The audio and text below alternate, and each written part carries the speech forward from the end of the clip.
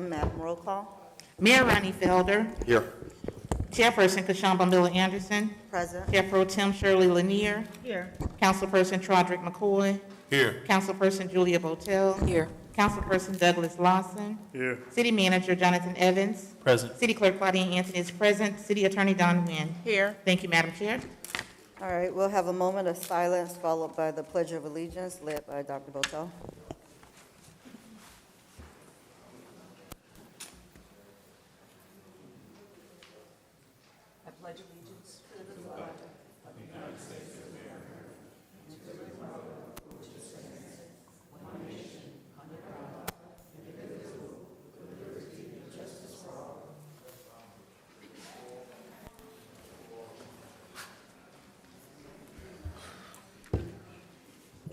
Do we have any additions, deletions, or substitutions? Yes, Madam. Go ahead, Oh, go ahead. Mr. Evans. Yes, Madam Chair, from staff, Madam Clerk. Can Madam Chair. Hold on 1 minute. Some people we have back there talking. Can you keep your voices down, please? Thank you. Go ahead. Madam Chair, members of the board, the heading for resolution number 105-22, which is item 11C, was revised.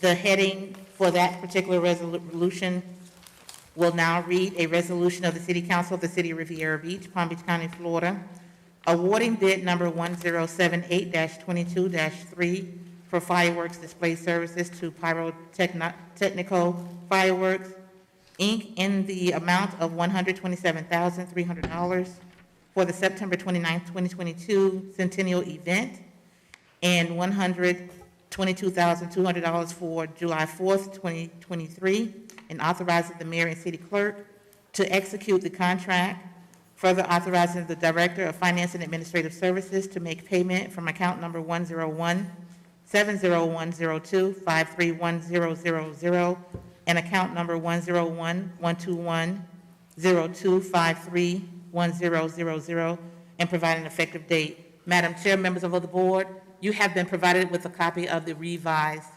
resolution. Okay. Is that it for additions, deletions, substitutions from staff? Yes, Madam Chair. All right. Chair Pro Tem? Yes, I want to add under the presentations portion of the agenda to add the inner city innovators or hope dealers for a presentation of their program and their outcomes for the year. We can do 6B. Madam Chair, Go ahead. so I'm an absolute supporter of the Hope Dealers. I want them to do a presentation. I want us to limit their time or have a conversation. But the nerve and the gall of my colleague to come up here and bring an organization the week after we asked to present the SOS band an opportunity to go to London. I want to hear from all of the community organizations, and I would love to take the time. But the week after that, she voted against letting them come present when they have a deposit due this week to try to get them to London when they're all kids from this community is concerning to me that she would even try or pull this stunt when she could just go through the channels necessary to put it on the agenda as is if she would have simply supported all the community. So if you truly were about just supporting all the organizations in this community, you wouldn't be pulling a stunt the week after you adamantly spoke against letting them speak. So let's be fair, and fair is fair. I'm going to support the Hope Dealer speaking because these are young men from our community. I want to hear from them. But also give the same opportunity to SOS Band so they can come speak to try to raise the money necessary to get to London. Madam Chair? Yes. It is not a stunt that I'm pulling. The Hope Dealers or the Inner City Innovators have a MOU, which is a memorandum of understanding with the City of Revere Beach. They have been in the City of Revere Beach for almost 2 years. They have not asked the City of Revere Beach for one dime for their program. They occupy one of our community centers for the youth of Riviera Beach to participate in, and this program has been with the city and has an agreement with the city for their services, and they are presenting their outcomes for the year in terms of the type of services that they provide and some of the accomplishments that they have done this year. And I don't know where that is coming from because the SOS band does not have any agreement with the city. The SOS band is asking for money, and this program is totally not that. So I'm not sure where this is coming from, but we shall proceed with hearing the Hope Dealers in terms of their accomplishments for the year. Madam Chair? Wait a minute, wait, You can't just Mr. tell us McCoy. that we're gonna- McCoy, hold on, please. We normally would take a vote, like we did before, as always, to add something to the agenda. So, No, but my question is she telling us in her role as pro tem that, we're going to hear them? Because, you know she can't, as I just said, it is a vote. but, It's a okay, vote. well, It's a vote, Mr. McCoy, in order to add we're something. going to have some discussion and questions too, because clearly what she's talking about is no surprise or no emergency, especially when we have time-certain items that's on the agenda that's advertised as public hearings. But we could either vote yes or no, and we move on from there. All right, so let's take a vote on adding the update from the Right, but we Chair, need before you to say- have some discussion on it as well. Hold on. Madam- No, I'm saying, Before you take a vote? Yes. I want to ask a question. Go ahead. It's just a program, and I support them wholeheartedly too. I support all the kids in our community. So I don't think we should be biased towards a different group. But Pro Tem, is this a group that you brought into the city? Yes, it is. Okay, so you know the proper protocols on getting them on the agenda. And so I say that we. Yes, I do. Let me finish. Just because the other group doesn't have an MOM with the city, they're still our kids. All right, and that's how we have to look at it. Our kids are our kids, no matter what. And so because you brought them to the city, you know the proper procedures of putting them on the agenda, and I think that's what it should be. so as I stated before, anytime we want to add or delete something, usually add something to the agenda, we do take a vote to see if we're going to do it. And that's usually done, we don't do all of the discussion. So if we want to, or if we're in favor of adding it, then we add it. If not, then we don't. It'll be hopefully added to the next agenda. Madam Chair, Yes. we're still having discussion?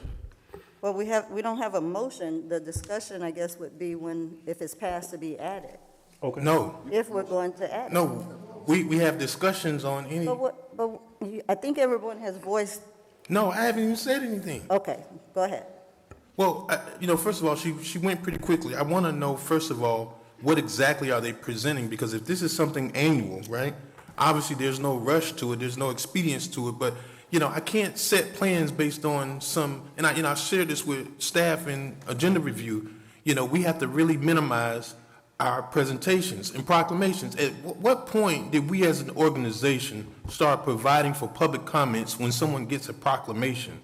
And what you realize, if you take the whole entire meeting of us being here 5 hours, you have more comments from the public than the actual board. This is a board meeting. And if we continue to allow this to happen, it's like you're going to have us here every council meeting, every CRA meeting after 10, after 11, after 12 o'clock, especially, and that's even more important than when you have items that's been sitting here waiting to be heard, that's been advertised, and then time expires and you get to 12 o'clock and we're in a rush.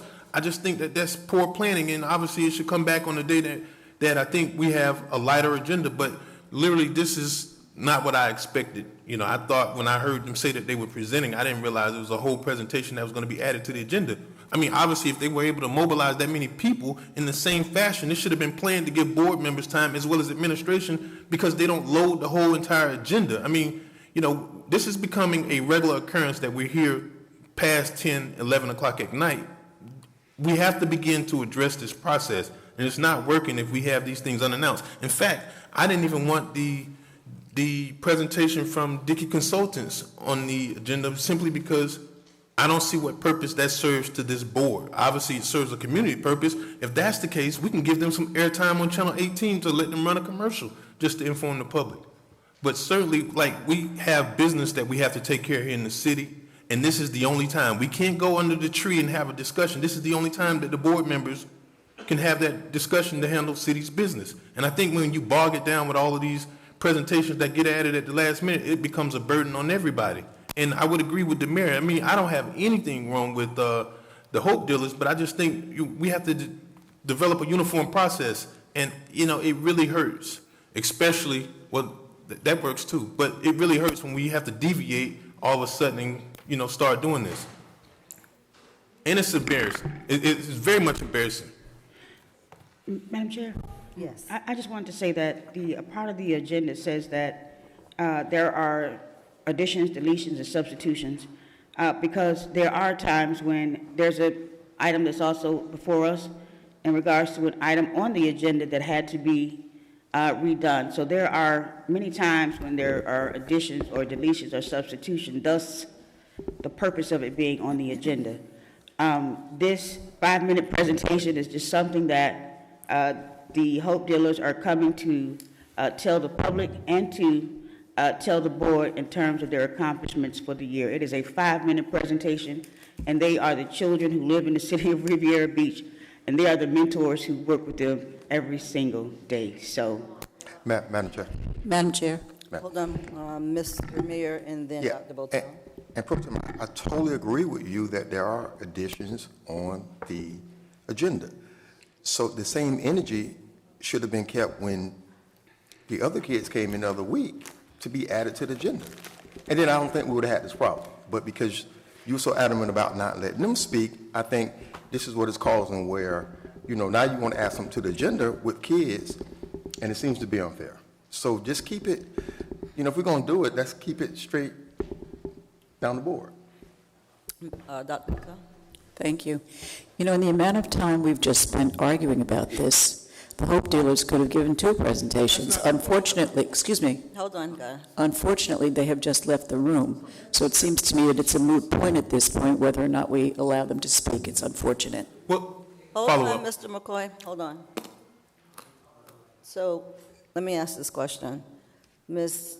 Lanier, are we looking? no, they've left the building. So it's the point is mute, and it's really outrageous and outlandish that we've spent 12 minutes talking about a 5-minute presentation from someone who is involved with the city, who has worked with our youth from the time that they came to the city of Riviera Beach, and to show their accomplishments of what they've accomplished this year for 5 minutes. And that is the purpose of adding something to the agenda, because this was the time that the people can come together to be able to come to this meeting. And to sit here and just force these people to leave. Force them. Yeah, I mean, basically, who wants to stay and talk about what their accomplishments when you just basically said that you don't want to hear them? So that is, I mean, you preface the conversation with, we like the hope dealers, but then you sit here and you go on for 12 minutes about what you don't want to hear. So they've left the building, the issue is moot, and we can move on to the agenda, Madam Chair. Okay, Madam so, Chair? Mr. Evans? Mr. Evans? Is he here? Oh, Mr. Evans? Yes, Madam Chair. For the Blue Heron items, is there some way for us to put some of these, like move them together or arrange it a little differently, or no? Madam Chair, if I may, Go ahead. I think it was Director Sermon's intent to see if it was the pleasure of the board to group some of the items together in one uniform presentation, and then answer any question the board members may have as we move through those particular items. So that was staff's intent, if the board is so inclined to support such an action. Okay. Madam So- Chair, Yes. could we consider moving all but one of the Blue Heron items to consent so that we can have the conversation about one of the items? No, I'm not in favor of moving them to consent. I'm not in favor of that, Madam Chair. You're legally prohibited from moving them. So here's the thing, are you all in favor of trying to rearrange it on the agenda so that they're somewhat together? And then if so, we can do that? Yes. All right, so which ones would we be putting, Mr. Evans? Madam Chair? Yes. I believe that they're conceivably all together or in short order. There's certainly some resolutions that are under the resolution section, and some are second and final reading, and then MIHOP is under new ordinance because that's first reading. But conceivably, there's only one situation, I think, where the only disconnect is where it's a first reading or the resolutions. Right, I just was trying to not have a prolonged, one item can be a whole 2-hour item in between. So I was just trying to see how we can kind of somewhat put them together because of the differences.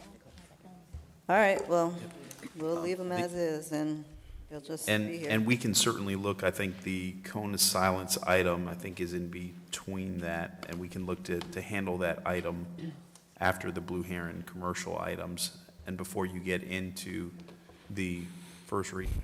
Second reading. Second reading. All right, so that's it for additions, deletions, or substitutions, unless someone had something else. All right, disclosures by council. I did speak with the, Mr. Hinkin, I believe, from the Blue Heron project. Any other disclosures?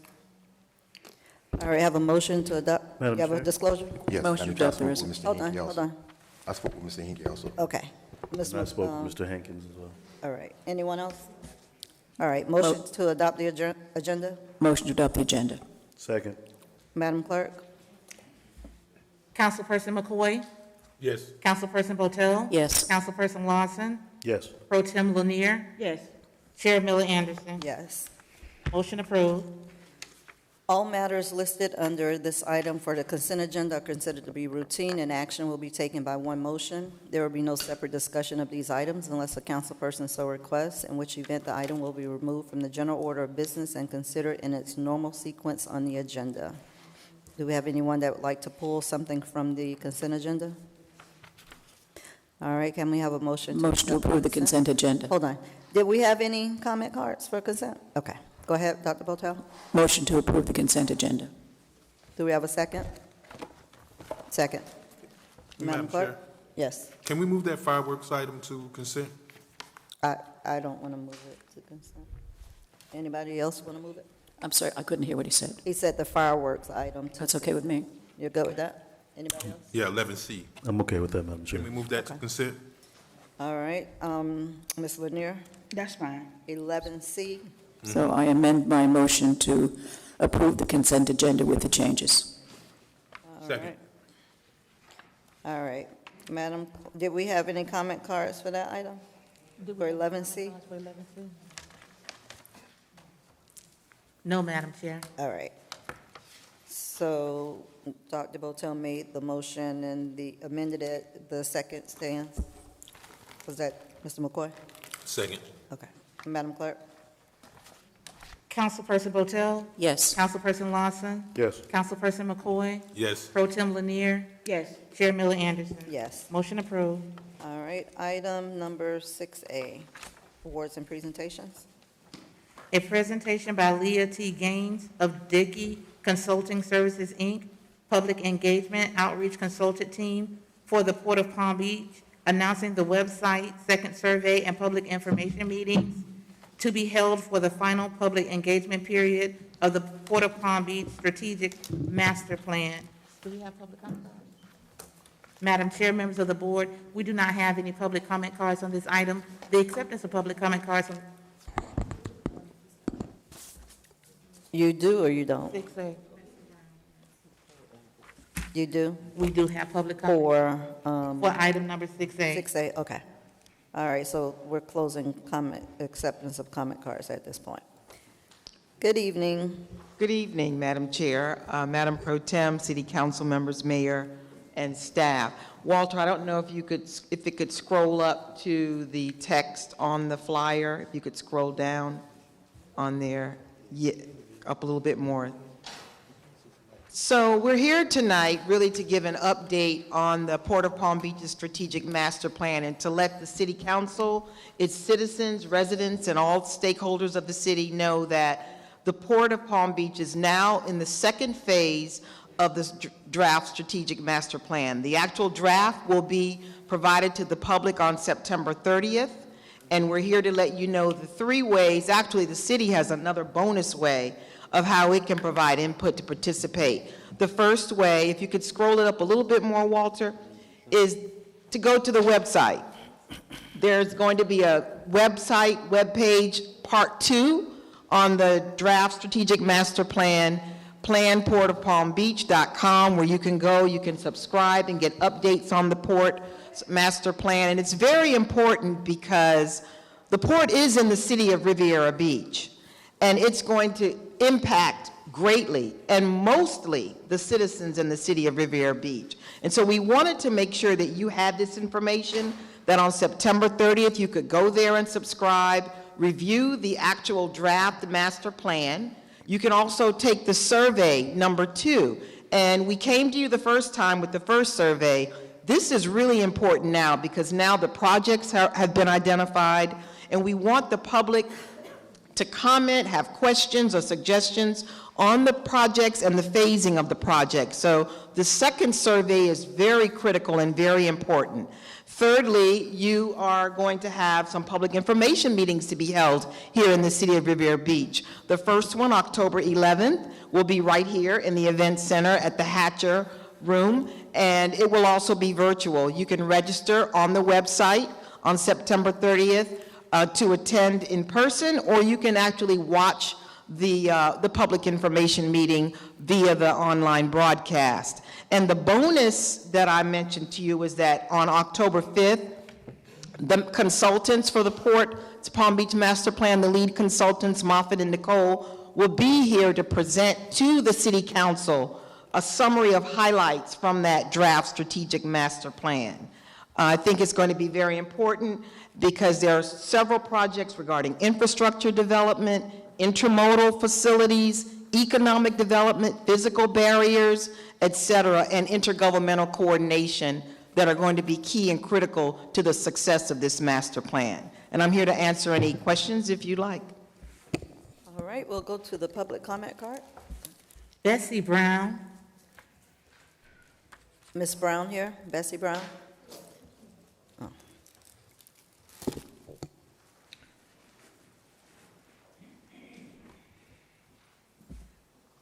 Good evening. Good evening. I was going to say that there was nothing in the backup about that survey and all of that, and that presentation should have been a part of the backup. That's what I'm talking about. There was nothing in the backup, and now that's that. And we should have access to that information in order to participate. All right, thank you. Any comments from the board? All right, thank you so much for that presentation, Ms. Gaines. All right, item number 8A.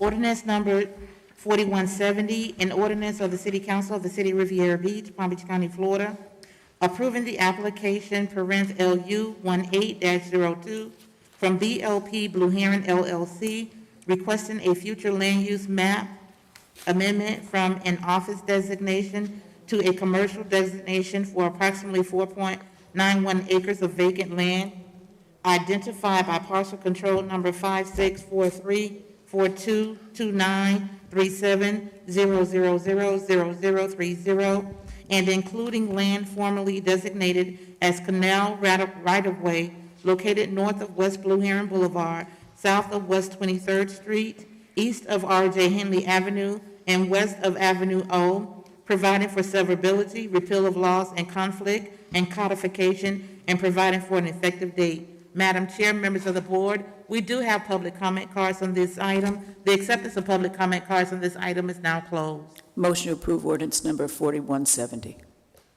You have a second? All right. Huh? Second. All right. Mr. Evans? Madam Chair, members of the board, if I can have the Director of Development Services, Mr. Clarence Sermons, to make this presentation. Good evening. Good evening, Madam Chair. Thank you, Mr. Manager. Good evening, members of the council, Mr. Mayor, Madam Attorney. I am before you to make this presentation regarding the Blue Heron commercial project. And as you've seen from the record, there are 5 agenda items associated with this project before you tonight. And if it is acceptable, my presentation will combine all 5 of those items. So a general overview of this project. It is titled Blue Heron Commercial Project with the PCN number that's before you and that has been read into the record. The applicant, Blue Heron Commercial LLC, has requested approval of 5 items associated with the vacant parcel of land in order to construct 5 new commercial buildings, approximately 31,286 square feet in total area.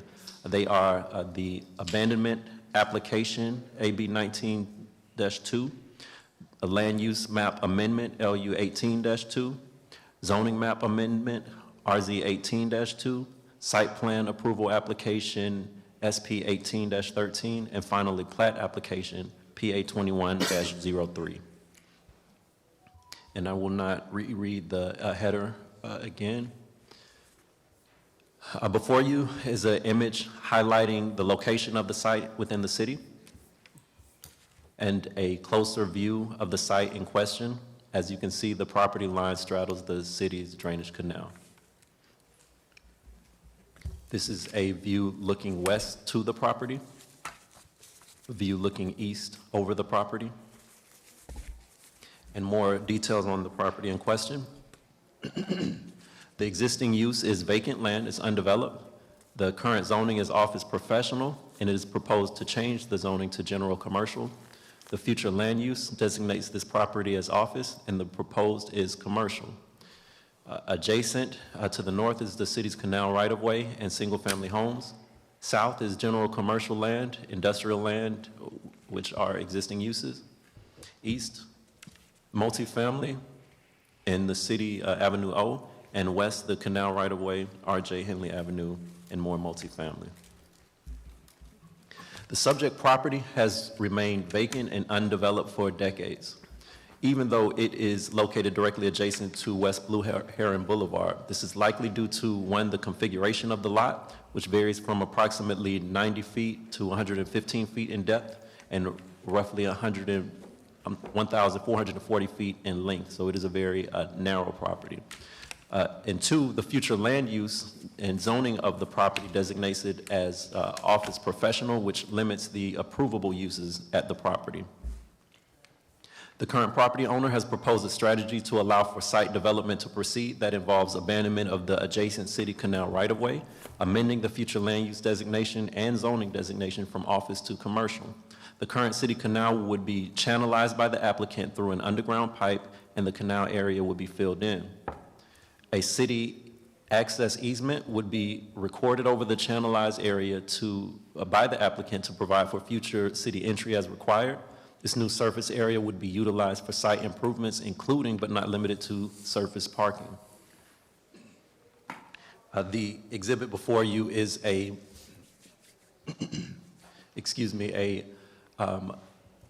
visual of the process of piping or channelizing a canal. And as you can see, a drainage pipe would be provided that would hold the volume of water that is transported by the current canal in its size and volume. That would be calculated to go into a pipe underground. Media would be put around it to create a level surface that a parking surface could be constructed on top of. So this is a process that has taken place multiple times in the city already. As you can see, what's indicated by the red marks here are parts of this same canal that have already been piped, and this is just to demonstrate that the city has done this before, has done it themselves before, as well as allowed private developers to do it before, and it has been successful and hasn't caused any significant issues with the city's drainage system. This is a excerpt from the civil plan of the project that shows where the on-site drainage will now go after the property, if it's allowed to develop, how their drainage system will take any on-site water away from the buildings into the drainage area that is located on the site. So before you is the existing future land use of the property, and at the bottom is the proposed future land use for the property. The existing zoning for the property at the top, and the proposed zoning at the bottom. And before you is the proposed site plan that the developer is proposing with the on-site detention area here and 5 commercial buildings.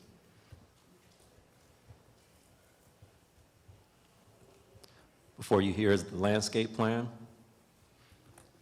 a closer view of the property with the associated landscaping.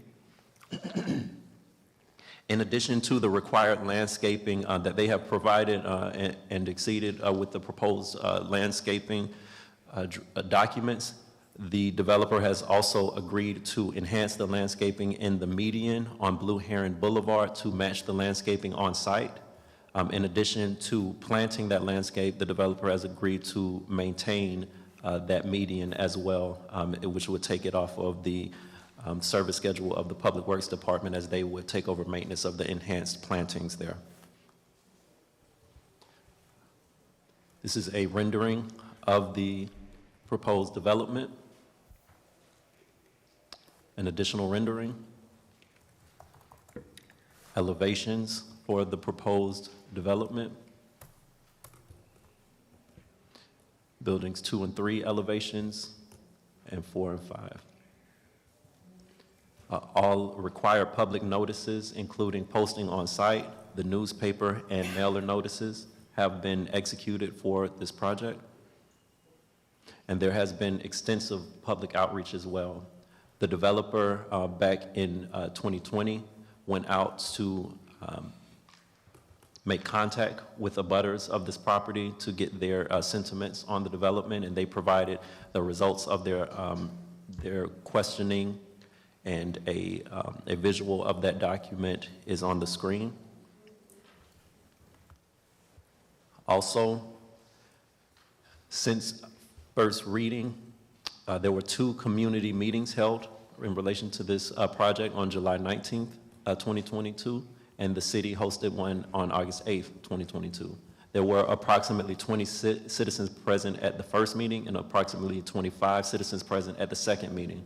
The primary community concerns voiced were related to flooding and potential damage to homes during construction. So with that overview of the project, the staff recommendations, for the item related to abandonment, staff recommends City Council approve this canal right-of-way abandonment request with the following conditions. 1, the applicant shall provide a city access easement identical to the legal description of the canal right-of-way. 2, following City Council approval and adoption of this abandonment ordinance and prior to the canal right-of-way abandonment becoming effective, the applicant shall provide the city with a construction performance bond for 110% of the value of the cost to channelize the pipe in case there are any issues that the city needs to step in. 3, the applicant is responsible for any and all costs associated with the channelization or piping of the existing city canal. 4, the channelization of the canal and culvert installation shall incorporate best management practices BMP 1 or BMP 2 as described in the October 7, 2021 memorandum to Rob Rennebaum. For land use application 18-2, staff recommends approval of the future land use map amendment from office to commercial without condition. For the rezone application 18-2, staff recommends approval of the zoning map amendment from office professional to general commercial without condition. For the site plan, staff recommends approval, the plat, staff recommends approval of plat application PA 21-03 from Blue Heron Commercial to combine approximately 57,520 square feet of abandoned canal right-of-way with the adjacent vacant parcel of land to the south without condition. And finally, site plan 18-13. City staff recommends that council approve this request with the following conditions. 1, a 2-year landscaping performance bond for 110% of the value of the landscaping and irrigation shall be required before a CO is issued for the site. 2, construction and landscaping improvements must be initiated within 18 months of the effective date of this resolution, or it shall be null and void. 3, City Council authorizes staff to approve future amendments to the site plan administratively, so long as the site plan does not deviate greater than 5% than what's before you today. 4, the development must receive final certificate of occupancy from the city for all buildings and/or units approved within 5 years of the approval of this ordinance, or it shall be null and void or require reapplication. 5, all future advertising must state that the development is located within the city of Riviera Beach. 6, once approved, this resolution shall supersede any previous site plan approvals for the property. 7, the 4 concurrently processed applications must be adopted, approved, and become effective prior to the site plan approval becoming effective. 8, the applicant shall consult with the Riviera Beach Police Department in order to incorporate one or more IP cameras within their site design. 9, the property owner is responsible for the maintenance and irrigation of the plantings in the median as shown on the plans titled Landscape Median Plan LM1. 10, regarding the existing well 12A on site, the developer shall adhere to applicable rules and regulations, including Palm Beach County Wellfield Protection Ordinance, the Palm Beach County Land Development Code, Article 14, Chapter B, and Chapter 62-532, FAC, water well permitting and construction requirements. 11, within 8 months of the approval of this resolution, the petitioner and/or property owner or their designee shall secure a permit from the city of Riviera Beach and construct a Palm Tran-approved mass transit shelter on the property. 12, the channelization of the canal and culvert installation shall incorporate best management practices or BMP 1 or 2 as described in the October 7th, 2021 memorandum to Rob Rennebaum. And that concludes the staff presentation for this item. The applicant is present and is interested in presenting to the board. Okay. You wanted to do the presentation before we go to public comment or after public comment? If we wanna could, do it? before, if we Go could. ahead. Yeah. Okay. Clarence, do I need a clicker? Clicker, or is this one? That one works. So good evening, Mr. Mayor, Madam Chair, council members. My name is Josh Nichols with Schmidt Nichols, and we're representing the applicant this evening, BLP Blue Heron LLC, on the 5 applications. So as Mr. Shermans had mentioned, there's 3 ordinances for second reading, and then we have the 2 resolutions. So I'm going to do a combined as well. Mr. Shermans did a great job, so I'm not going to belabor some of the details. He went through those, so I'll show you some of the pretty pictures and some of the discussion we've had with some of the folks that live in the area, and turn it over to the owner of the property to have a few comments as well.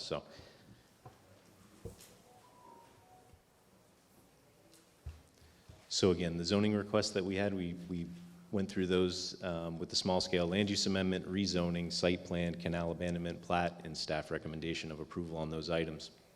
So we're just below 5 acres overall, approximately 31,000 square feet of first-class commercial plaza, 3 access points along Blue Heron, as we'll show you on the site plan, and the FAR and total building coverage are far below what could be built on this site, so we're staying below that. Location, as was discussed, on the north side of Blue Heron, just east of R.J. Headley, and to the west of Avenue O across from the UPS Center. So I know everyone's familiar with this site, and we're starting to see a lot of development and other rehabs going on along this corridor. You're seeing the Storage Rental of America coming along. They're doing their rehab to the building. They put in the landscaping, which looks really good. So I think this will be another piece of that puzzle to fill in along this corridor. And also, as you can see here, and I know Mr. Sherman's mentioned it, but to the east of the subject property, there already is a pipe that's conveying that water from east to west, so that would be a continuation of that existing pipe to the west, and then it opens back up as it hits R.J. Headley.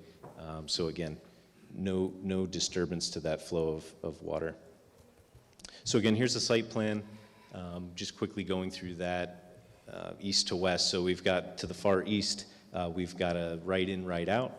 In the center, we've got a divided median access point there, and we've got a full ingress egress, And then to the far west, we have another ingress right in, right out to provide ease of access to the site. The large green space that you see on the western portion of the property is the dry detention area to accommodate our drainage on site. So we're required to provide all drainage on site. It cannot leave the premises, and so there's no issue of flooding any of the neighbors for that reason.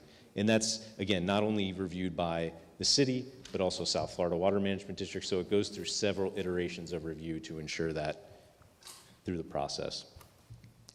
Like I said, here's some of the pretty pictures. I know you've seen these in the past, but these are some artist renderings. And again, this was one of the first projects, we've been at this since 2018, that was implementing the new code of pulling the buildings to the street, more of the new urbanistic view that you see in parts of Gardens or West Palm. And again, so pulling those buildings to the street, providing still the pedestrian access, but also interacting with the landscaping along that frontage. So really make a nice travel lane through there. And again, putting the landscape in the median as well and maintaining that. So I think it'll be a real benefit to the city along this section of roadway. So again, staff is supporting these proposed requests.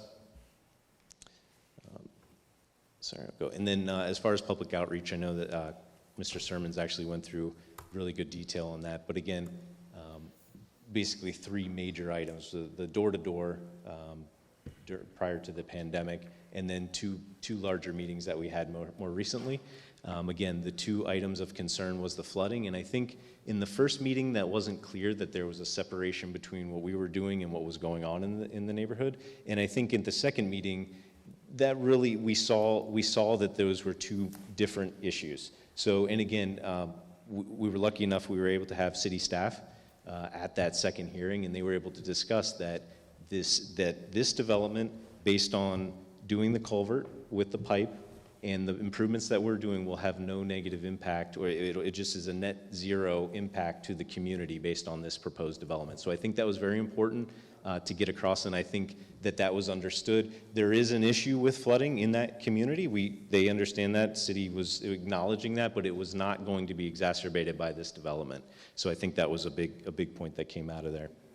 Also, we are looking into public art. I know that was a discussion point, so we're looking in some of the green spaces to include that. We're not exactly sure where that will be located, but we do want to put, if there's some type of a sculpture or something like that, it's just not nailed down just yet, but that will be something that the owner is looking into. Again, I know we typically provide this for all of the projects that we do in the city, and estimated project cost, which I know has probably crept up a bit as of late with the rising construction costs, but the tax generation rate, and then also the total number of jobs that would be permanent to this development. So I'll be happy to answer any questions. I do want to, if time permits, bring up the owner and applicant, Mr. Stuart Hankin. He has a few comments he'd like to make. So. Okay. Thank you. Walter that's back on. I did get a message that the YouTube wasn't working or something. Is it good now? Okay. Oh, it's not good? Okay. Okay.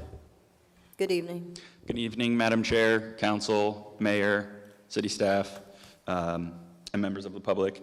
My name is Stuart Hankin, and I am the owner of the Blue Heron Commercial Project. There are 3 things I would like to briefly touch on tonight. First, the review process of the project, the community outreach, and the potential future of the project. The review process between my team and the city building department has been incredibly scrutinous from day one.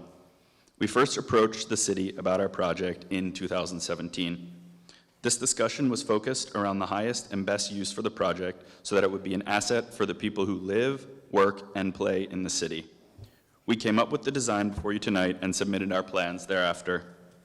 Over the next 4 years, the city building department has put hundreds of hours into the review of every single aspect of our project and has very carefully analyzed the impact our project will have on the lives of the people in the community, from the environmental impact and the flow of water. So when the city building department says they support the project, please do not view that lightly.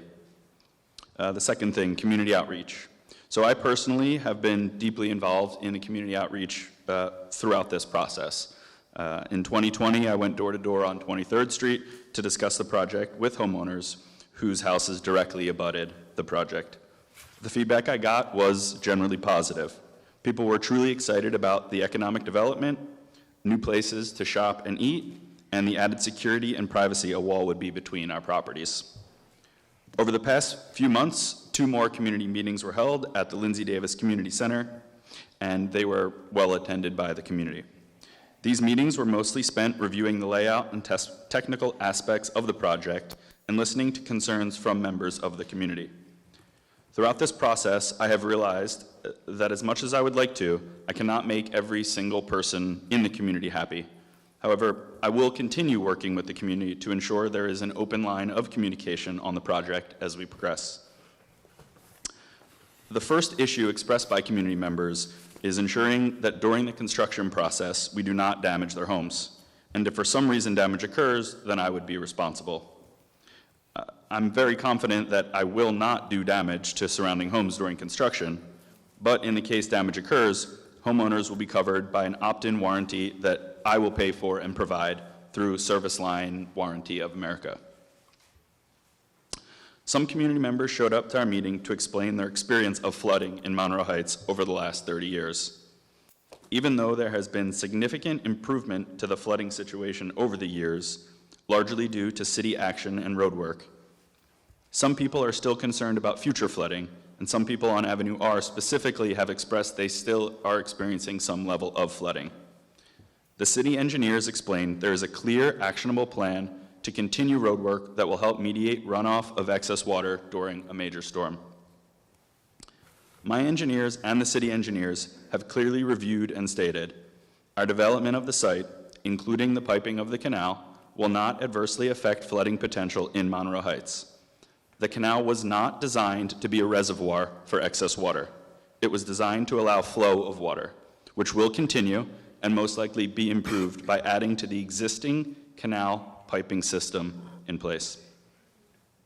Assuming the project is approved tonight, the next phase of the project is crucial. I'm able to start marketing for prospective tenants. My ideal tenants include a Starbucks or coffee shop, an urgent care medical center, and a sit-down restaurant. We'll be able to fit up to 20 businesses, so there are many more spots to fill. I'm open to feedback from everyone on other possible tenants that are currently missing and needed on Blue Heron Boulevard. I believe strongly that the development of this project will be a win for the people that live, work, and play in Riviera Beach, as well as the city as a whole. Thank you for your time, and I'm open for any questions. Yes. Thank you so much. We're going to go to public comment, and then we'll come back to the board. So clarification, what are we on? Are we on the first ordinance? Yeah, we're on the first one. Well, they did the whole overall presentation, but we're going to vote on them individually. Well, I guess I was asking for, Ms. Nguyen, procedural purposes. So are we into the quasi-judicial, or, because I think we're on the, well, I guess the first one is the abandonment, Mr. Sermons? The first one on the agenda is the land use application, the future land use map. Okay. I guess are you aware where we are, Ms. Nguyen? Yes, you're Okay. in the quasi-judicial portion. However, because we didn't have any interveners, we're not taking the testimony as we would normally. I don't know if my mic is working or not. I can't tell. Yeah, it is, but just Okay. pull it up a little bit so you. Okay. So we're going to public comment? All right, Yes. Madam Clerk? Artie Williams, Diane Lewis, Pastor Oscar Lewis.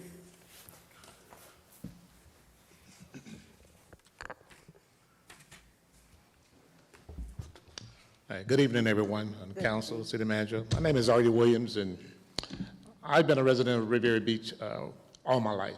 I was born here in Riviera Beach, and I've been a part of Monroe Heights since 1968. My family has a home there and still currently has a home there that directly affects the project that we're right there on the canal side.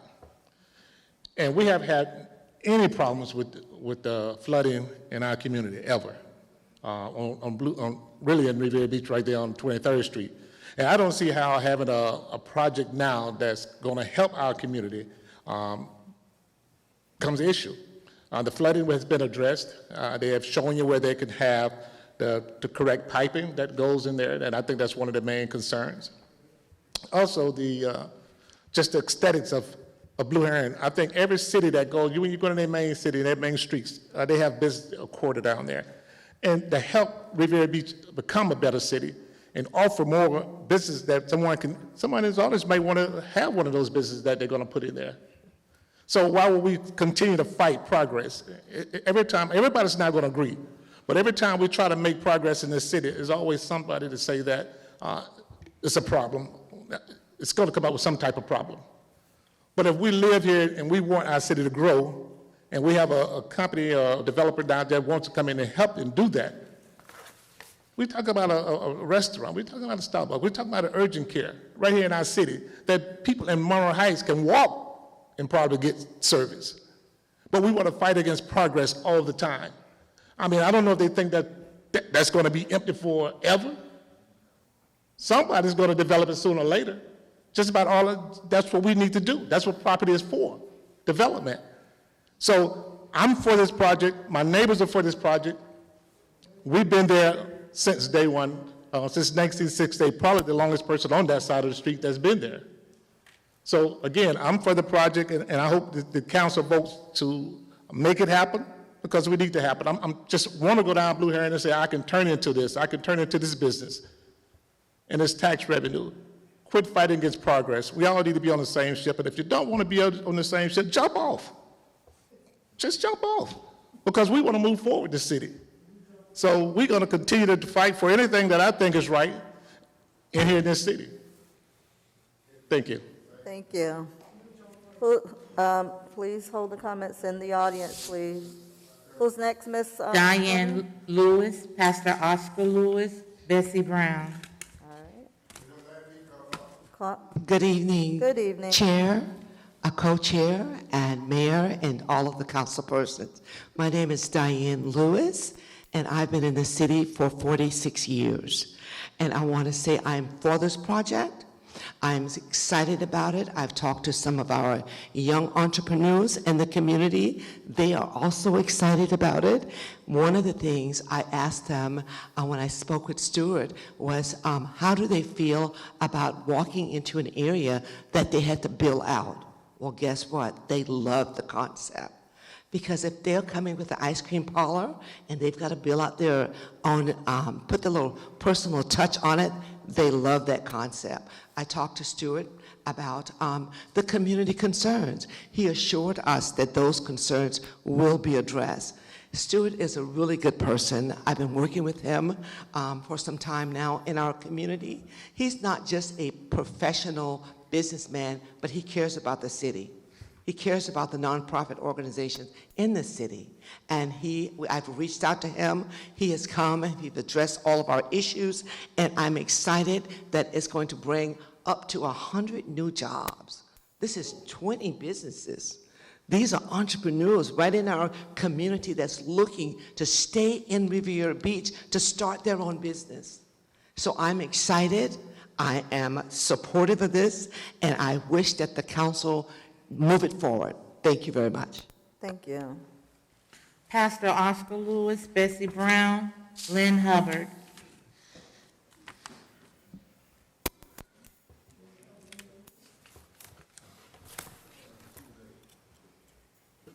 Good evening to the council. Good evening. City manager, and all the city administration. I was born and raised in this city. I've been here all my life, and I have watched that spot of land for many years, just sitting there. If a farmer have land and he never cultivate the land, if he never plant seeds in the land, he'll never get a harvest. I support this project. Thank you. Thank you. Bessie Brown, Lynn Hubbard.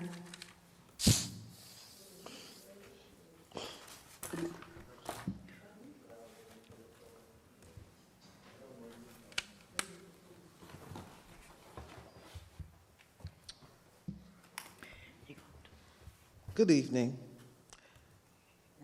Good evening. I have a question. Well, I'm just concerned that these are ordinances that we're approving tonight, and I just want to know how soon are we going to start on all of this? Because we have ordinance on, because these are ordinances on second read, we have to go second reading, and it seems as though the applications are actually on resolutions. That's 11 though. But basically, these are all ordinances, and I just want to know why is it that we have to amend our sections, amending our section 2.1662 to give approval, because were there any special exceptions in all of this? Was there a request for any special exceptions in all this? And because of that, Mr. Sermon has begun to change and amend our ordinances instead of actually just getting approval for special exceptions and leaving the ordinances the way they are. This is the second time that it's happened. That's why I'm saying this. But basically, I don't think you should just grant anything that a developer comes and asks. We have had these ordinances on the book for years, and I don't think we should just change it because somebody requests. Thank you. Lynn Hubbard.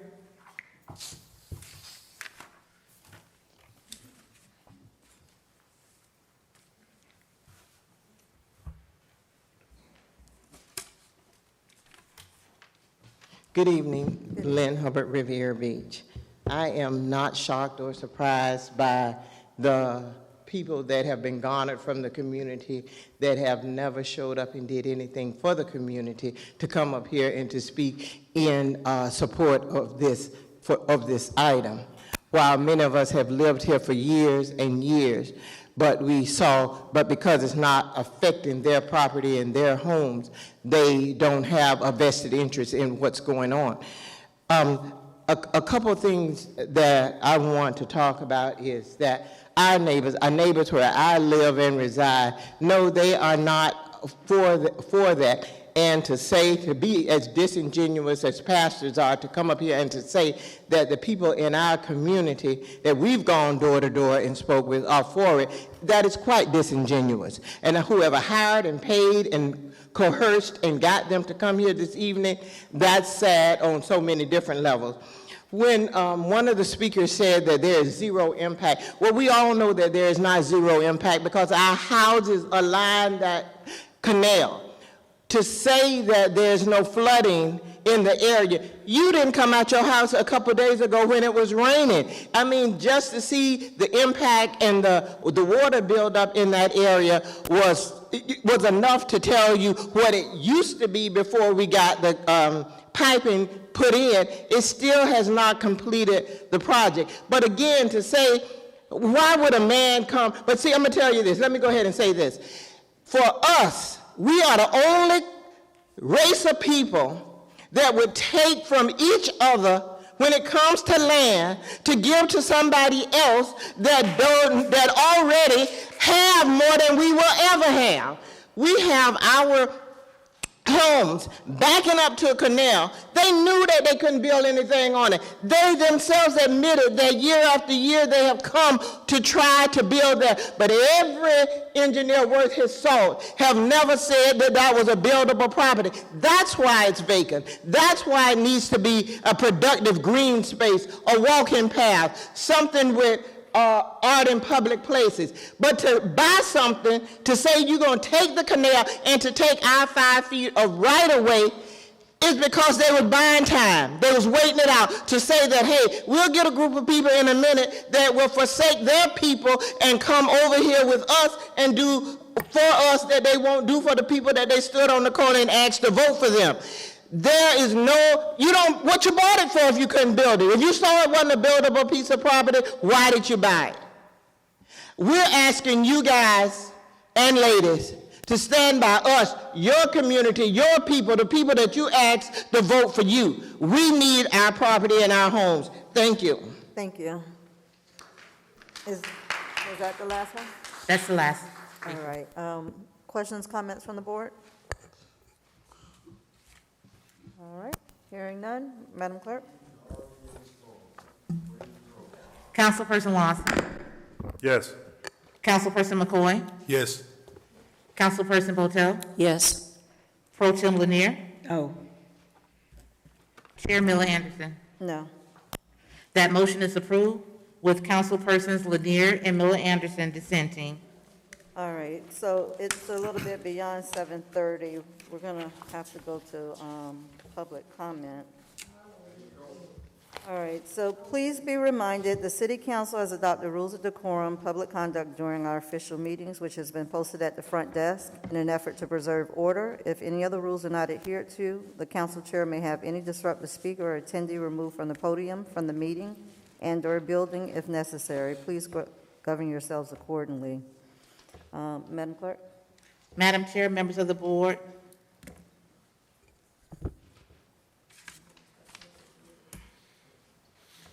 the acceptance of public comment cards is now closed.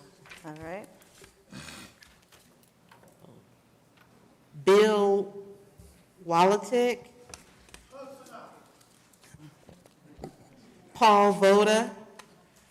L. Brown.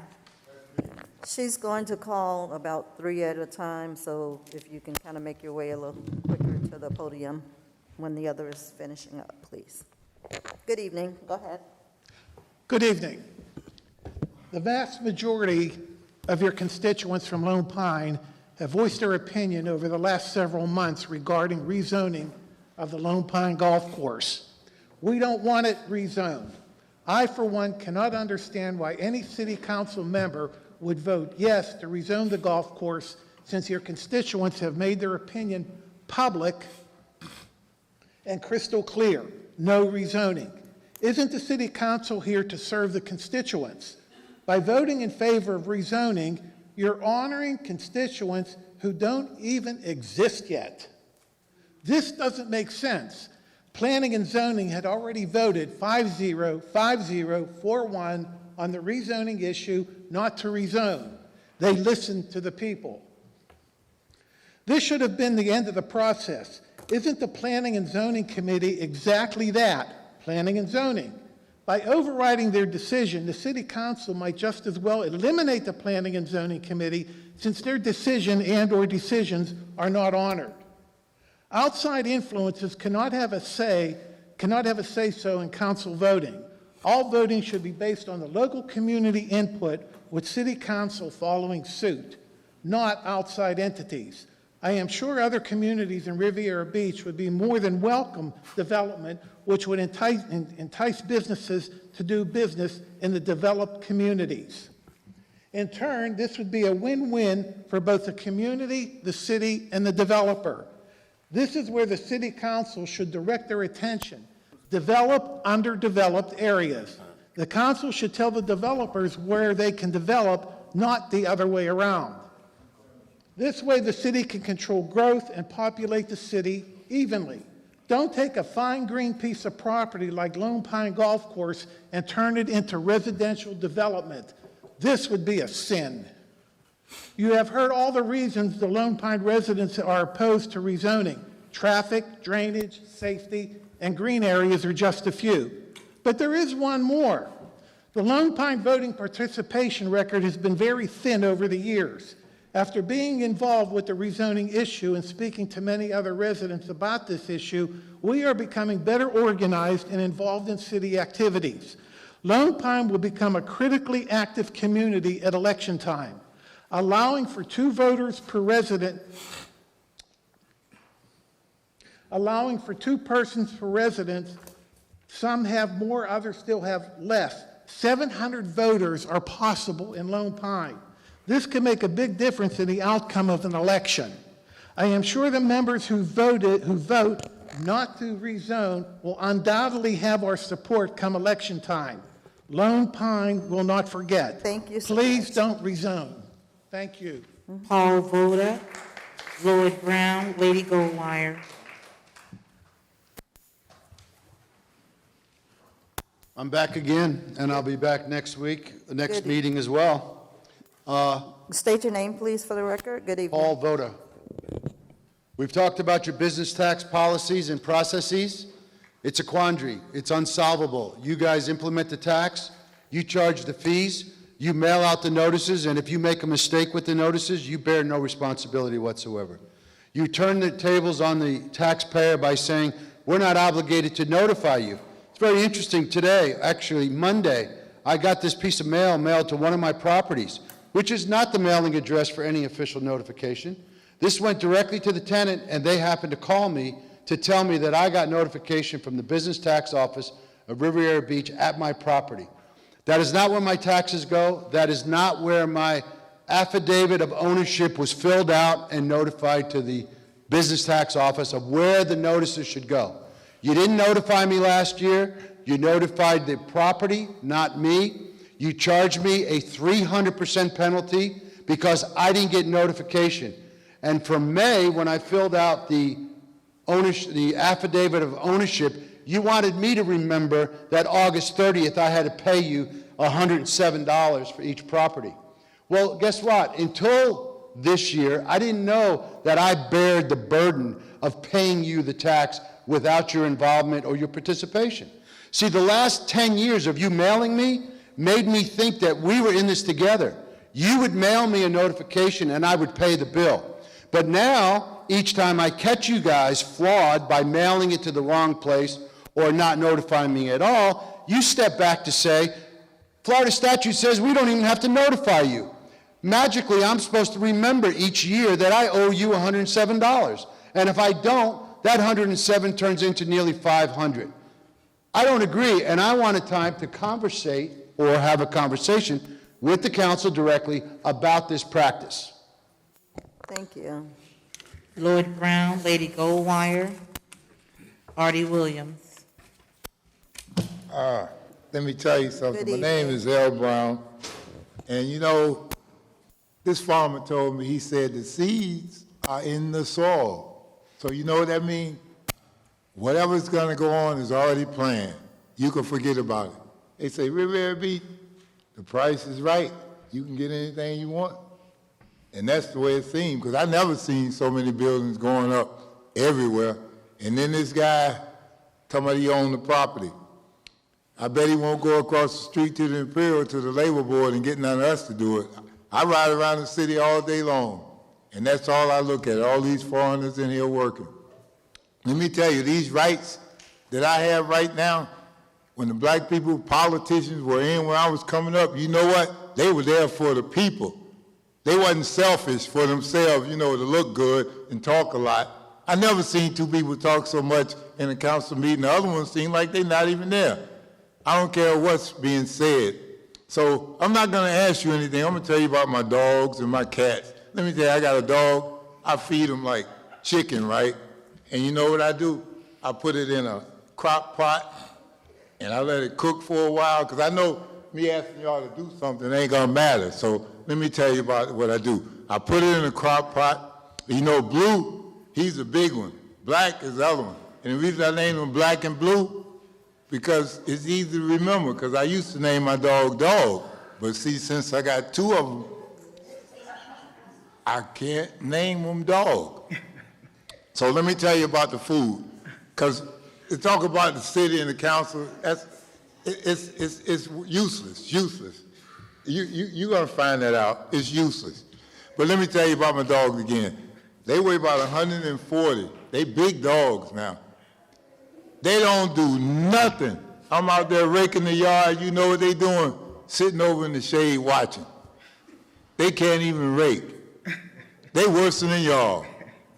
I mean, they are. They really are. That's the only thing I can say about my dogs. They worse than y'all. They don't do nothing. But y'all don't do nothing, next to nothing. And if you look at it, for the last 60 years, these black politicians got in here and they learned how to do like the white politicians did, you know, sell us out, get paid under the table. Nobody know. That's why I said I look at this as like the price is right. If your price right when you come to Riviera Beach, hey, you can do whatever you want to do. I ain't lying. The only thing about TMR when they tried to get over there on 8th Street, I don't think that was right. And I don't even think this right with this canal, but that's all. The seed is already in the soil. Everything that's going to happen is going to happen. I don't care. They already planned it. They've been paid for it. Thank you. Lady Goldwire, Artie Williams, Danielle Underwood.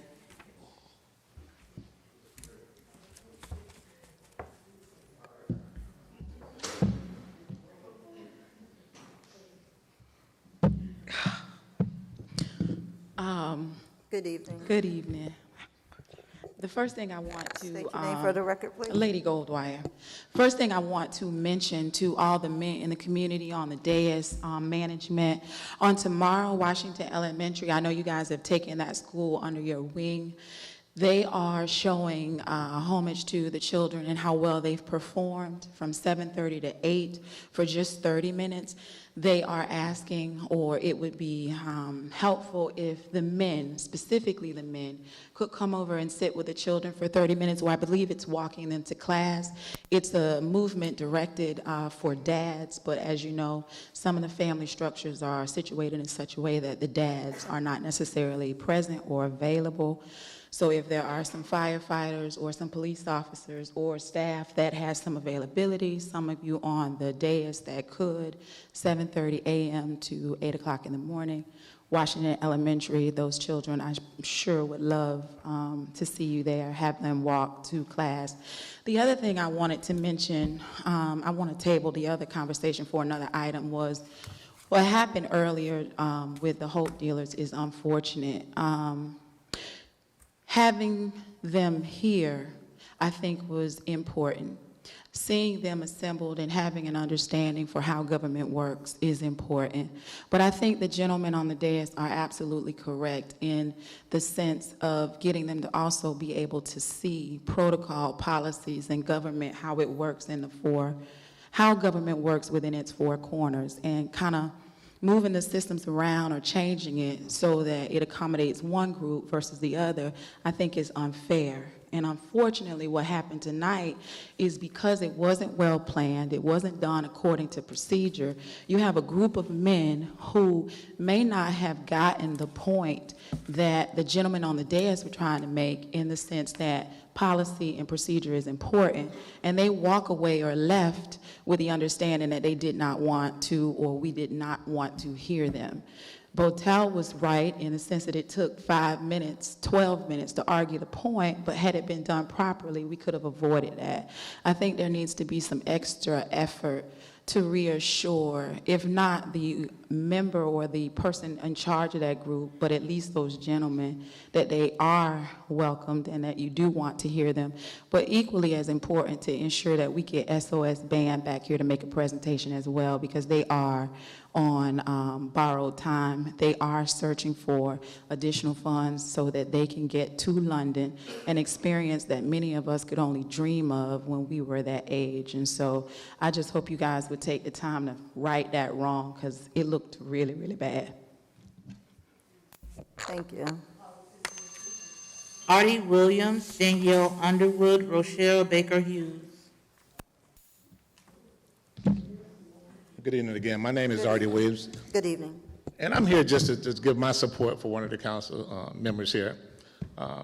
And I get along with everybody on the council. They're great to me. But I just one particular person I want to just give some thanks to, and I think she deserves it, and that's Julie Botel. Now, I know a lot of times people want to always signal out something that they think didn't happen or was bad, but if you just take time and go through the record and go through the things that she has done for the city, the people that she has served in the city, and I think it's going to outweigh anything that you guys have that's negative. We've been serving the community for the youth recreation in Mama for 59 years. And ever since we've been having this Thanksgiving and all these other things that we do and participate, one of the things that I can tell you, and one of the people I can tell you is there every single time is Julie Botel. She has served thousands of people. See, we want to recognize all of the things that's negative, but let's look at all the things that's positive and the people that's affected by this. I mean, we served last year over 7,000 people Thanksgiving. and she was right there in the middle of serving and packing it up.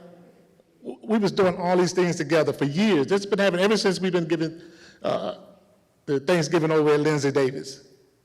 We go through the schools, it's JFK, and we put in programs, and she's right in the middle of that. College programs.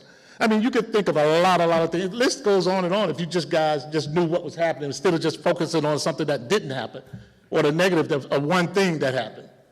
But it's a lot of things that's positive that's been going on. Matter of fact, I think most of the people that complain attend the events that we do, that she helps with. So we have these at Goodmar Park, we have all these things that we have feedings with, but these are the same people who complaining that's attended the programs. So if you're going to complain, get out and do something. Let me see you at some of the events.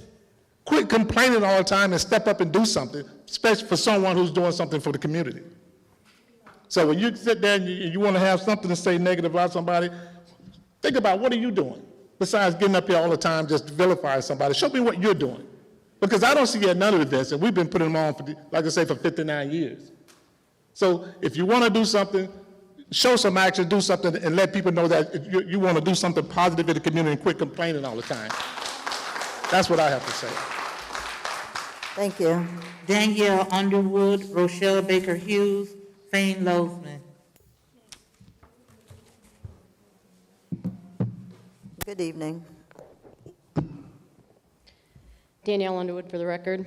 I'm here again, and it's approximately 10 months after I was a victim of a crime here in Riviera Beach. And it's been difficult fighting for my constitutional rights here in Riviera Beach. There's no transparency. There's no law and order. There's no policies and procedures that are followed or given fairness all around. I mean, look at tonight. The gentleman brought something up about policies and procedures, and there isn't any for that. So then we had 12 minutes of arguing, and the way you guys talk to each other, you don't want us to talk to you like that. But then you said those gentlemen walked out of the room because they felt uncomfortable. How do you think we feel when we talk to you guys? It's like talking to deaf ears. I've left emails, messages by phone with the city manager's office. Got nothing back. I've talked to everybody on this board. Not a single damn person cares about anything that I've been through or my family's been through, including my minor child. It's been 10 months, and not till I sat down in that chair today at 5:31 did I get an email from the IA captain's secretary saying, oh, your paperwork's ready, you can come pick it up. Because why? Because I showed up here and sat in a chair and they knew I was sitting here? That's BS. Mr. Evans, I was in support of you. I've reached out to you numerous times in this 10 months. I've gotten nowhere with you. Not a phone call back, not an email back, not even from anybody from your office, a secretary, anybody. Nobody shows they care around here. I've gotten copies of policies and procedures for the police department and for all the officers here.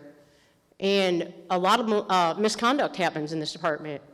And he or she in this room knows exactly who they are and should be, quite frankly, ashamed of themselves.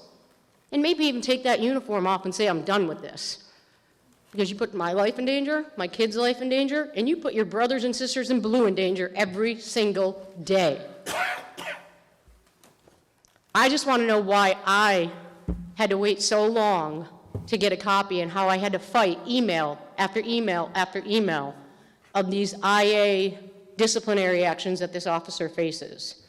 I still don't know what they are as I stand here tonight. But that person does, and that person's still on duty, and that person's still doing everything that she possibly can, running around town talking about the IA during the IA, running next door and telling people next door that I used to work with what I'm doing, who I'm talking to. I mean, when you're under IA, you're not supposed to speak about the IA. That in itself is a breaking of a policy and a procedure and code of ethics. So I challenge all of you members on this board to look to your policies and procedures and to look and see what's going on and watch the 5 hours and 19 minutes of body cam footage, as well as yourself, Mr. Evans. Thank you. Rochelle Baker Hughes, Fane Losman, Dolores Williams.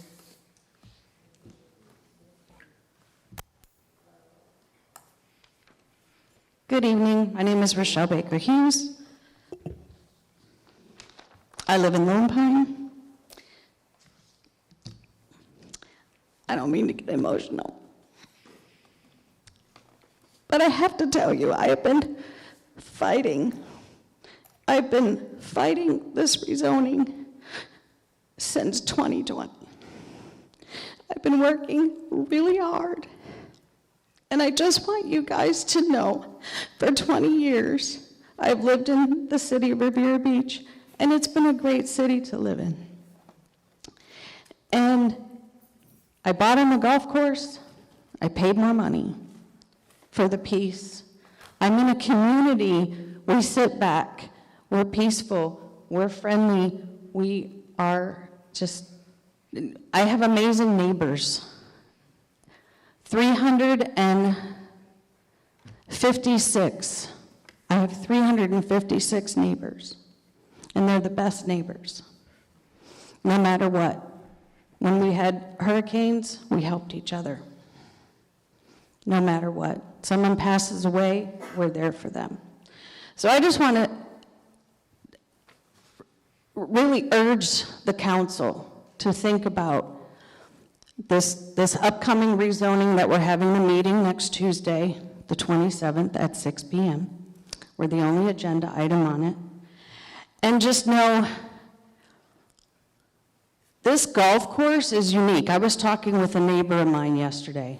This golf course is unique. Putting just under 300 homes in the middle of another development, because the golf course intertwines within our neighborhood. It's not a golf course like the one by Century Village or any of the other ones, because those are apart.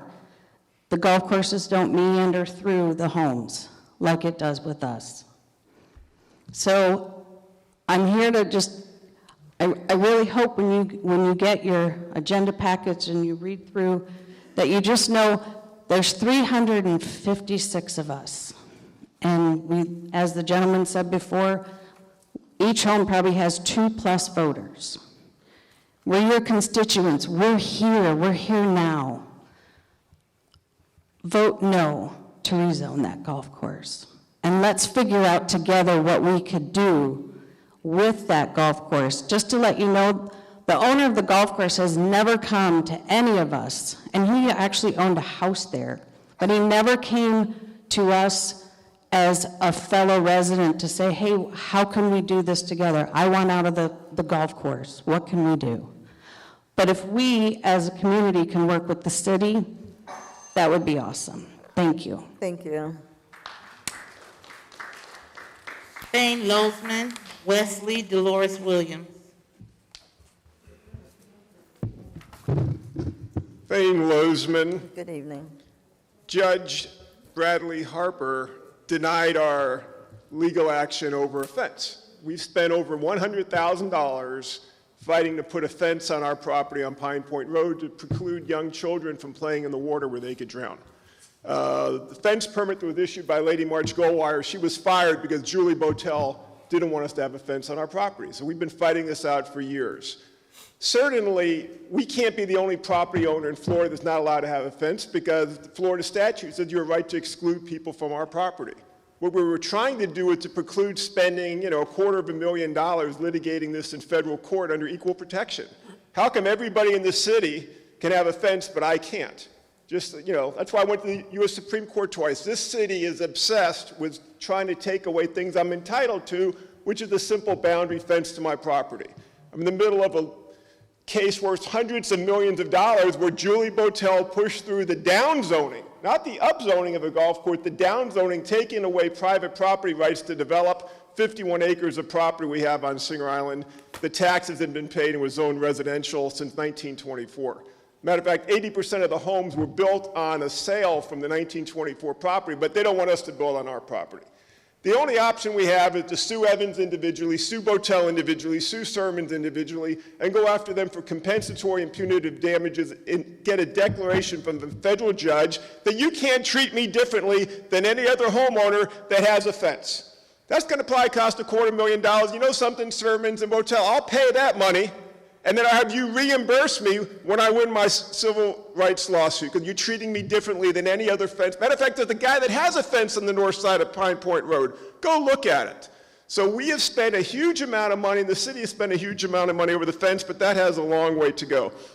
I know Botel is corrupt. I've had a half a dozen elected officials removed from office since 2003 for corruption. I've been written up in papers around the country for fighting corruption. But there were 2,700 signatures were gathered, mainly by black residents in this community, to recall Botel from office. I've been in recalls before, and the supervisor of election, especially in Dade County, they check the address, and they certify the signature. Here, the supervisor of election checks the address and says, I don't know what county Riviera Beach is in. I thought Riviera Beach was in Palm Beach County. Okay, I thought area code 33404 was Palm Beach County.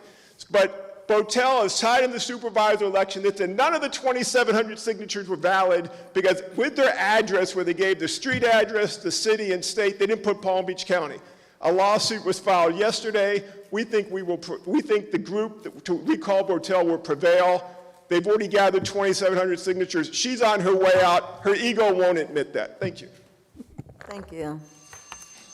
Wesley Dolores Williams, Lynn Hubbard.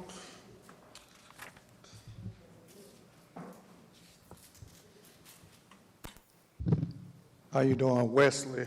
Good evening. It done came to the point now, it's getting sickening, that the city manager won't hire Foster. And it don't make no sense because if you look at it, his hands is tied all into the police station. And when I'm saying that the police station, he's mostly doing all the firing over there. And he's going over the chief, and it's to the point now that people is sitting home for 2 years, and I don't know if he got a problem with Foster, but if you got a problem with Foster and you didn't give him his due process, did they write him up? No, they ain't write him up.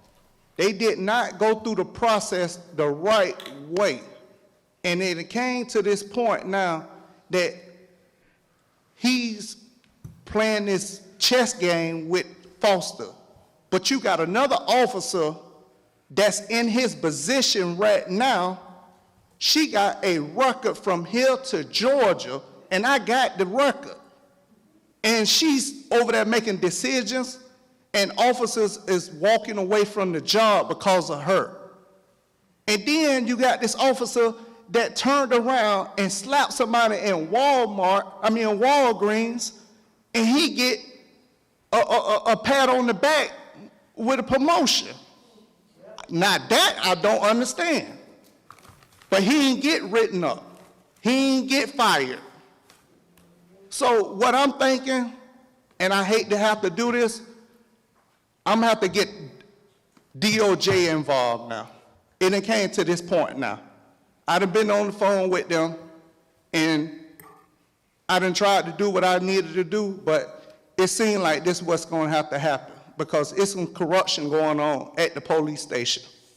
And not only that, along with Johnny Evans not letting the chief do their job, and then you fire the man, you bring the man back, and then for 8 months after you fire the man, you tell the man that he's terminated, but you ain't recommended him, they ain't write him up. The due process, the civil rights was broken, but now DOJ got to get involved.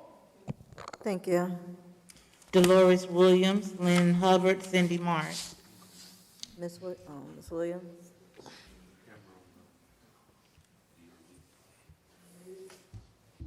Dolores Williams. Good evening. To the mayor, the council, everyone that's in here, and plus the citizen of Riviera Beach. I don't like to really put people down and say things, but if you do something wrong, the best man or strong woman, when you can admit you did wrong, you can go places. But if you keep trying to hide it, you won't. But I'd like to give a comment on Revere Beach City Police. It was the disturbance in my neighborhood, and I saw one of the officers that's here. I recognized her, but she didn't see me. I mean, her little self, she just ran up there. She took care. And I want to give comment about the police. We had a 7-car accident, even where they hit and car flipped all over and would slide down. They did a magnificent job. But this is what I want to ask. I was riding in the city. We got different sections. They say Revere Beach High, Revere Beach Harmony, Inlet. I want y'all to explain to me how that and who's the council person for that, with all these sections here and where they vote, their precinct. I'd like for y'all to tell me that. And I want to know, when are y'all going to bring the ambassadors over to the west side and give them a raise also? I want to know, people, the man got to pay, make me feel bad, not bad, because they say I thought something, but don't criticize other people. You saying they didn't do this, they didn't do that. But if it's a reason and a time and a place for all things, the Bible say. So just think about what you're doing here and do the right thing. People get up here and still complaining. I don't know, Mr. Evans, but if they're saying it's a problem about the police officer, let's get that straightened out. Don't need to keep coming back up. Let's get that straightened out. I really want y'all to tell me when was these other subdivision was established, and when did y'all now? I see some new signs been painted up there. That these Harmony and Riviera Beach High Inlet, I didn't even know you had all of them. Is they all in one or what? How is it going about when you do the voting? So I need y'all to give me some answer about that. And you know, you say, y'all send out this here thing about sign up for your pipes if your pipe bursts. But I want y'all to get these people, the state and the city, that cut this grass. They blow all this stuff down in the drainage. They need to get some more equipment to catch this grass, because when they burst our pipes and we got to pay it, y'all don't have to be responsible for that. Because if they stop cutting and blowing all down the drainage, we won't have to worry trying to pay that bill. Thank you. Lynn Hubbard, Cindy March, J.B. Dixon.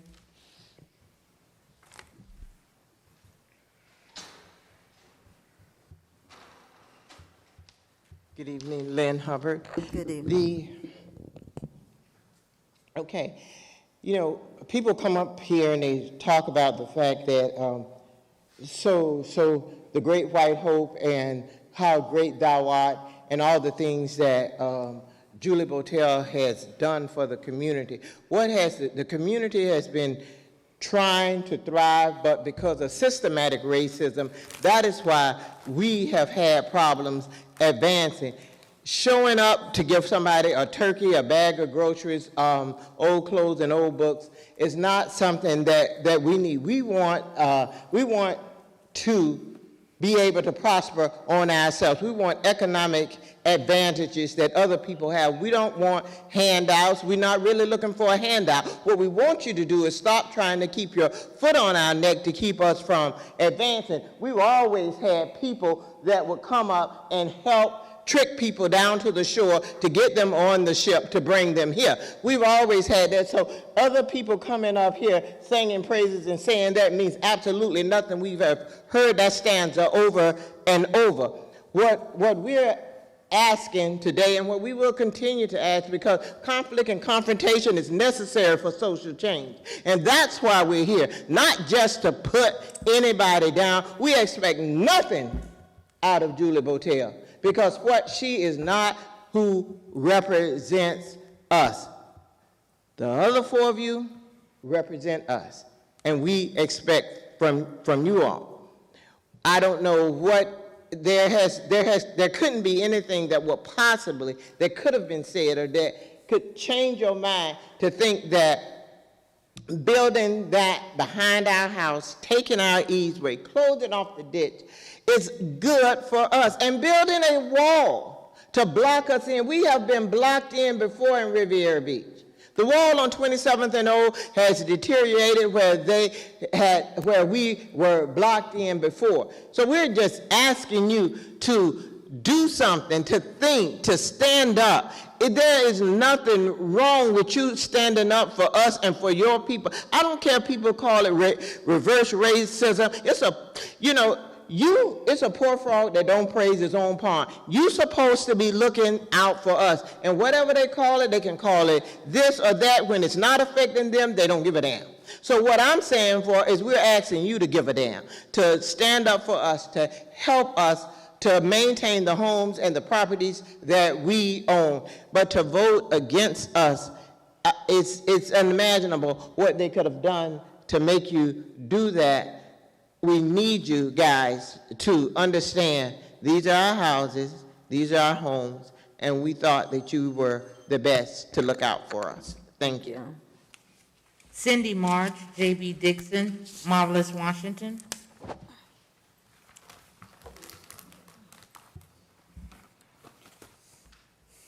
Good evening, Council. Good evening. Cindy March. Mr. Trodrick McCoy, you represent my area. Y'all talking about a water plant.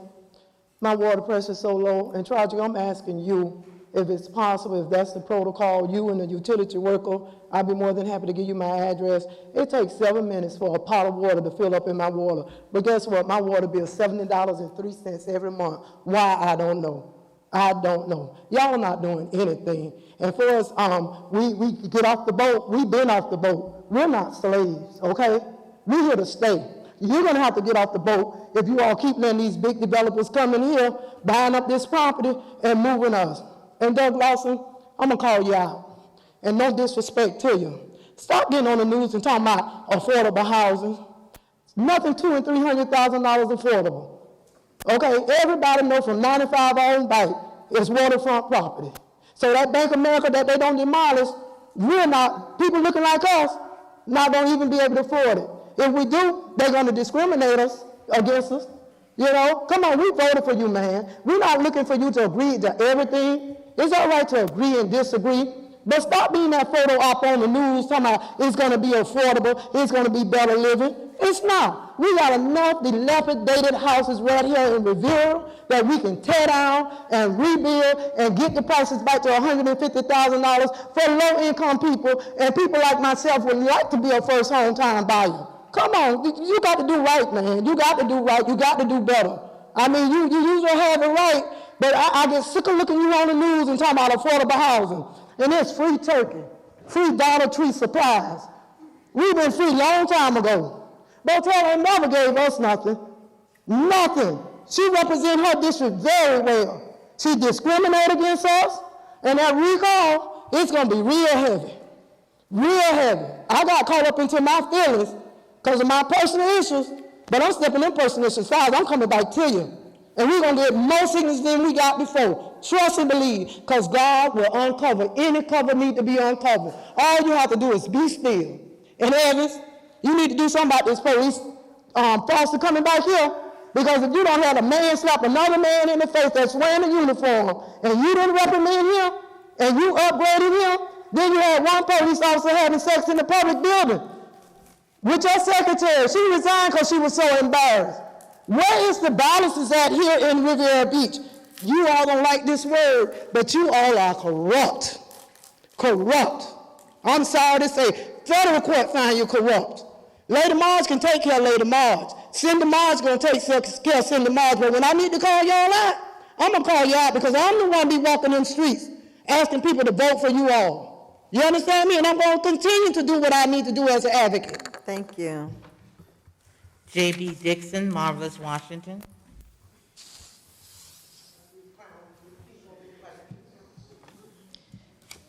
J.B. Dixon, Singer Island in Riviera Beach.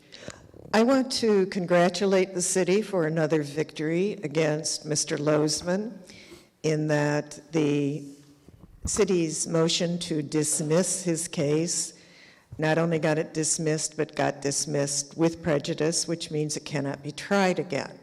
Mr. Lozman keeps forgetting to tell people a few things. He says, how can I be the only person who owns a home who can't have a fence? I'll tell you why. Because his property is in a special preservation district. He knew when he bought the property, it was on record, that he could not build. The fact that you could build in 1924, you could do a lot of things in 1924 that you can't do now. You could smoke in public buildings, for instance. You could do all kinds of things. Thane Lozman wants to hold up the city. He's not about civil rights. He wants to get millions of dollars for a piece of land that he spent $24,000 for. You know, he's greedy, and he's not going to win any civil rights case. This is not a civil rights issue. It's not going to go to the Supreme Court. I don't know why he keeps thinking that we're going to be afraid that this is going to go to the Supreme Court. Also, he has to pay fines every day, up to $1,000 a day, until that fence is removed. And if he does not pay, liens can be put against that property, and the city could end up owning it. So that's a part of the story that he hasn't told you. I want to congratulate the city again for their really excellent representation in court. And I want to congratulate Dr. Julia Botel, because the salacious and ludicrous recall against her failed, as we knew it would fail. Thank you. Thank you. Those- Marvelous. Please hold the comments down in the audience. Is that the last one? Marvelous. Ms. Okay. Washington is the last one. Good evening, council, city manager, city attorney. I don't know how you follow behind Rose Nyland with that incorrect information, but I have to. We spoke about continuously, week after week, about this recall. It wasn't about personal. It wasn't personal. It wasn't about political advantage. It wasn't any of those things. The recall was about actions that was taken that can be deemed discriminatory or racially motivated. That was the purpose of the recall. Most people that came up here talking about the great things Dr. Botel has done for the community, that's all well and fine. We all agree that you have a great history of service. But this goes for everybody that's up there. How we measure your service to our community is how you vote on some of the issues that affect our community. And to be honest with you, lately, your votes have not shown, have not been the best interest of residents in this community. And it's unfortunate because the majority of us voted for everybody that's up there. Majority of us voted for everybody that's up there. The reason why you guys are up there, except for one, is because of a recall. It's amazing. I participated in the previous recall walk and getting volunteer signatures, and I wasn't called a racist. I wasn't bad-mouthed by anybody. I was called an ally. I was called this. I'm with you when you're right, but when you're wrong, I must respond. So this recall was about the behavior that was done, the fact that the promoter was subject to an unjust background check that no one is subject to when you do events. And let's be honest, this is just one person, because it's a different generation that we're working with, that spoke out against what happened on July 3rd.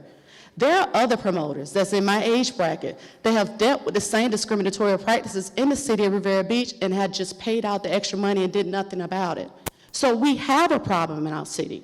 Throughout the night, residents have come up and talked about they didn't want redevelopment in the neighborhoods because the infrastructure can't handle it. The fact of the matter is, it's true. We have done nothing for the infrastructure in our neighborhoods.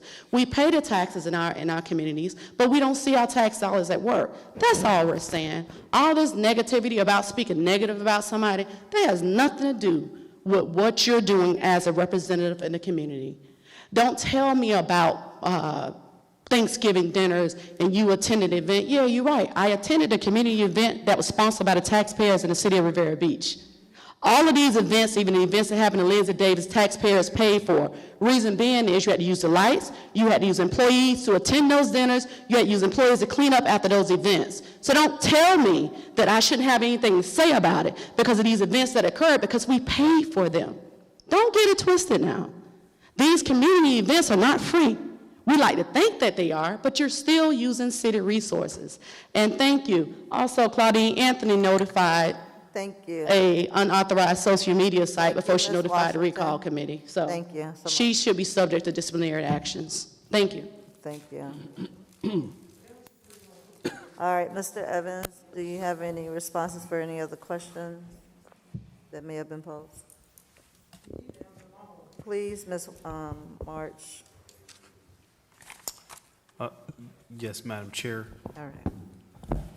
With respect to the Long Pine item, obviously, and I think the board knows, and we did provide the board with a copy, that you have that discussion that is going to come before this board on Tuesday, the 27th, and there is only 2 items on the agenda, and it's specific and exclusive to the Lone Pine Golf Course, and we did provide a correspondence or a letter to the residents to inform them of that particular item.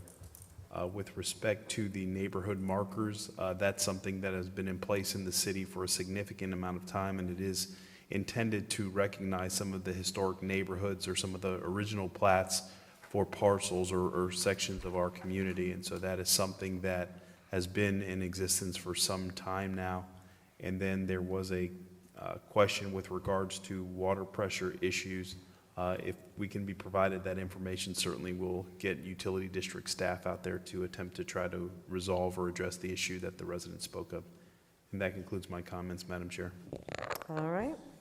So item 8B. Ordinance number 4169, an ordinance of the City Council of the City of Riviera Beach, Palm Beach County, Florida, approving the application, AB 1902 from BLP Blue Heron LLC, requesting the abandonment of approximately 57,520 square feet of Canal right-of-way located adjacent to and north of the vacant parcel of land identified by parcel control number 5643422937000030, located north of West Blue Heron Boulevard, south of West 23rd Street, east of R.J. Henley Avenue, and west of Avenue O, establishing a perpetual city utility access easement, providing for severability, repeal of laws in conflict and codification, and providing for an effective date. Madam Chair, members of the board, we do have public comment cards on this item. The acceptance of public comment cards on this item is now closed. Do we have a motion? Oh, so moved. Do we have a second? You second, Second. Mr. McCoy? Yeah, okay. Mr. Evans? Madam Chair, members of the board, if I can have Director of Development Services, Mr. Clarence Sermon, to make this presentation or answer any questions that the board may have. Thank you, Mr. Manager. Madam Chair, my previous presentation did include this agenda item, and I have no additional comments at the moment. All right, so we'll go to public comment. Bessie Brown, Thane Lozman, Marvelous Washington. Ms. Brown, you coming up for 8B?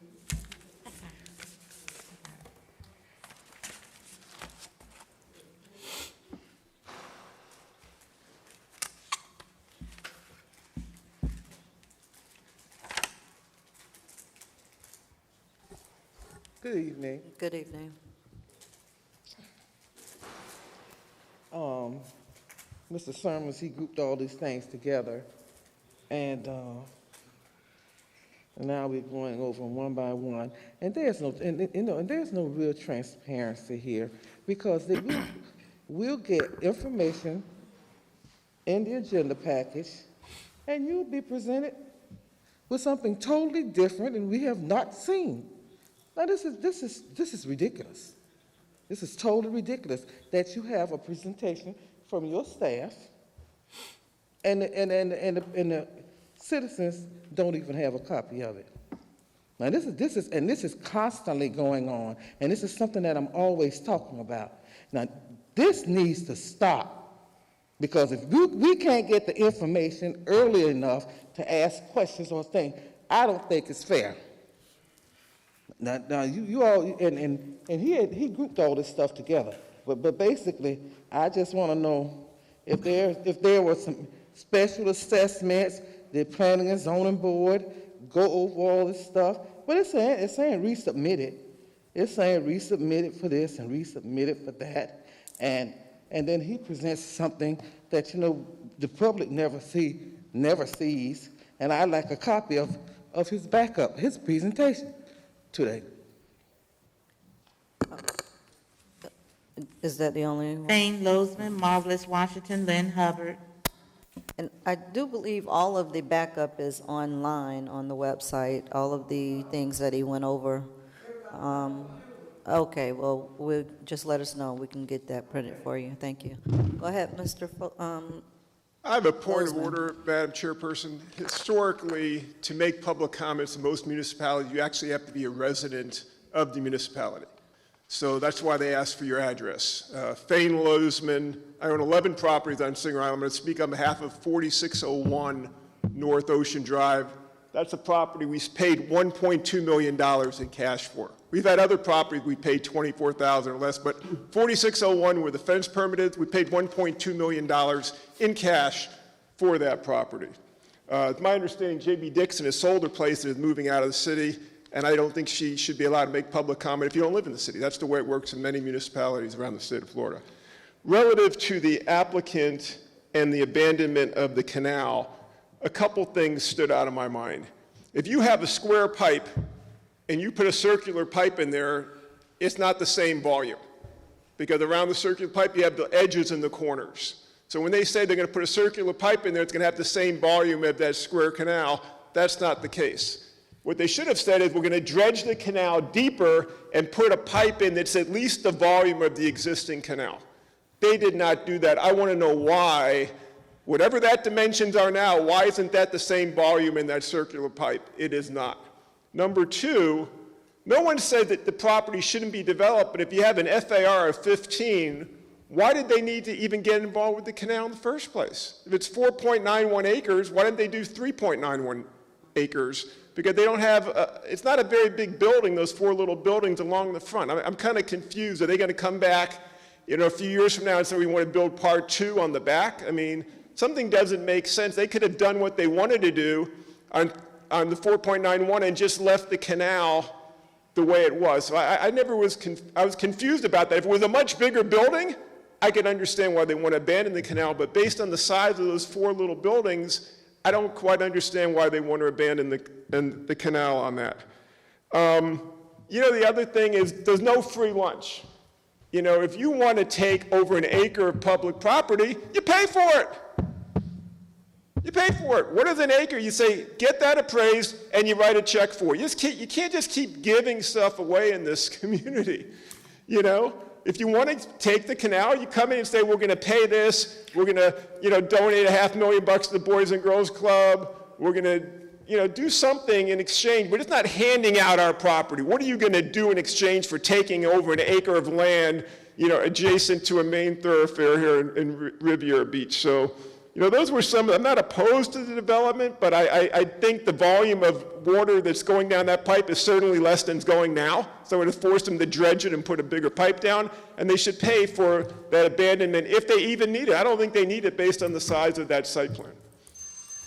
Thank you. Marvelous Washington, Lynn Hubbard.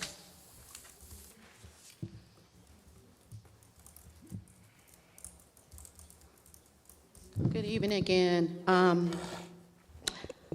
I think that we have a bad habit of creating a narrative that residents don't want redevelopment in our community. That's not the case. We want responsible redevelopment. And just like Mr. Lozeman said previously, I think the residents are more concerned about the fact that you want to concrete over this canal base, insert a pipe that's supposed to be used as a drainage for the communities. And not only that, but then the guy made a comment about he spoke with the city engineers, and they seemed to think that that was a good idea, and they approved of it. My question is it the same engineers that redid the streets over in Monroe Heights? Because if it is, I have to question their decision-making, because we still have issue with the way those streets were redone in Monroe Heights. They still haven't been redone. On 28th Street, when it rains, sinkholes develop right in front of Lindsay Davis Center. If you guys are not aware of that, go over there after it rains and see how many times they have to send people over there to fill in those areas. The question isn't about redevelopment, it's about responsible redevelopment. And I think that at some point in time, and I appreciate Councilperson Lanier, Councilperson Miller Anderson for voting no, because you gotta listen to the residents eventually. Eventually, you have to listen to the residents' concerns. You have all of these meetings, and you talk with residents, and basically, you're not listening to their concerns. And I know this from experience with what we've been going on over with the Lone Pine thing. I mean, we were told basically in order for our drainage to be repaired and our water pressure to be improved is that we allow the redevelopment of the golf course. That's what residents left that meeting thinking, because that's how it was presented. And I can only imagine how the residents in Monroe Heights were presented. You know, I got a phone call the other day from a resident in Monroe Heights when she said sewage backed up into her home one time because of the fragile infrastructure. And the city refused to pay for it. Her insurance company refused to pay for it. But eventually the city had to pay for it because the insurance company basically told the city that it's because the pipes were outdated. See, we got to fix the infrastructure first before we begin to do redevelopment. And unfortunately, what's happening is we're skipping the processes. And that's why residents that come up here against it. It has nothing to do with being against moving the city forward and against. Y'all got to stop that narrative. It's so negative. Residents want responsible redevelopment in the city. They want their needs met. If the developer wants to develop their area but leave access to the canal for runoff, I don't see a problem with that. And in addition, what are they developing? What are they bringing? Is it going to be competing against the small businesses across the street? Is it going to be for the betterment of our community? All redevelopment is not good development. Oftentimes we have warehouses and office spaces that sit empty because we don't have good businesses placed inside of them. So that should be a topic of conversation also. Thank you. Thank you. Lynn Hubbard.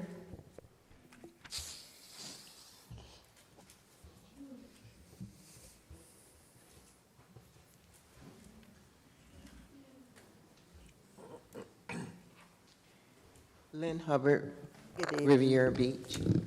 I have to agree with the previous speaker, Marvelous Washington. We are definitely not against redevelopment in the city of Riviera Beach. We want redevelopment. We want things to do. We want places to spend the disposable cash that we do have.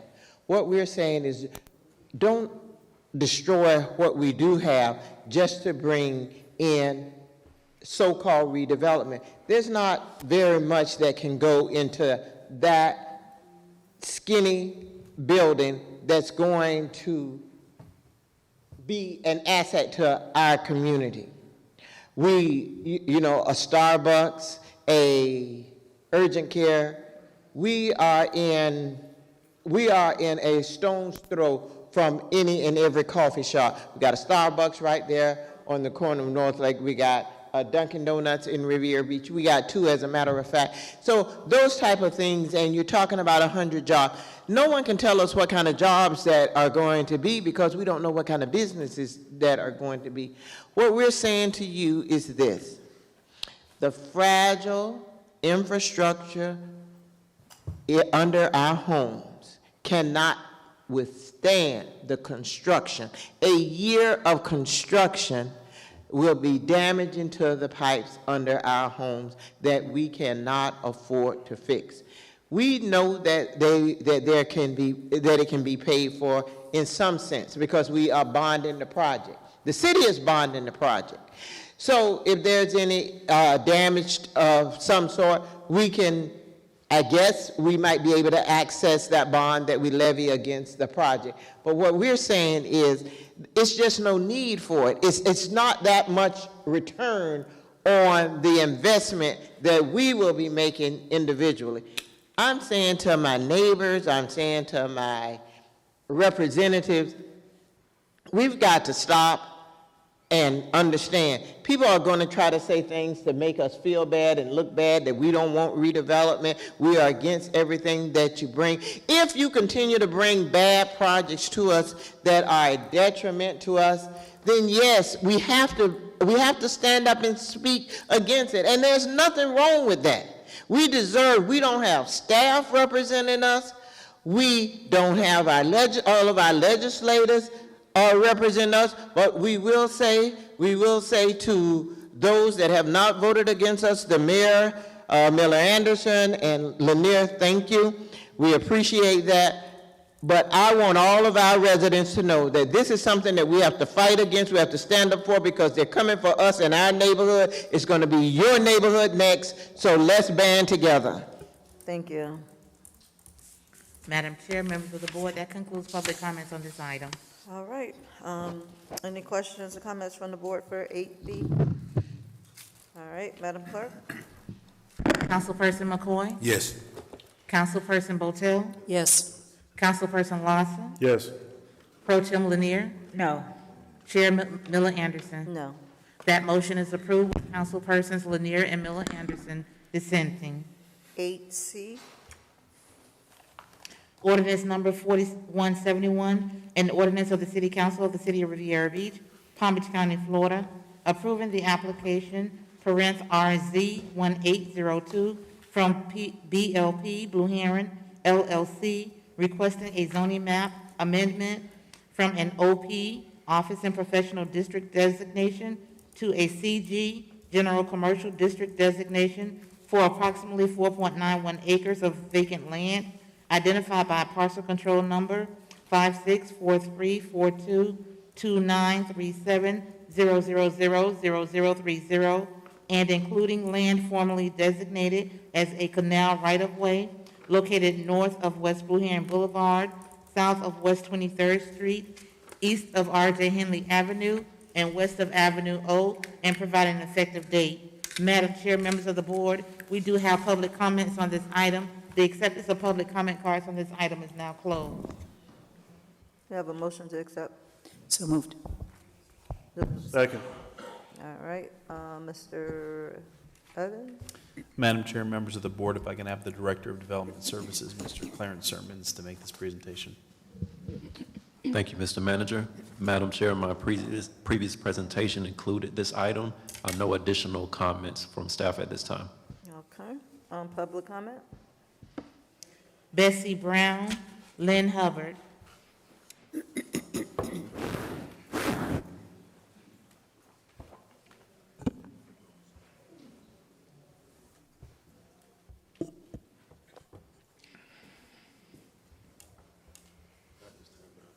Mr. Sermons, good afternoon, good evening, good morning, good afternoon. Mr. Sermons actually submitted all of he put all these things together, and he did not say what item. He just says JUOD and all that. You know, we get this kind of trash behavior, you know, to give out to us. I think we need to be considered a little more, and you all need to do better with that. Because, and he's just making changes at the request of the developer, and is not really considering the residents. All right. Lynn Hubbard.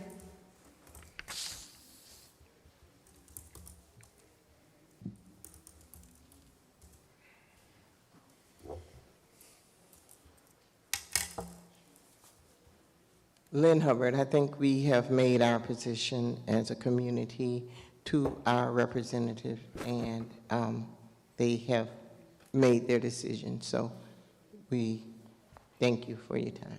Thank you. Madam Chair, members of the board, that concludes public comment on this item. Is Mr. McCoy around? What? We gonna have all five? I was gonna ask the question. I was gonna ask the question. Go ahead. I just wanted to make a comment on one of these, the third piece of this development, and I want to reiterate that I have never been against development. I have never been against having the city to grow. But especially this particular piece that gives away land is something I have vehemently voted against, in a sense that it is basically just giving the developer the land, ensuring that the neighbors that they're going to build in front of are cut off, and then you got this wall that's going up, and you got the canal that's going to be closed in. It is just not the type of project that should be in the city of Riviera Beach, just because we are actually giving away land, and I'm not very sure that this issue of flooding is not going to persist and exist. So I just really wanted to comment on this particular one because of the fact that we're actually giving away land from the city. All right, any other questions or comments from the board? Yes, Madam Chair. Go ahead. Mr. Sermons, when was this application submitted to the city?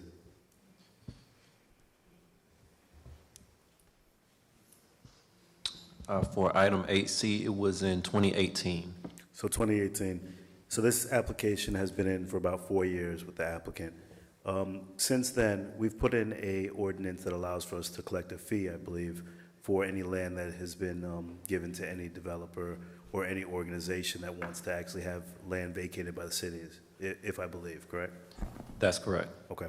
So as of now, this application came in prior to that ordinance, and that new application is essentially grandfathered in because it came in prior to us passing that ordinance. I think the biggest thought process and concern is that residents are saying there's certain people that don't want development or they do want development. I think our thought process right now is that we're looking to do safe development for our residents. And this applicant has been through the ringer with our staff back and front. He's had the community charrettes, he's had the discussions. I'm adamantly supportive of development in our community as long as it's safe development. Having conversations with this developer, they've stated the concerns that we've had as a community and will address every single concern. Our issue that we have to look at is, do we as a city want to see development and what's it going to cost us? Not the integrity or the buildings that we have in our neighborhoods, not the ability to gentrify our community, not displacing anyone. We're providing close to 100 jobs. We have an individual that is going to secure an anchor tenant that's hopefully going to provide economic development in our community. We have to focus on that development in our community if we're going to be addressing Madam certain... Chair, Germanity, this is like, we're on zoning. I'll continue my comments on the next topic, which will be site plan. Call for the question, Madam Chair. Are there any other questions or comments? All right, Madam Clerk? Councilperson Botel? Yes. Councilperson Lawson? Yes. Councilperson McCoy? Yes. Pro Tem Lanier? No. Chair Miller Anderson? No. That motion is approved with Councilpersons Lanier and Miller Anderson dissenting. Madam Chair? Yes. Before we get into the next topic, can I complete my comments? Yeah, yes. Thank you, Madam Chair. So, to that point, we have to figure out the best approach, working with our developers, working with the business community, and working with our residents. We've taken these steps necessary. We've had the conversations. So we have to do what's necessary to continue to push and make these tough decisions. So if our developer is going to work with the homeowners to make sure that the properties are secured, to make sure that we provide development in our community, then that's a decision that I'm going to support, and that is why I'm actually voting for this, because I want to see growth in this community. Thank you, Madam Chair. Madam Clerk, just briefly, I just wanted to say that the windfall and benefits to a developer and loss and all the burdens to the neighborhood is not good development. Item 8D. Ordinance number 4168, an ordinance of the City Council of the City of Riviera Beach, Palm Beach County, Florida, pertaining to the Cone of Silence, amending Section 2-166 of the Riviera Beach Code of Ordinances to restrict communication with the mayor, members of the City Council, and the city manager and city personnel at certain times during a competitive procurement solicitation, providing for severability, providing for the repeal of law, in conflict, providing for inclusion in the code, and providing for an effective date. Madam Chair, members of the board, we do have public comment on this item. The acceptance of public comment on this item is now closed. Motion to approve ordinance number 4168. We have a second? Second. Mr. Evans? Madam Chair and members of the board, if I can have the Deputy City Manager, Ms. Elizabeth McBride, to make this presentation. Madam Chair, Mayor, members of the City Council, this matter was before you at your last meeting. At that meeting, you made recommendations amending the ordinance. Those provisions have been incorporated into the ordinance for tonight in the areas included, including the position of mayor and provisions that are outlined in paragraph E that provides for 6 instances where the cone of silence does not apply. That's it? Yes, tonight the ordinance is here for second reading and hopefully for passage. All righty. Public comment? Bessie Brown, J.B. Dixon.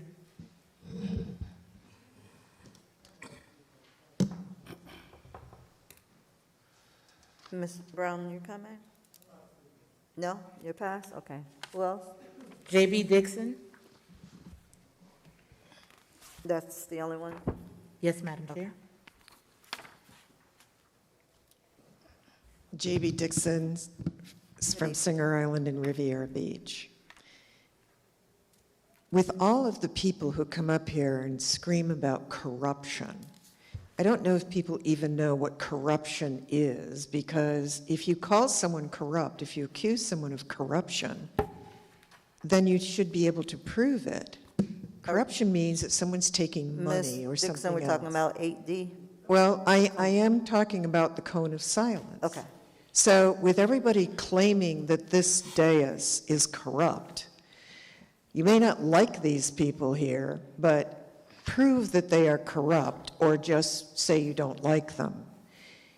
The cone of silence should be extended to all of the council and to the mayor, because you must present yourselves as Caesar's wife, as innocent as Caesar's wife. The perception should be avoided that anyone has a conduit of information to these votes, to these 5 votes.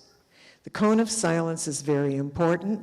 It already exists. It's already been broken. There are photographs of people, council members, on boats with developers, in restaurants with developers. You have to enforce the cone of silence, and you certainly need to expand it.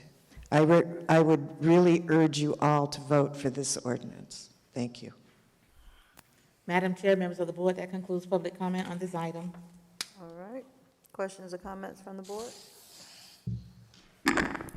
Madam Chair? Go ahead. I just want to make my position clear in terms of why I'm voting to include the mayor in this process.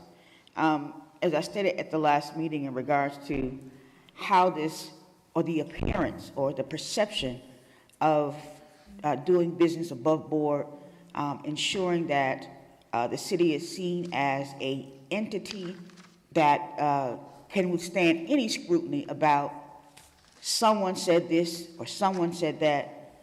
When you're looking at bidders who will be bidding on projects for the city, you want total silence. That's what it is.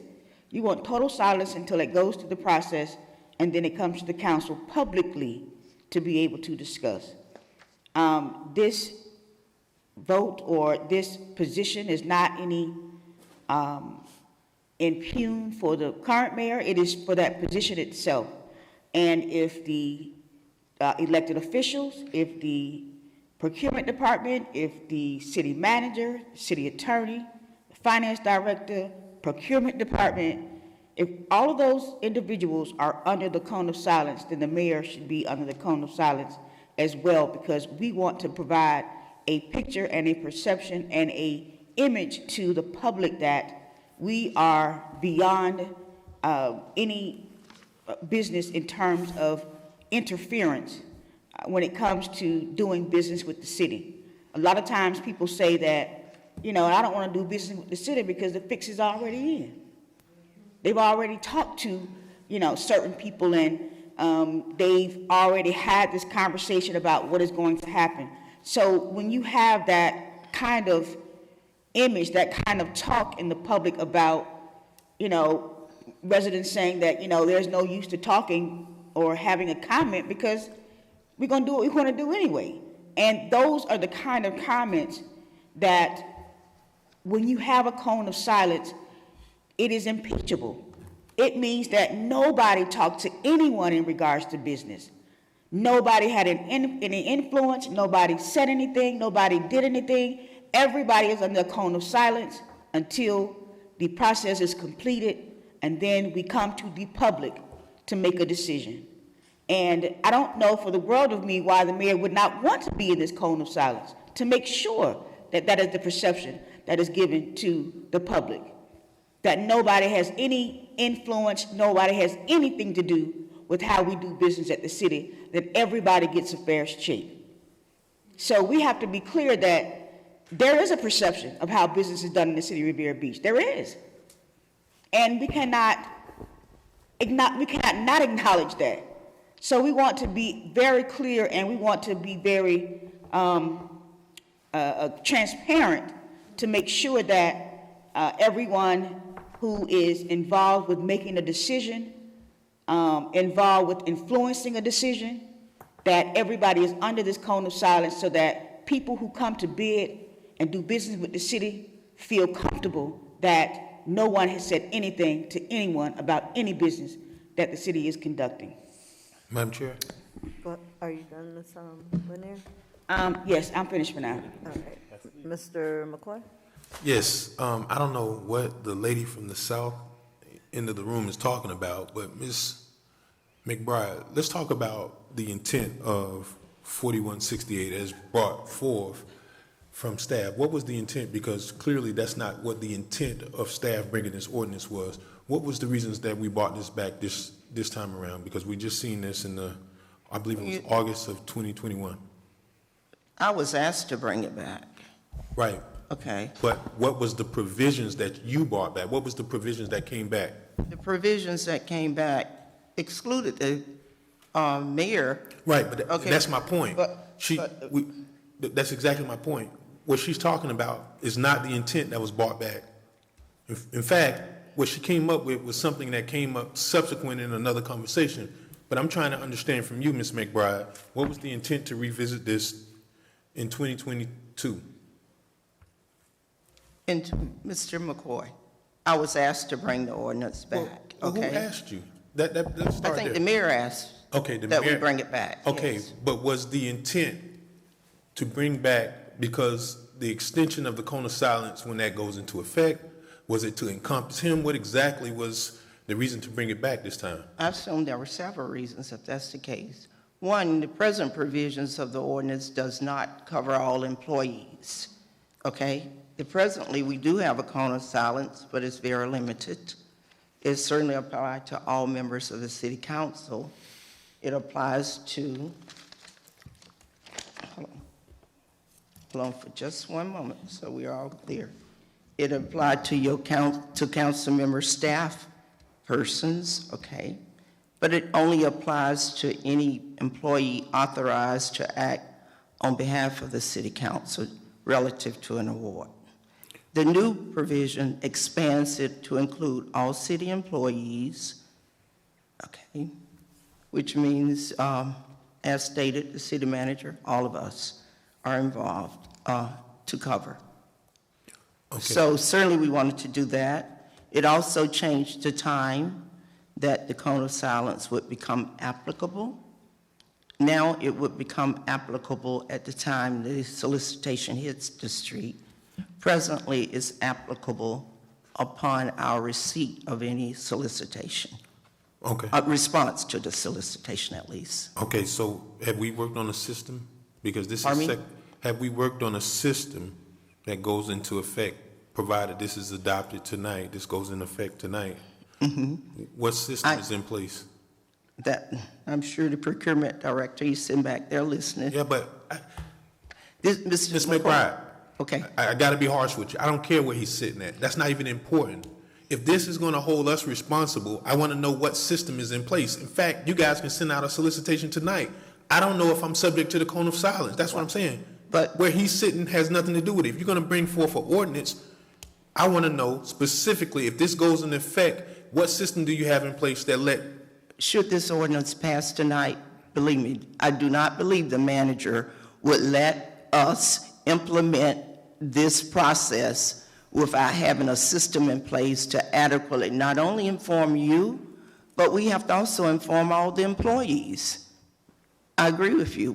Yes, but of course, this is all done electronically. Hey, that's a perfect city, and that's certainly not Riviera Beach, because we know we have things that are on the books that some kind of way we've kind of omitted and overlooked, and it became an issue later because we found out later. And all I'm simply saying is, if you're going to make us responsible for this, bring me back a policy that sets forth this goes actually in effect when, the members are notified by. I asked for a different system other than Demand Star. I wanted the traditional system. But Demand Star is how the bids are advertised. Even with Demand Star. I get it, but there's no way that I can know. Matter of fact, if I go to Demand Star right now and I see a solicitation, there's no way of me knowing that Johnny over here is going to do a fire alarm system. I'm talking to Johnny, and that's the other thing that's not even clear. It's communications about the solicitation. I can talk to a person that, all I want. I mean, to say that there's some sort of impropriety because you're having lunch or hell, most of our stuff is meeting with people all day. So, that's not even an issue. But if we're not talking about solicitation, I'm not supporting it because I don't see a system in place. Okay. And until you bring me back a system that lets me know, okay, members, you're held responsible, then I can't support it. And I don't know why she's making this about the mayor, because that's not why you bought this for, because the mayor was never subject to the cone of silence, and that's not what the purpose of this ordinance was, and that's why I asked you those questions. Okay. So going forward, I mean, unless I can get some certainty, which I believe that we were going to hear something tonight, then I'm just providing you the justification of why I cannot support it. In the past, you have received information telling you a cone of silence has been implemented relative to some solicitation. 2 times. The fire station. Okay. All right. And but you received it. That's the only time. Okay. That's the only time. But it will be. As I say, I can't imagine the manager permitting this to occur and there not be a system in place. And we are responsible as employees. Believe me, we do good work at the city. Mr. Evans? Yes, Madam Chair. We can certainly, through some of the technology devices that we have and some of the subscriptions that we have, we can provide notifications to the board, both audio as well as text messages and also phone calls. My intent with regards to the solicitation is a requirement, or any solicitation is a requirement where someone from administration has to initial the solicitation going out.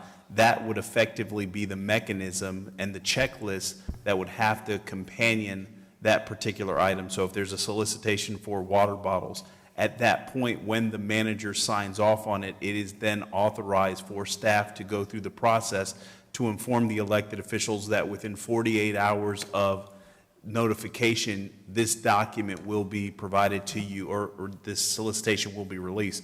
So we would do it both phone call, text message, email, so there is those redundancies in the system, and obviously making sure that you all have access to the system, the Demand Star system, for the purposes of seeing yourself what the solicitations are out on behalf of the city. And so we will have the appropriate safety measures in place, because this is common in other government entities whereby they have to notify elected officials. And so in my conversations with other managers, that's most common as it relates to their practice.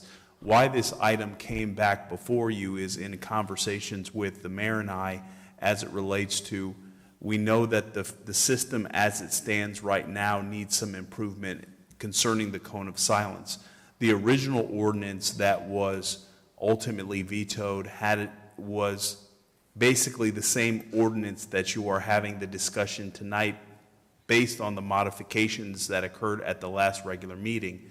The intent behind omitting the mayor from the cone of silence was a situation to get the ordinance, one, passed, but two, the other side is the mayor does not have a vote in any solicitation or has any situation where they can veto this board's action consistent with any solicitations. The mayor's authority is prescribed in the charter as it relates to vetoing an ordinance. So even if there was a situation where he did not like the decision that the board made to award a contract or to select a vendor, the veto authority does not provide that to him.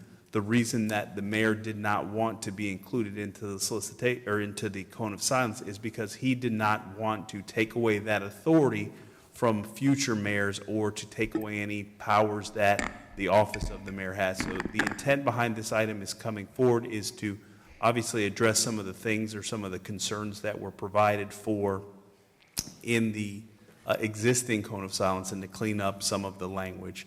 And so staff is recommending that the board consider the situation whereby the mayor is omitted or it goes back to its original form as presented, because if not, it is the same ordinance that was vetoed probably about a year or so ago. Madam Chair? Go ahead. Yes, I was actually not finished, but I guess I want to ask Ms. Wynn and Ms. McBride the question.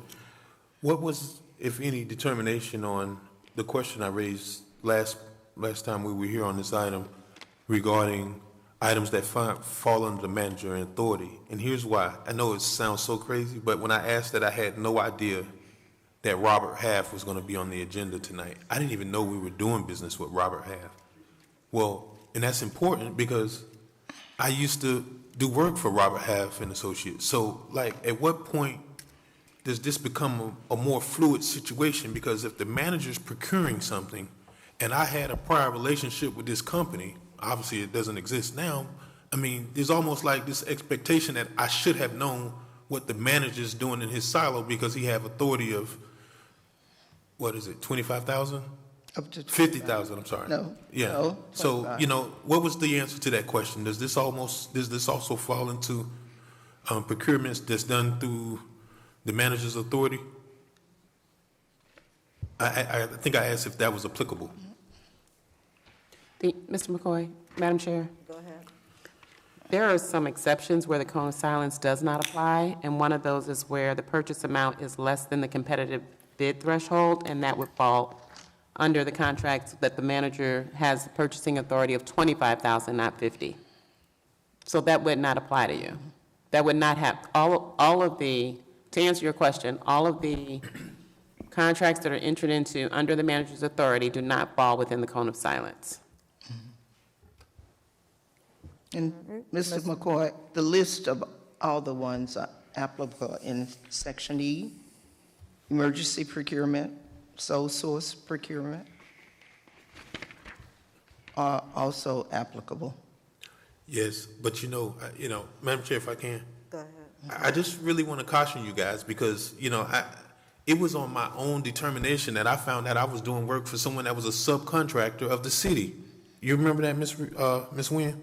And it was, I think, through my own acknowledgement, and at that point when I realized it, I immediately notified the city attorney's office, and I decided not to take compensation for it because this was somebody that was doing work for the city, and I had no knowledge of it. So, inherently, we can be put into these positions that, I think certainly I would agree that there should be a cone of silence, but I want a process that doesn't put me in front of the Commission on Ethics answering questions about, my relationship with somebody that does business with the city.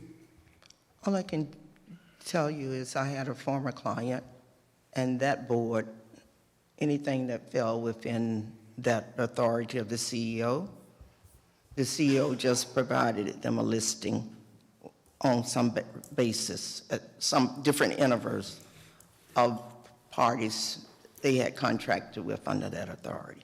That's all I have, Madam Chair. Thank you. Okay. All right, anyone else? Madam Chair, I just wanted to say that, my position with this, including the mayor, was because of, it says, ordinances to restrict communication with the mayor, members of the city council, and that means everyone. When you have, the cone of silence is really designated to protect the integrity of the procurement process by shielding it from undue influences. It doesn't matter if the undue influence is contacting another elected official or a bidder, it doesn't matter. We want to be able to present ourselves that we are beyond scrutiny, we are transparent, and that no one has any influence. No one has any conversations, because why would you? Why would you want to have a conversation with anyone in terms of these bids and how they are processed through the city? Why would you even want to have a conversation with someone and to give that appearance that that there's some type of undue influence? And to say the mayor doesn't have a vote, I mean, he asked could he veto this bill, 2 weeks ago. So he does have some influence. He can veto this if we pass this tonight. And that would be a testament to his standard of ethics, not ours. Right, but this is... So I'm not finished. So all I'm saying is that when we are looking at the perception and how the public views us, especially given the history of the city and how it's done business, and the perception of how the city does business, it's out there. I mean, there's no question about it. So we want to make sure that if a person comes to the city of Riviera Beach to do business, and that process, no one is involved, no one is having a conversation, because you can have all the conversation you want to with a person before it goes it goes out to bid. All types of conversations. So the issue here is not that this is an attack or anything on the mayor. This is to make sure that transparency, and that when we talk about cone of silence, we talk about everybody. And nobody should be exempt from that. Madam Chair, I wish you can go ahead and call the vote, but before you call the vote, I have a big concern with people could call council members when the police stop them to get them off tickets or to get them off or whatever they're going through. I mean, I'm not the issue here. You can make me be the issue, but from my understanding, there's a lot more going on up on this dais than I can even pretend to be a part of. So I don't need you speaking for me, you speak for yourself. So Madam Chair, you can call the vote so we don't have to keep going through this, because I already know what my answer is going to be. Thank you. Well, I do want to make a comment before we call the vote. Dr. Votel, did you have a comment? No, I'm ready to vote. So I know when this came before us before, I did as well feel that we needed to include the mayor position. And for some of the same reasons that Ms. Lanier pointed out, about how we've had this history and, even though there's no vote, there's influence. Now, we all know that the mayor has the right to veto, and I, from my understanding, did have some concerns or may have tried to veto it before or thought about vetoing it a couple weeks ago. But the thing is, if we vote this down, that means we go back to the one that we have presently, which does not cover very many people at all. And I think for the greater good is to make sure that we have as many people covered as possible, as opposed to killing the whole thing and then going back to only having a few that are covered. Unfortunately, it will, I'm sure, have to leave the mayor out in order to accomplish that, but should we vote for this to go through as is, the mayor can veto. And we would not have the votes in terms of being able to make sure that it passes, because everybody has already stated their positions of where they are for the most part, or at least based on what you voted last time.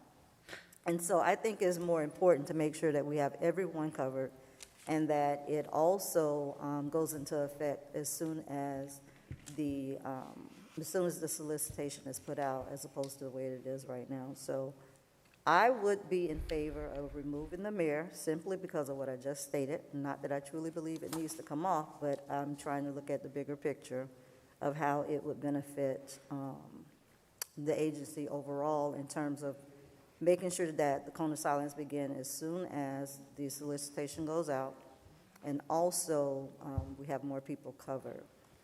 If we vote to vote this down, because based on the mayor's being in this, we will then only have the council people and very little other people included, based on what Ms. McBride explained a few minutes ago. So, that's my position with it. If the mayor didn't have the veto power, I would certainly keep it in. But I think it's more important to have all of the other people included as well, as opposed to going back to nothing, essentially, which is just us. Madam Chair? Yes. So just for clarity's sake, Attorney Nguyen, mayor's veto power can be overturned with a supermajority, correct? No. The mayor's veto power can be overturned. I believe it's a 4-to-1 vote.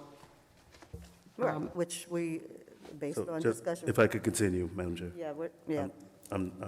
So I guess if the mayor does decide to veto this, then a supermajority would allow for that to be overturned, and then the code of silence would go into place. I didn't hear the last part. So if a supermajority was voted on after this veto was put in place, then this would allow for this cone of silence to go in place. Correct. Okay.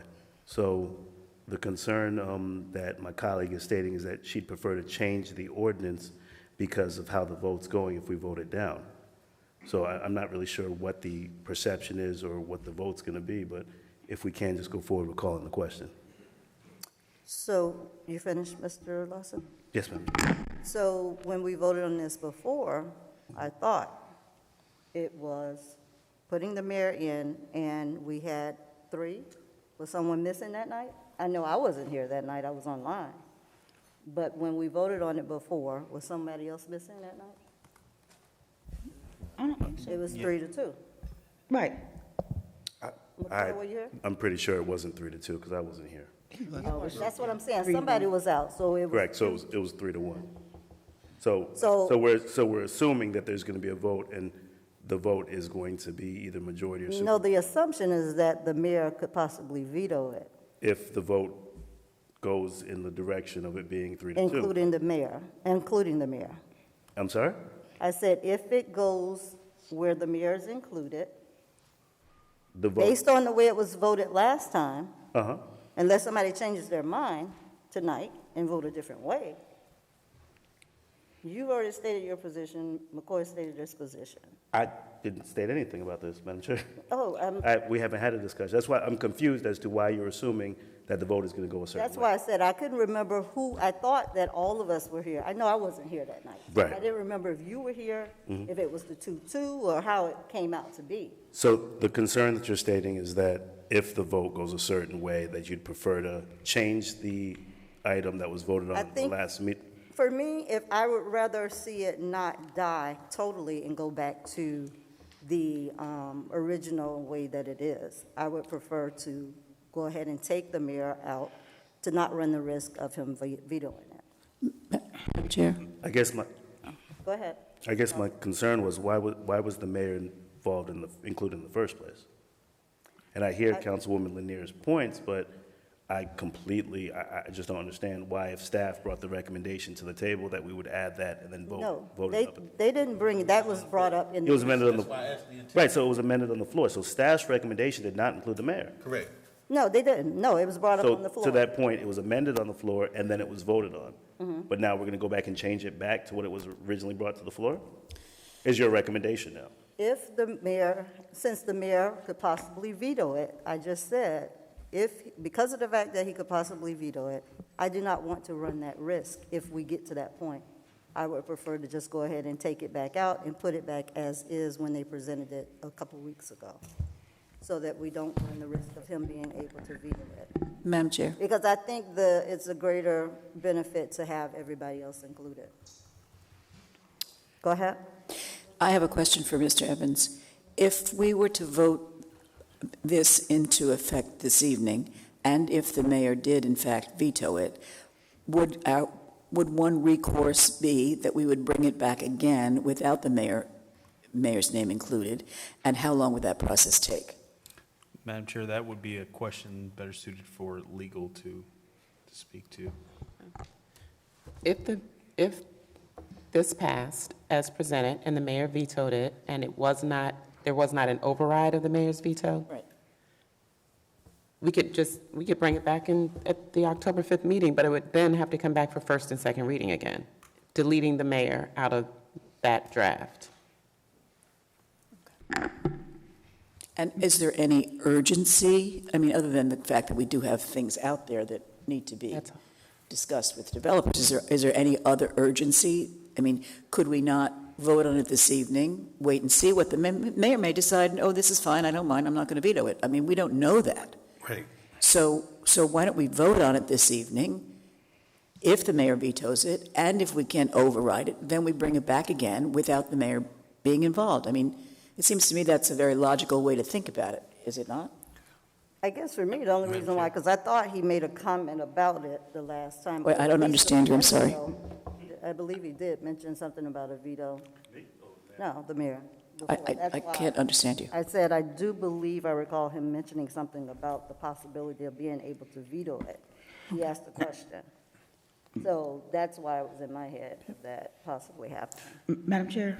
Well, hold on. Are you finished, Dr. Motel? Yes. I mean, I think, McCoy, I'm sorry, go ahead. McCoy, and then you. Well, I just want to clarify, Ms. Nguyen, I think our charter says it's not a supermajority, it says 4 affirmative votes. So there's certainly a difference, and I want to make sure that the members understand what that means. Yes, I said 4 votes, but I have heard the reference to supermajority. It is 4 affirmative votes. Correct. Okay, and there's a distinct difference. Now, the second thing I wanted to say was, in the spirit of compromise, I understand what, the gentlewoman from the South down on the South end is saying, but why don't we just ask the mayor what works for him? I mean, we're here now. And I told you, we shouldn't speculate as to the motives of why a person votes the way they do. I told you, I've already been inadvertently caught into something where a person was doing business with the city. I want to know when that occurs. And I think the manager set forth that there will be some sort of plan for when that occurs. But aside from whatever the mayor's reason is, you shouldn't speculate and put that out here, because I think that's certainly not only disingenuous, but it's definitely libelous to suggest that he has some reason that he wouldn't want to support it. Hell, he hadn't even stated his reasons. So, I would say if that's really your intent, Chairperson, then obviously we need to ask the mayor what is he comfortable with, and we can resolve that here today. Madam He Chair, mentioned it during the first meeting. He did express his position. He simply said, is this something that can be vetoed? I think he asked him this. What you're saying, to ask him if he's thinking about vetoing? No, ask him what he's comfortable with. What language in here is he comfortable with? We had that discussion during the first meeting. That's how we got to where we are with the red line. I mean, he stated it. He didn't think the mayor position should be in there. He said that then. Okay. Madam Chair, if I may. Hold on, Mr. Evans? Yes, it would be staff's recommendation for the board to resolve the issue in some form or fashion this evening, because if you have a situation where it passes and then it's vetoed, then it's brought back, then we have to write the same agenda item 3 additional times and bring it back through the entire process, and that's a pretty cumbersome process. So if we can try to resolve that this evening to whatever form or fashion the board wants to get the ordinance to wherever the board desires, whether it's passed or it fails or what have you, staff would recommend that the board look to handle it this evening, because there is some additional steps in the process, and then you're looking at a situation where conceivably you're bumping against the holidays as far as Thanksgiving by the time it moves through the process. So staff would recommend that the board consider what version and adopt that version this evening. And I know we have quite a bit of contracts and solicitations that need to go out, and so that's why I really think it's important that we are able to capture as many people in the language as we can. Dr. Botel? Madam Chair? Botel, and then you. Okay. Go ahead. No, I just wanted to say that, because we think the mayor might veto it, we don't know what he's going to do, but we have to stand on the ethics of the city. We have to stand on the fact that we can't predict what the mayor is going to do. We cannot say what he's going to do. We just need to do what we need to do in terms of being transparent and making sure, and I have to agree with Mr. McCoy on the fact that there needs to be a process that we are alerted to when these bids do come out, but I also know that everybody should be in that cone of silence, and that's just an ethical thing in terms of how we present ourselves to the residents and to potential business people. The business people in this community and who want to do business with the city, I'm sure would feel comfortable knowing that no one has any access to no one in terms of doing business with the city. So I think that, when it comes to moving forward with this, and, the mayor can do whatever he thinks he needs to do because that's his prerogative, that's his right.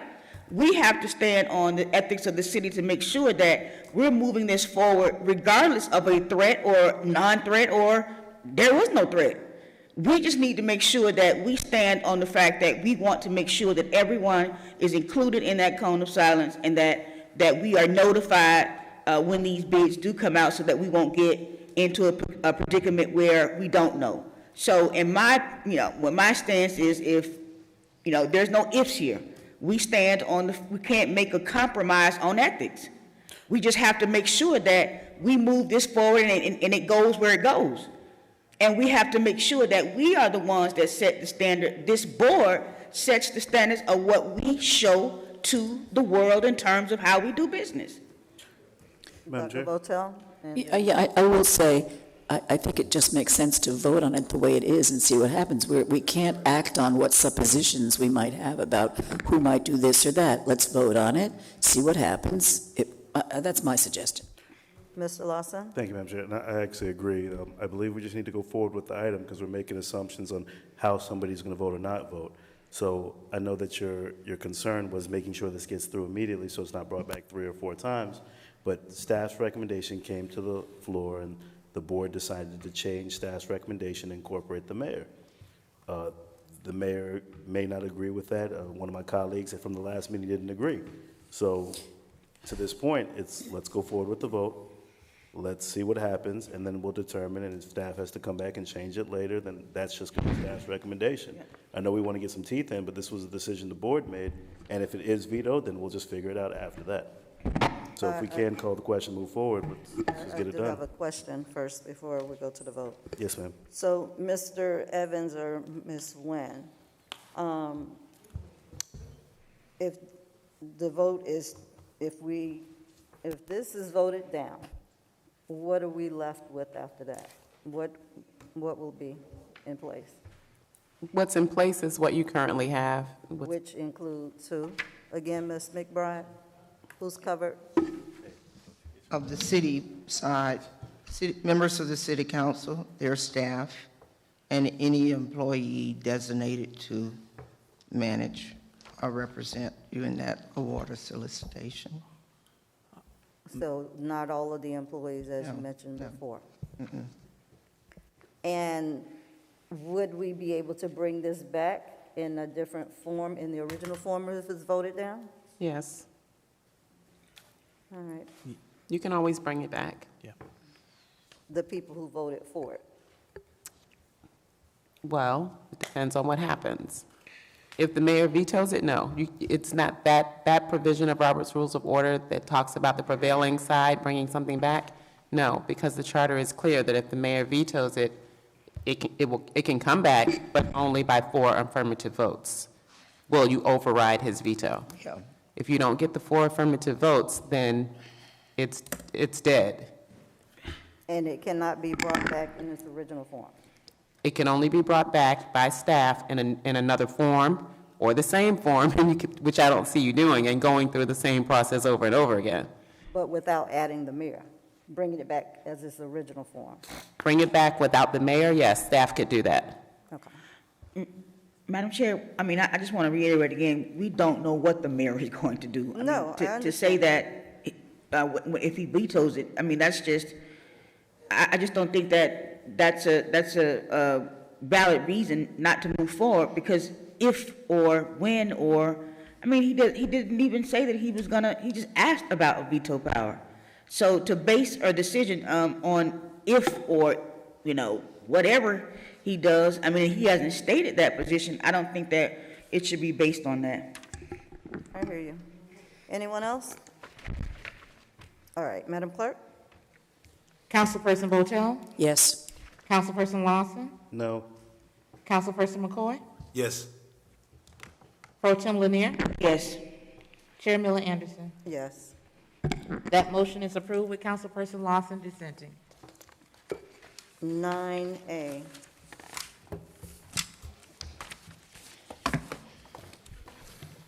Ordinance number 4198, an ordinance of the City Council of the City of Riviera Beach, Palm Beach County, Florida, amending Chapter 26 of the city's Code of Ordinances entitled Minority Employment and Affordable Housing Opportunity Plan by adding the IHC-PUD and providing a mechanism for a height bonus by updating definitions and clarifying the purpose of the Housing Trust Fund by providing a mechanism for the post-construction conversion of resort hotel units to year-round residential units, by increasing the per unit in lieu of contribution rate, providing for severability and conflicts, providing for codification, and providing for an effective date.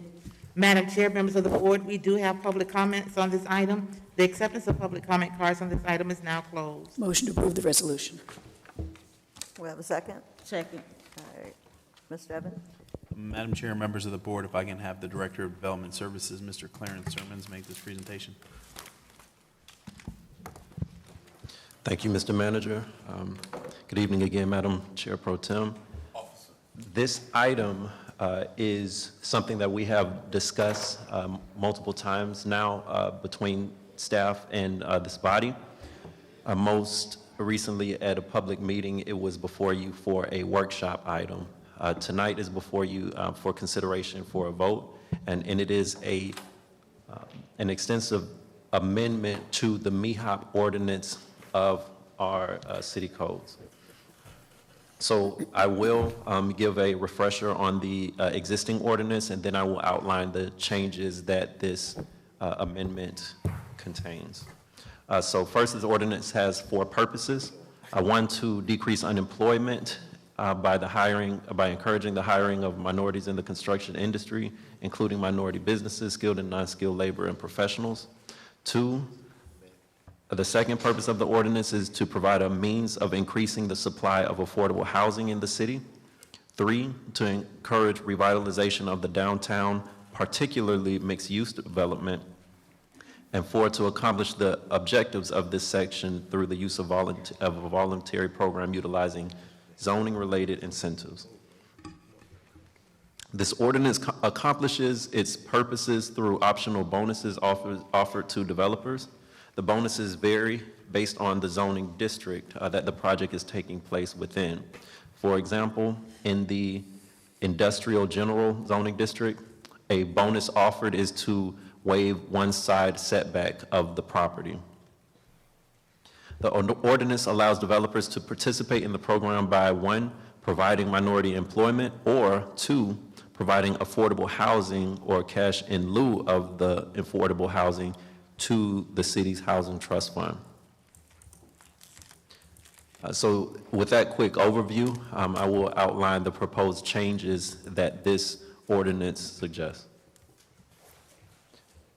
And it is a total of 6 items that this amendment before you would change in the ordinance. 1 is to update the definitions section of the ordinance. 2, increase the per unit fee amount for housing contribution. 3, expansion of the language regulating the housing trust fund of the city. 4, adding the IHC-PUD as an eligible zoning district for bonuses. 5, adding resort hotel unit conversions as an allowed bonus. And 6, removing the language regarding employment-based bonuses. This is a change that has taken place since we workshopped this item, and it is as a result of guidance from our consultant on this item. The removing that was in favor of more developed mechanisms to ensure that there's minority employment associated with construction projects in the city.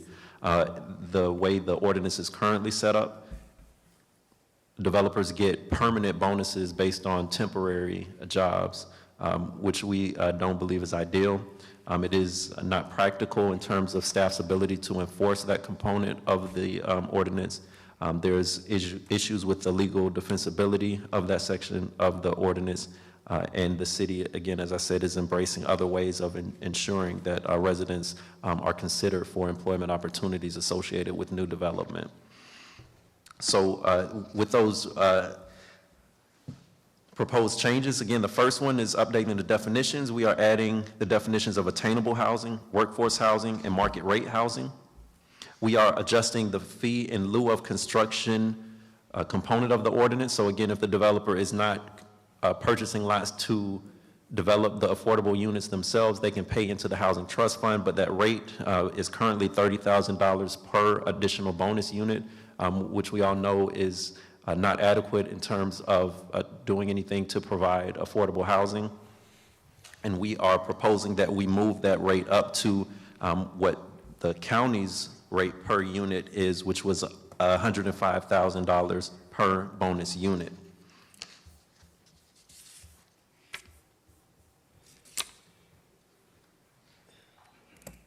We are also updating the language regarding the oversight and administration of the Housing Trust Fund.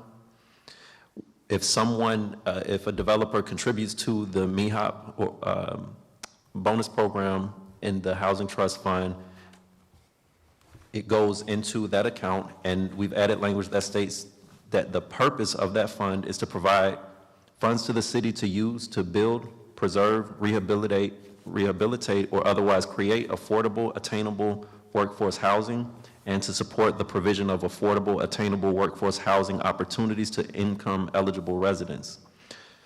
Land acquisition for the construction of affordable, attainable workforce units shall be deemed an eligible expense of the Housing Trust Fund monies. Expenditures from the Housing Trust Fund must be for these purposes. Additionally, oversight of the Housing Trust Fund shall be provided by a team of staff, including but not limited to representatives of city administration, the finance department, development services, and the CRA. A financial report on the Housing Trust Fund account shall be provided to the Town Council annually on or before October 1st.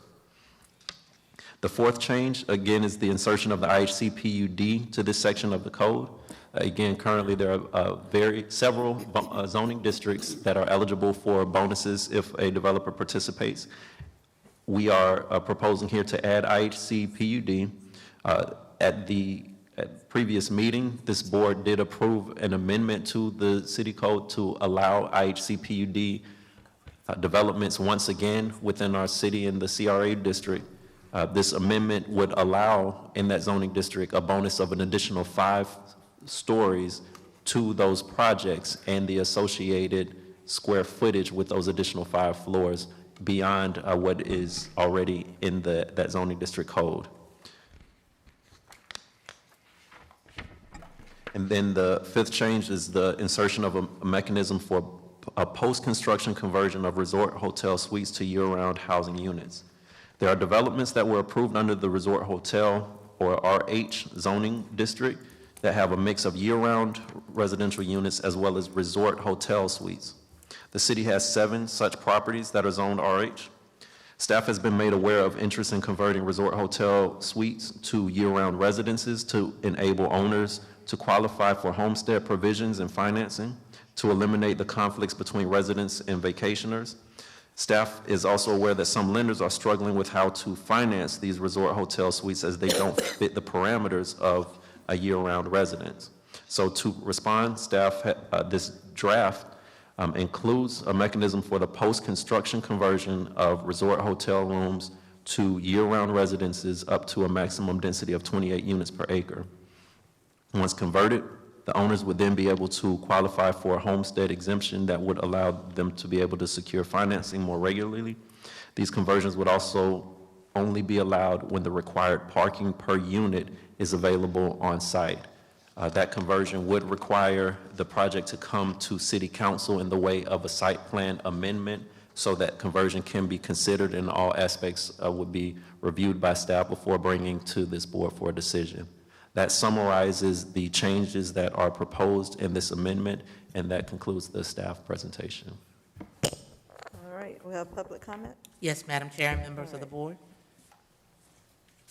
Lady Goldwire, Bessie Brown, Cindy March.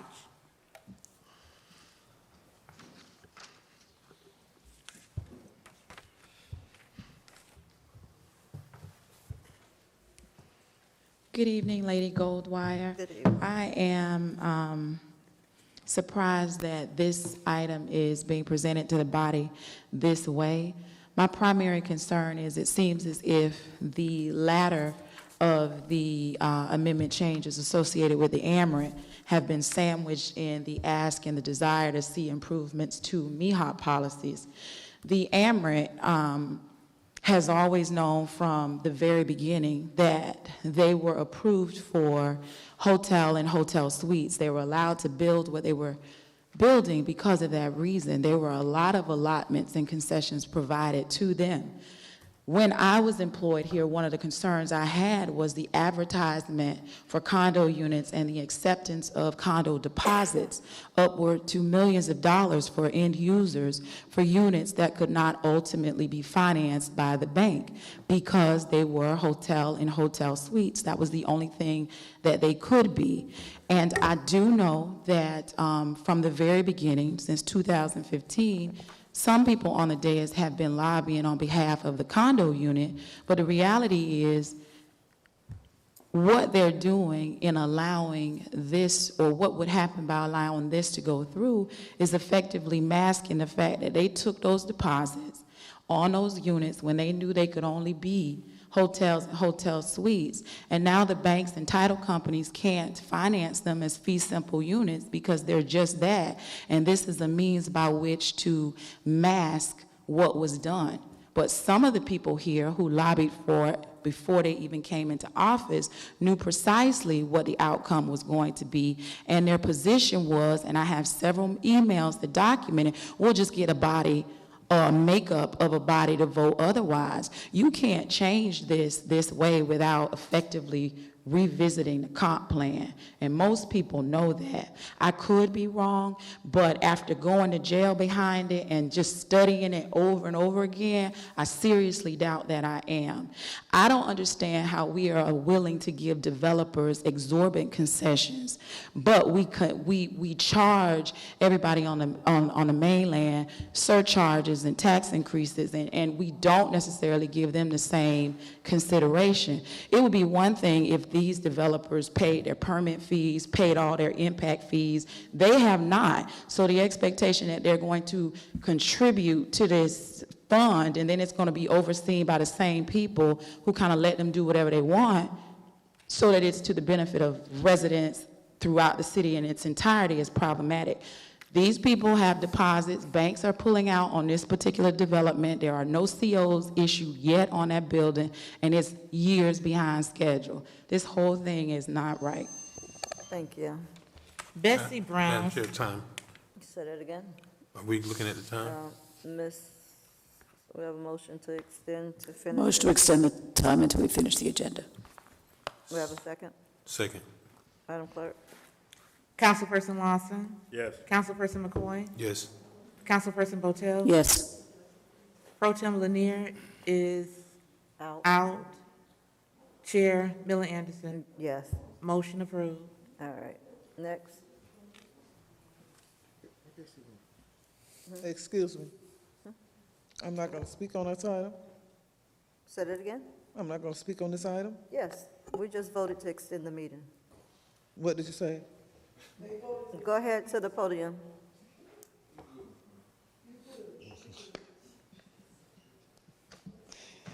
Hello, Put her good time back at 3 minutes, please. All right, good evening. Good evening. I think when you all talked about this before, I asked, what is all the stuff you got on there, IHC and all of that? Could someone please tell me what all of that is? And how can you do, it says has a resort areas in here. How can you just rechange that? Unless it was never legally a resort area, a resort thing, because resorts had their own ways of doing things. I don't know how you're gonna put all this affordable housing stuff in here with the resort rentals, units, and I don't know how you all gonna do all this stuff, but I think this right here is a little far-fetched and a little too much for this. Thank you. Cindy March, Fane Lozman.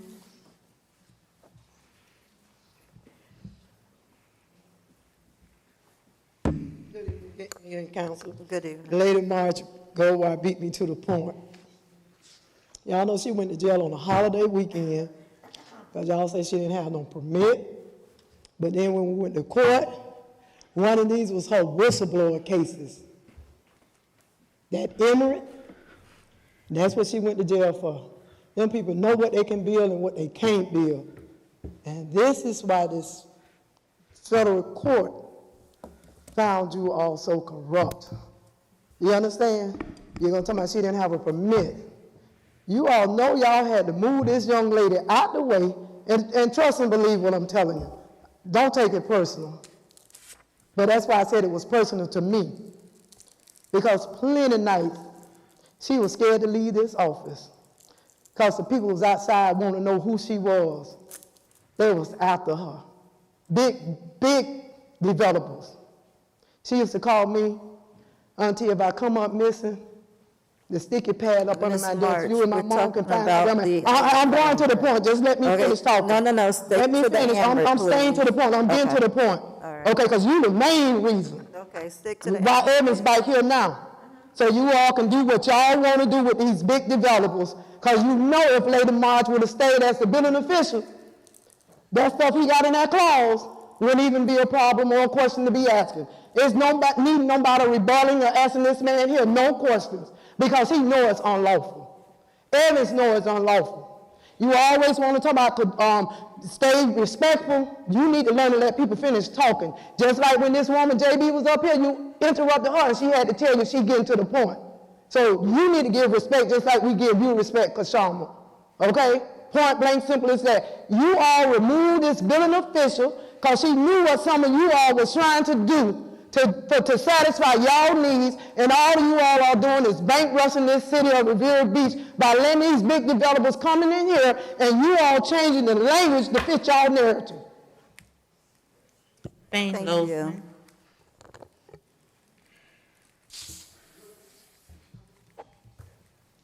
Fane Lozman.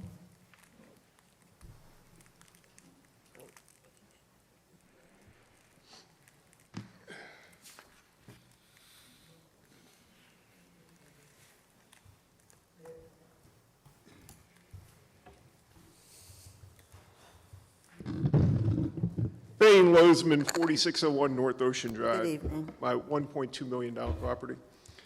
Mr. Sermons, if I were the city manager, I'd fire you right now. I'm going to tell you why. The comp plan says clearly, the comprehensive plan that you always talk about and brag about, the comprehensive plan controls the city. The comprehensive plan allows for resort hotels to be converted to condominiums. It says specifically, condominiums may be permitted under this category at a density of 17 dwelling units per acre, or a maximum of 20 dwelling units per acre if the minority employment and affordable housing opportunity plan bonus provision is used. You have to change the comp plan. If you want to go to 26 or 28 units or whatever, you have to go to the comp plan, you got to fix that. It says 20. Remember, condominium is RM20, which is 20 units. So they're going to let you go to an RM20. If you look on the map, resort hotel is white and RM20 condos are brown. So we'll let you go to be a condo, but you guys want to go well beyond that. You want to go to 28 units. And you got to go back through the comp plan and fix that and make that 28 and not 20. So try to squeeze it through with an ordinance is wrong. Now, am I an expert in land use and comp plans? No. Do I have an attorney who is? Yes. I asked that question of her. Maybe you need to bring in your attorney and say, can we just have an ordinance change the comp plan? I don't think so. The AMRIT is a real nasty deal. the Amrit was permitted on a site plan that looked a time out after a couple years, and Dilip Barreau, the developer of the Amrit, sold a house to Mary McKinney, the development director, for 20 cents on the dollar on Singer Island. And she extended that for 10 years. That's corruption. You know, she didn't pay fair market value, and she abused her position in extending the thing. Julie Botel was involved in the Amrit, advocating for it in 2015. I read a transcript of the Planning and Zoning Board. Lady Marge Goldwire shut the Amrit down because they defrauded the city on its permit fees. They came in for $40 million, and it's a multi-hundreds of millions of dollars development, and she ended up getting targeted by Dave Ehrenberg, who tortured her on some nonsense, and finally, right before trial with null pros. It'd be interesting to find out if Botel called up her buddy Ehrenberg, who she has a close relationship with, and created that corrupt prosecution of Lady Marge Goldwire. You cannot put through this to benefit the Amrit. The Amrit has a lot of dirt in it. You know, it's alleged, and it's being investigated now, that Dave Ehrenberg even took a free trip, make sure you call him up and tell him, to China that was paid by the Amrit developer. I would say, fire this guy for starters, go change the comp plan. Thank you. Thank you. That concludes public comments on this item. All right, any questions or comments from the board? Madam Chair. Go ahead. Mr. Sermons, currently inside of our housing trust fund, how much do we have in there?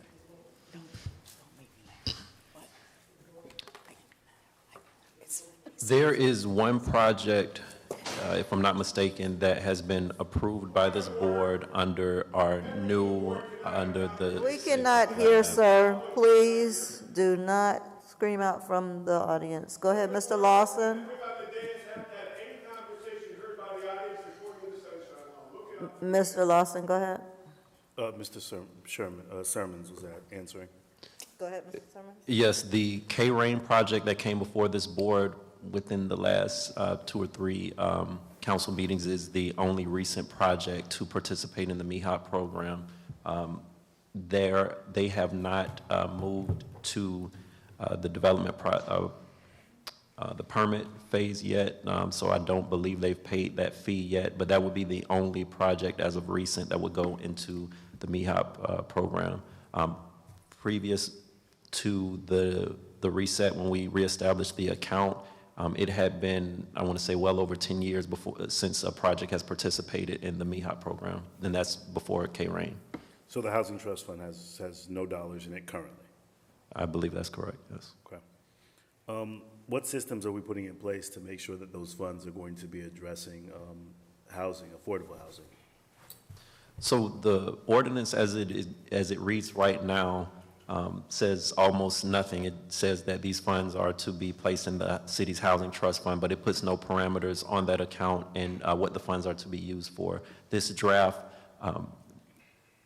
proposes language that specifies what a eligible expenditure from that account is. So anytime a spending resolution comes before this board to take money out of that account, or any activity surrounding expenditures for that account on the staff side, it has to comply with the ordinance which states what those housing-related expenditures may be. And I guess my concern is that without having a plan, process, or parameters in place, incentivizing these developers to increase the intensities and densities is, fine and dandy. The issue I have is that we allocated $1 million last year and we spent 3,000 of the million towards housing programs in our city. So receiving all these dollars from the incentives that we're going to give to these developers, where we'll have high rises, higher densities, conversions, whatever's in this ordinance. My issue with that is that, are we going to properly spend the dollars we're receiving and put it into housing and addressing the housing crisis that we currently have? So not having any parameters in place is a concern. I'll have a few more questions, Madam Chair, but I'll let my colleagues go first. Anyone else, questions or comments? Madam Chair? Go ahead. You probably said this, Mr. Sermons, but I want to be sure. Tallahassee has a regular bad habit of sweeping the Sadowski Fund. This protects our citizens from us doing what Tallahassee has done for so many years, and that is to sweep the fund. We can't sweep the fund, as I understand it, right? Correct. The language in that section states that the purpose of the fund is to provide funds for the city to use to build, preserve, rehabilitate, or otherwise create affordable, attainable workforce housing. It also says that land acquisition for the construction of affordable, attainable workforce housing is an eligible expense out of this housing trust fund. And it ends by saying expenditures from the housing trust fund must be for those outlined purposes. So we do believe this creates the clarity needed for what those funds can be expended for, which was not in this ordinance previously. Okay, and one very minor thing, at some point it references town and not city. I think our city attorney has made that change, but we want to be sure that I have that when we note. vote on it, it's going to be corrected. Absolutely. Anyone else? Yes. Go ahead. Mr. Simmons, first, the payment in lieu option that's going to be revisited annually. I've seen that in here. Yes. What does that mean? So when we were drafting this ordinance, we took a look at where other jurisdictions in the region were in terms of their per unit contribution fees were located, and we also looked at the county, which regularly updates theirs as well. So this would be us looking at the indexes of the cost of living, looking at where our peer municipalities are in terms of their per unit contribution, and making sure that we stay on par with those.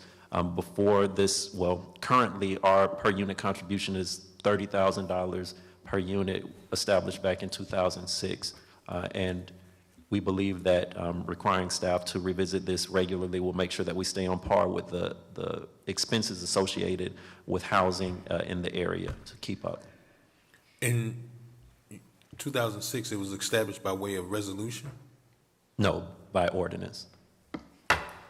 So, but we're not addressing, we're not resetting, we're not repealing that provision. That's not up for repeal. So us just reviewing it, what does that do? I'm trying to understand, how does staff revisit this ordinance? Because if it's codified by ordinance, then what are you going to propose? Bringing back an ordinance every time you want to change it? Yes, it will require us to bring back an ordinance every time. Okay. Also, what does the code, the comprehensive plan speak to for conversions of hotels to condominium units? Have you reviewed that in comparison to this? The comprehensive plan does set the maximum of 20 units per acre. Mm-hmm. The only way that we can exceed that is through the state statute, which allows the comprehensive plan maximum density to be exceeded for the provision of affordable housing. So that's the authority that allows us to include that in this ordinance.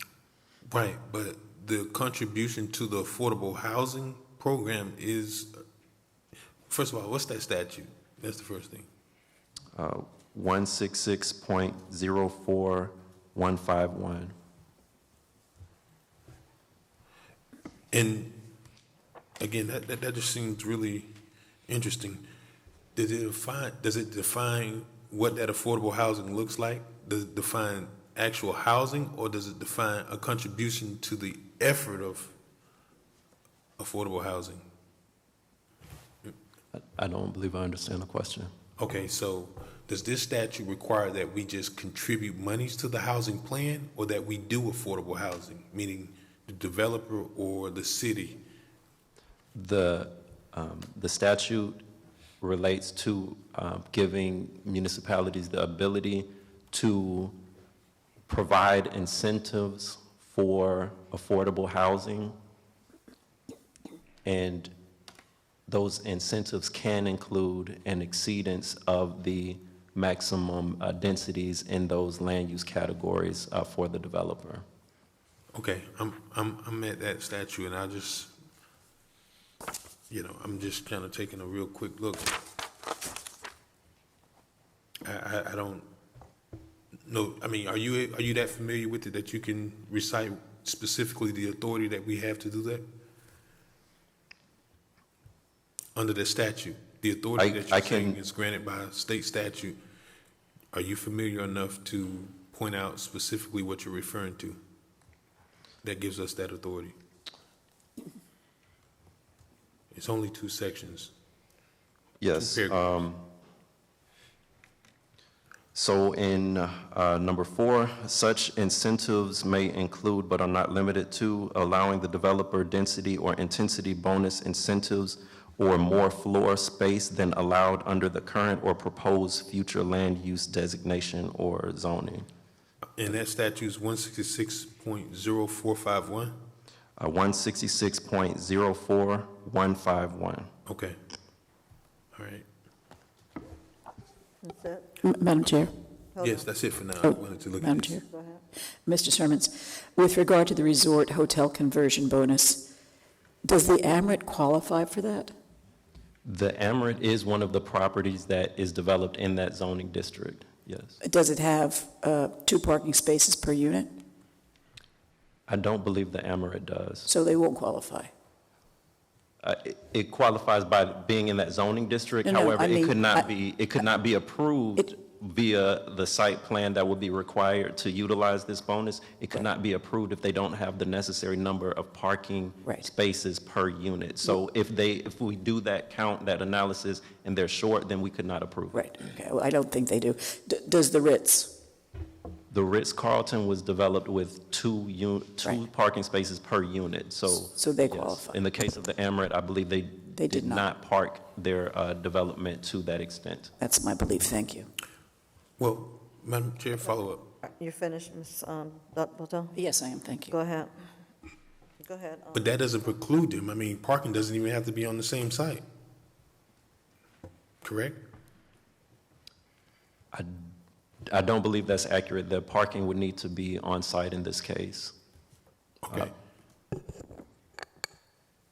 And it's even more weirder because didn't we create an affordable housing section? You know, I would hate to think that that would be something that folks will avail themselves of, but there is a code section that allows for 1 space per unit under affordable housing. So wouldn't those kind of be in conflict? Because we created specific zoning for Stony Brook's Azure Estates for affordable housing that allows for 1 space per unit.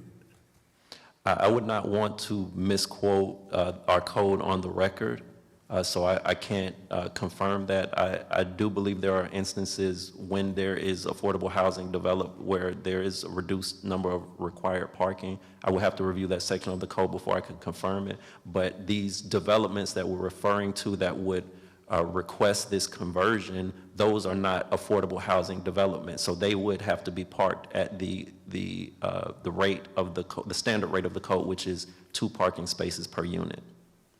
Okay. I would love to know that. In fact, but that's the very definition is affordable housing. So, you know, that just seems very convoluted. And, you know, there's no reference to this statute in this proposed code of ordinances. Now, it would make sense, and I would agree with Mr. Lozman that you would want to codify this because obviously this section, oh my gosh, the legislature changed this section of the statute in 2022. So this could very well change, I mean, in years to come. So I guess it'd be legally non-conforming, but why wouldn't we want to codify this in the comprehensive plan? I will make note of that and make sure we keep that into consideration. Okay, I mean, it makes sense because, you know, members, and I want everyone's attention on this. You can't have it both ways. You know, you sent this guy through the 3rd degree about creating a special preservation zoning district, and we cited our comprehensive plan. But why would we not make sure that that's what we're following now? Instead of some state statute, what appears to have just been done, and actually, there was an update to this chapter, particularly this section in 2022, and then there was an update in 2020. So certainly, I'm in agreement that I think this should be codified in our code, in our comprehensive plan. Further, my next question is this conversion. What does that mean? A site plan amendment? There is the point that was brought up by Goldwire that spoke specifically of this conversion, and I'm curious, what does the impact fees call out for residential units compared to resort units or hotel units? Is there a difference? Yes, it is. And that's part of the reason why it would require the site plan process. So all of that can be calculated, the additional fees they owe, impact fees, all of those things would need to be put in place if we are talking conversion of what were proposed as resort units into year-round residences. All of those things must be considered. So this wouldn't be something that would just be handled at the administrative level. It would be something that we have to do a thorough review of, calculate all the fees, and then bring to the board for a decision. And I'm gonna ask this question because I don't know any other way, but what provision in here that forces us to go back through the site plan application? So the site plan documents things such as the number of dwelling units, the density, the number of hotel units. So if they are proposing a conversion, we have to update their documentation, their development order for that property to make sure it reflects that conversion. So it would require a site plan update. Okay. And you started off by saying that this conversion portion came from particular interests, and you gave a couple examples around whether a property can be homesteaded and that sort of thing. I'm kind of curious to know what those interests are. I mean, who those developers or who those individuals are. Well, as you pointed out, this state statute was updated this year, and shortly thereafter, my office began receiving phone calls from some of these developments that were interested in utilizing it to benefit the communities of those resort hotel developments in the city. But there are 7 of them, 7 developments in that zoning district total in the city as of today. But again, it would require them to meet certain standards for them to be able to make that conversion, and again, a per unit fee conversion. Okay, you also talked about the setback and the update to the setback, and that was for which section? Was that light and general industrial? That's correct. That's the only one? I would have to double check in the table for bonuses to verify that. So it seems to be, yeah, that's what I would like to know.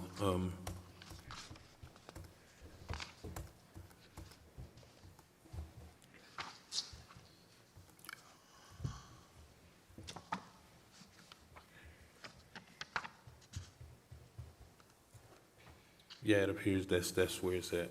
Side setback, yes, $2 a square foot for light and general industrial. And I'm looking at the chart. Okay. I don't know if there's any other place, but that's what I was able to locate. I believe that's correct as well. Okay, last question on this item. It was related to the payment, and I apologize, I think I'm losing my thought on it. But the payment provision, where's it at now? What amount is that, the payment in lieu of per unit? $30,000 per unit. That's where it is currently? Yes. And you're proposing to take it to what amount? Well, I guess that's a resolution to come, correct? No, it would be, right now it's codified in ordinance, and we are updating the ordinance to change those numbers. Okay, well, I'm sorry, I'm confused, but I thought earlier, just a little while ago, I asked the question, are you going to bring back an ordinance every year? We will review it every year, and if we determine that it does need to be updated to keep up with the cost for providing housing, then we would have to bring that ordinance forth. But based on this ordinance, staff will be required to review our rates every year. And then there's also additional, I guess that also applies to, I guess it doesn't distinguish between ocean and mainland anymore, correct? We removed that. Ocean and mainland? In the chart on bonus contribution ratio, that's eliminated. And that's because I guess it's our intent to remove that just from, I guess, the distinction. Obviously, I guess you could have done it anywhere within the city, correct? Which section are you referring to? I'm on the bonus contribution ratio table. I think it's the table that speaks of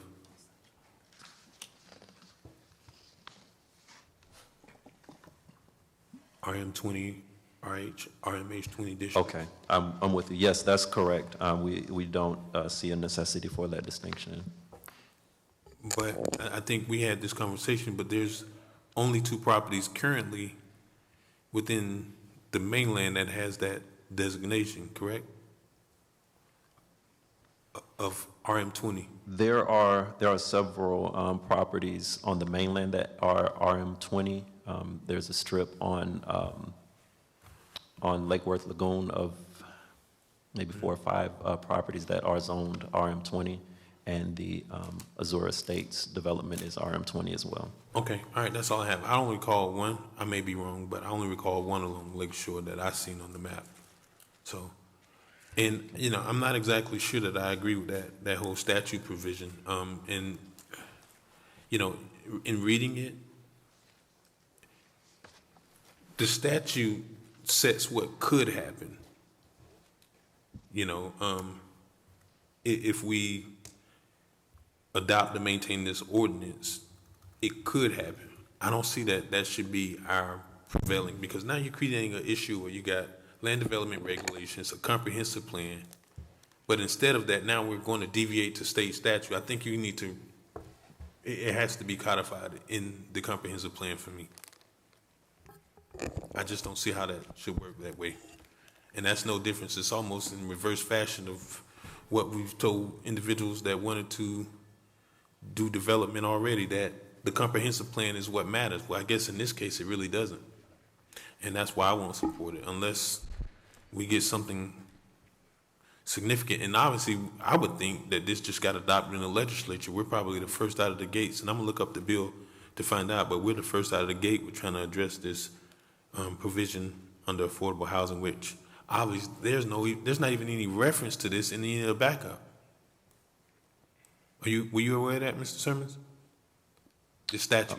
Yeah, I can double check those documents. Yeah, I mean, help me out, Mr. Sherman. I'm sorry, Mr. Sermons. Yeah, that, to me, I'm just, and you kind of get this on the floor. It's kind of tough to dissect and analyze this, but that's all I have. And, I'm looking for something a little bit more,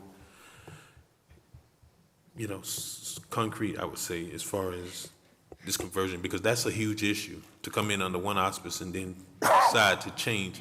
And here's the other thing. Shouldn't it be a little bit clearer in our ordinance that dictates what a site plan amendment when you do a conversion like this? Because when I look at this ordinance, I understand what you said, but it almost appears to me, if I'm a developer, that I can do this by right. I can just submit an application. I don't have to go back through the zoning process. Do I need to go back and get a traffic study? Do I need to go back and pay additional impact fees? The way this is so broadly written, I would almost believe that a person can come in and make the argument, well, your code of ordinances doesn't say it. And let me tell you another reason why, and I don't see Ms. Jacobs here, but I just had a conversation with someone in development services about when did we start requiring notarizations for a business tax receipt? Well, they said, well, the statute says an affidavit. And I said, well, okay, well, there you go. An affidavit means a notarization. But if that was truly the intent of this board, why wouldn't we use the word notarization like we do in other sections of the Code of Ordinances? So I don't want to assume anything, and I would hope that we make this language not to be restrictive, but so it can be clear, because clearly just going through it, and obviously, in all fairness to you, if I would have noticed some of these concerns before, I would have brought them to you, but this came up tonight in the meeting, so I want to make sure that we're trying to be clear as possible going forward. That's all I have. Mr. Lawson, did you still have a comment? That's fine. Mr. Sherman, when will the comp plan be updated? We are underway with our consultant for the comprehensive plan, at the first council meeting in October. They are slated to present themselves to this body during the presentation section of the agenda, so they can introduce themselves and discuss their concepts for beginning this process, their public outreach plan for this, and to get their initial feedbacks from this body. And shortly thereafter, the intent is to schedule individual meetings with members of council to discuss what you would like to see in terms of our comprehensive plan efforts. And it is expected to be an 18 to 20 month endeavor. But starting out, the intent is to make sure that they, as well as the steering committee for the comprehensive plan update, gets the feedback from this board collectively and individually as we start the process. Okay. Thank you, Madam Chair. Any other questions or comments for this item? Madam Clerk? Councilperson Botel? Yes. Councilperson Lawson? Yes. Councilperson McCoy? No. Pro Tem Lanier? Yes. Chair Miller Anderson? Yes. That motion is approved with Councilperson McCoy dissenting. Item 11A. Resolution number 074-22, a resolution of the City Council of the City of Riviera Beach, Palm Beach County, Florida, approving plat application PA 21-03 from BLP Blue Heron Commercial to combine approximately 57,520 square feet of abandoned canal right-of-way with the adjacent vacant parcel of land to the south identified by parcel control number 5643-422937-0000030 into one lot totaling approximately 4.91 acres in land area for the real properties located north of West Blue Heron Boulevard, south of West 23rd Street, east of R.J. Henley Avenue, and west of Avenue O, identified by property control number 5643-422937-0000030, and including land formerly designated as a canal right-of-way, providing for conditions of approval, and providing for an effective date. Madam Chair, members of the board, we do have public comments on this item. The acceptance of public comment cards on this item is now closed. Motion to approve resolution number 074-22. Do I have a second? Second. Mr. Evans? Madam Chair, members of the board, if I can have the Director of Development Services, Mr. Clarence Sermons, make this presentation. Thank you, Mr. Manager. Madam Chair, my earlier presentation regarding the Blue Heron Commercial Project did encompass this item as well. There are no additional comments from staff on this. Okay. Madam Clerk, you want to go to the public comment? Lynn Hubbard.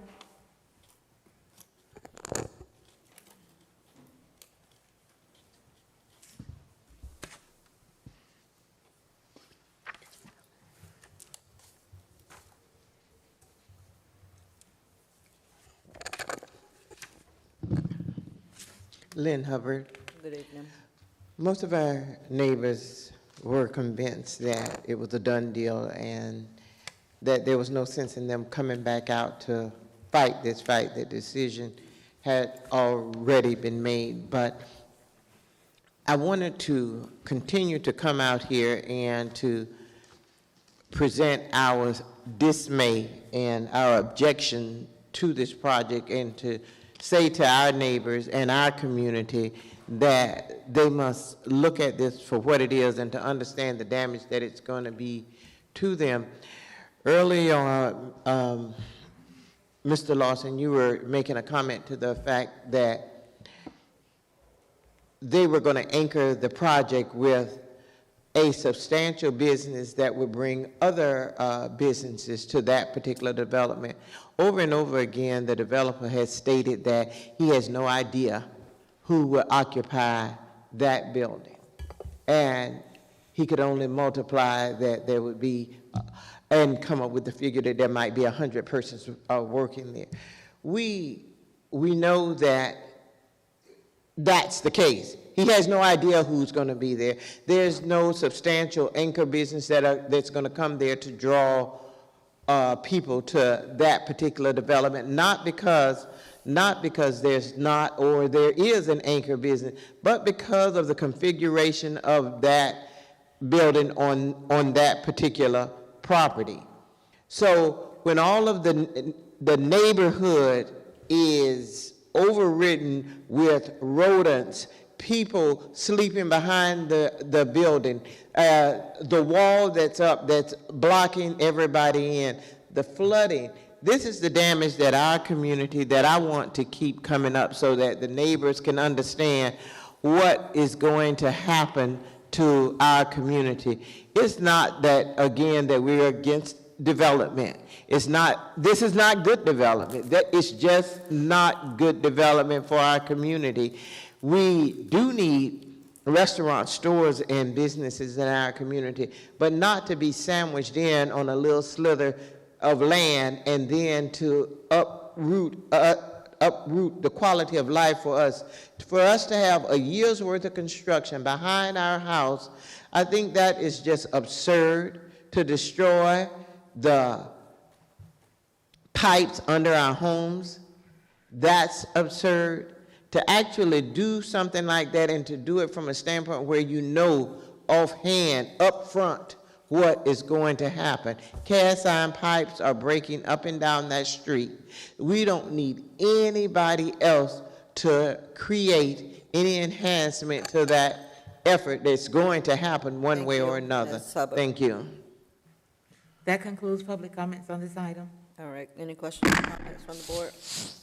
Madam Chair, I just want to make a comment that, of course, I'm not for this development. I think that I'm not comfortable with the fact that there could be flooding. I'm not comfortable with the fact of giving away land.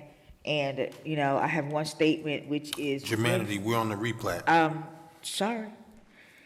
I'm raising a question of germanity. We're discussing a replat. The replat is completely independent of this item. McCoy, could I please finish my statement? I'm raising a point of clarification. It's a parliamentary...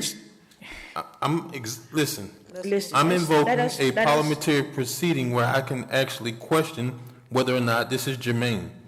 The development is mutually exclusive from the plat. Madam Attorney? Finish my statement, Madam Chair. Well, I'll be darned. Chairperson, are you going to say something? I can't because you both are talking. Ms. Nguyen, Mr. McCoy had a question regarding these discussions.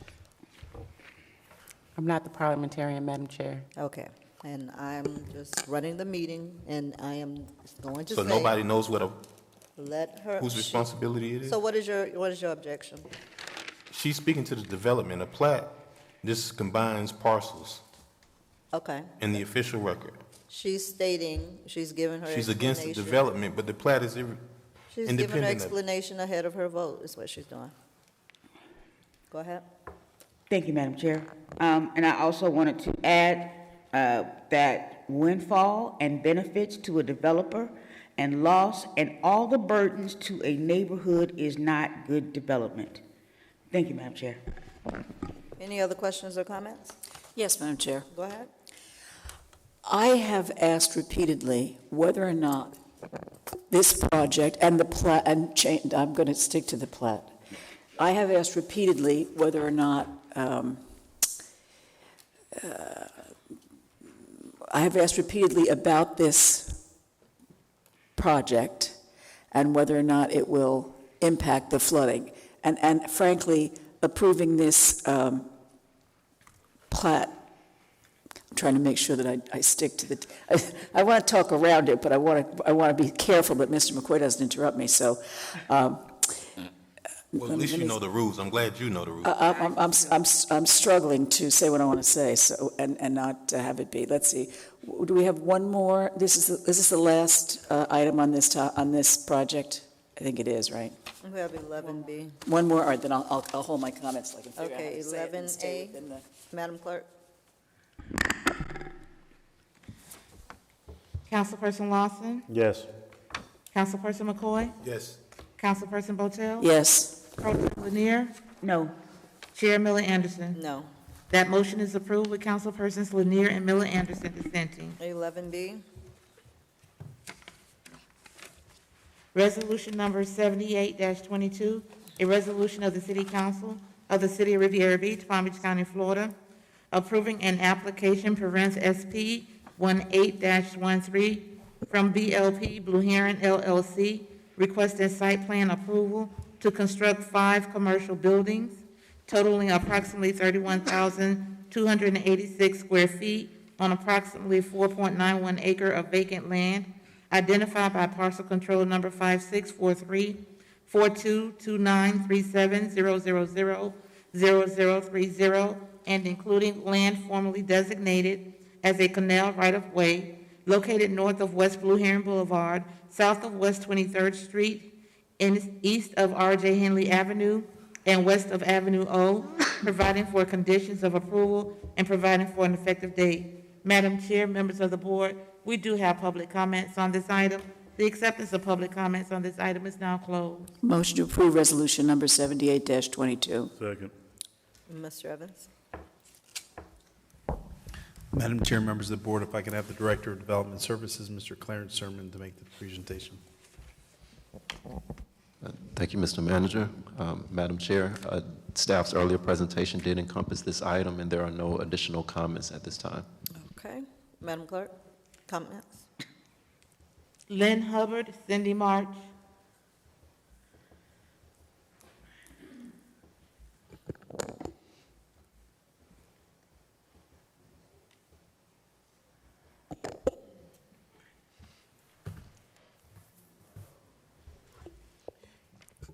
As I walked up here, I noticed that some persons found it funny that I would continue to come here, but I don't see anything humorous about coming up here to challenge the process for the home in which I live. Let it be their home, and we will see just how funny it is, madam.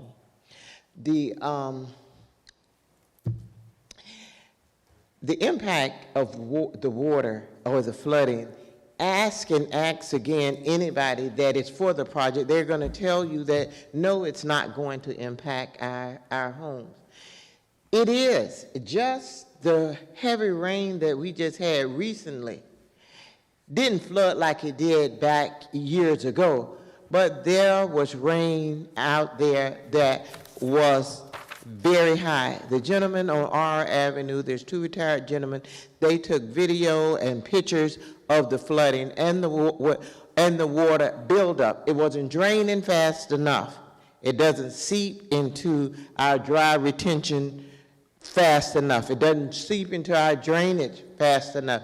If it gathers enough and we block off our canal, then we will have a problem. But, you know, again, we've told you, we've showed you the pictures, we've showed you the problems that we have, we've told you that we don't want it, we've showed you that we have cast iron pipes in that area still, and again, this is my last opportunity to appeal to you to not approve this project in our community behind our homes. So I hope that you will consider the residents in that community, our homes, our property, and the damage that it's going to do to the quality of life for the people in that neighborhood. One thing I do want our residents to understand, that while this group of developers are over here to deteriorate the quality of life for us now, it will be moving throughout the city of Riviera Beach.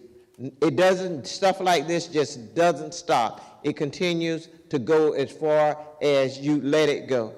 So speak out and speak up for our community so that we can speak up and speak out for yours. Thank you. Thank you. Cindy March. I think she's gone. Madam Chair, members of the board, that concludes public comment. All right. Madam Chair? Yes. Thank you. So a couple of things. I am voting in favor of this project because I think it serves the better good for the whole community.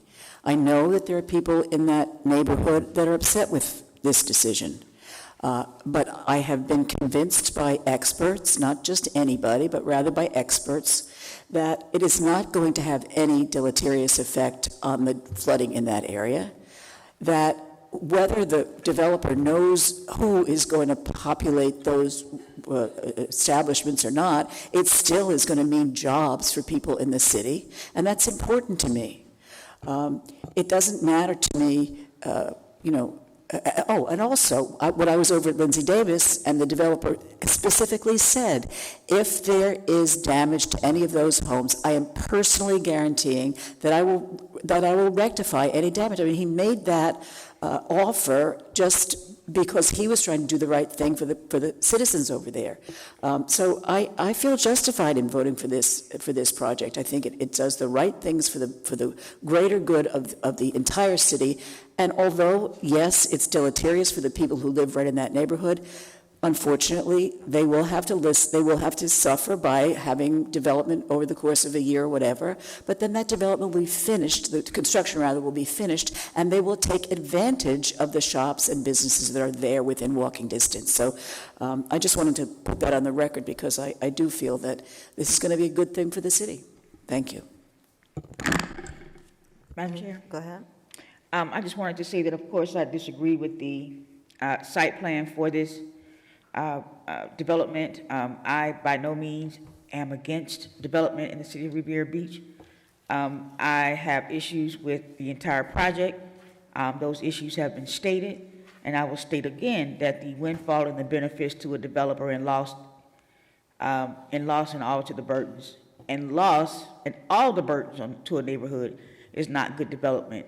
And I stand by that, and I understand that the city has to move forward, and I'm doing everything that I can to move it forward, but all development is not good development. Thank you. Anyone else comments? Well, I didn't make any comments on any of the other items, but I'm kind of in the same boat in terms of wanting to see progress and see development. I was born and raised over in Monroe Heights, right off of 23rd Street and 27th Street, and I lived there until I was about 24.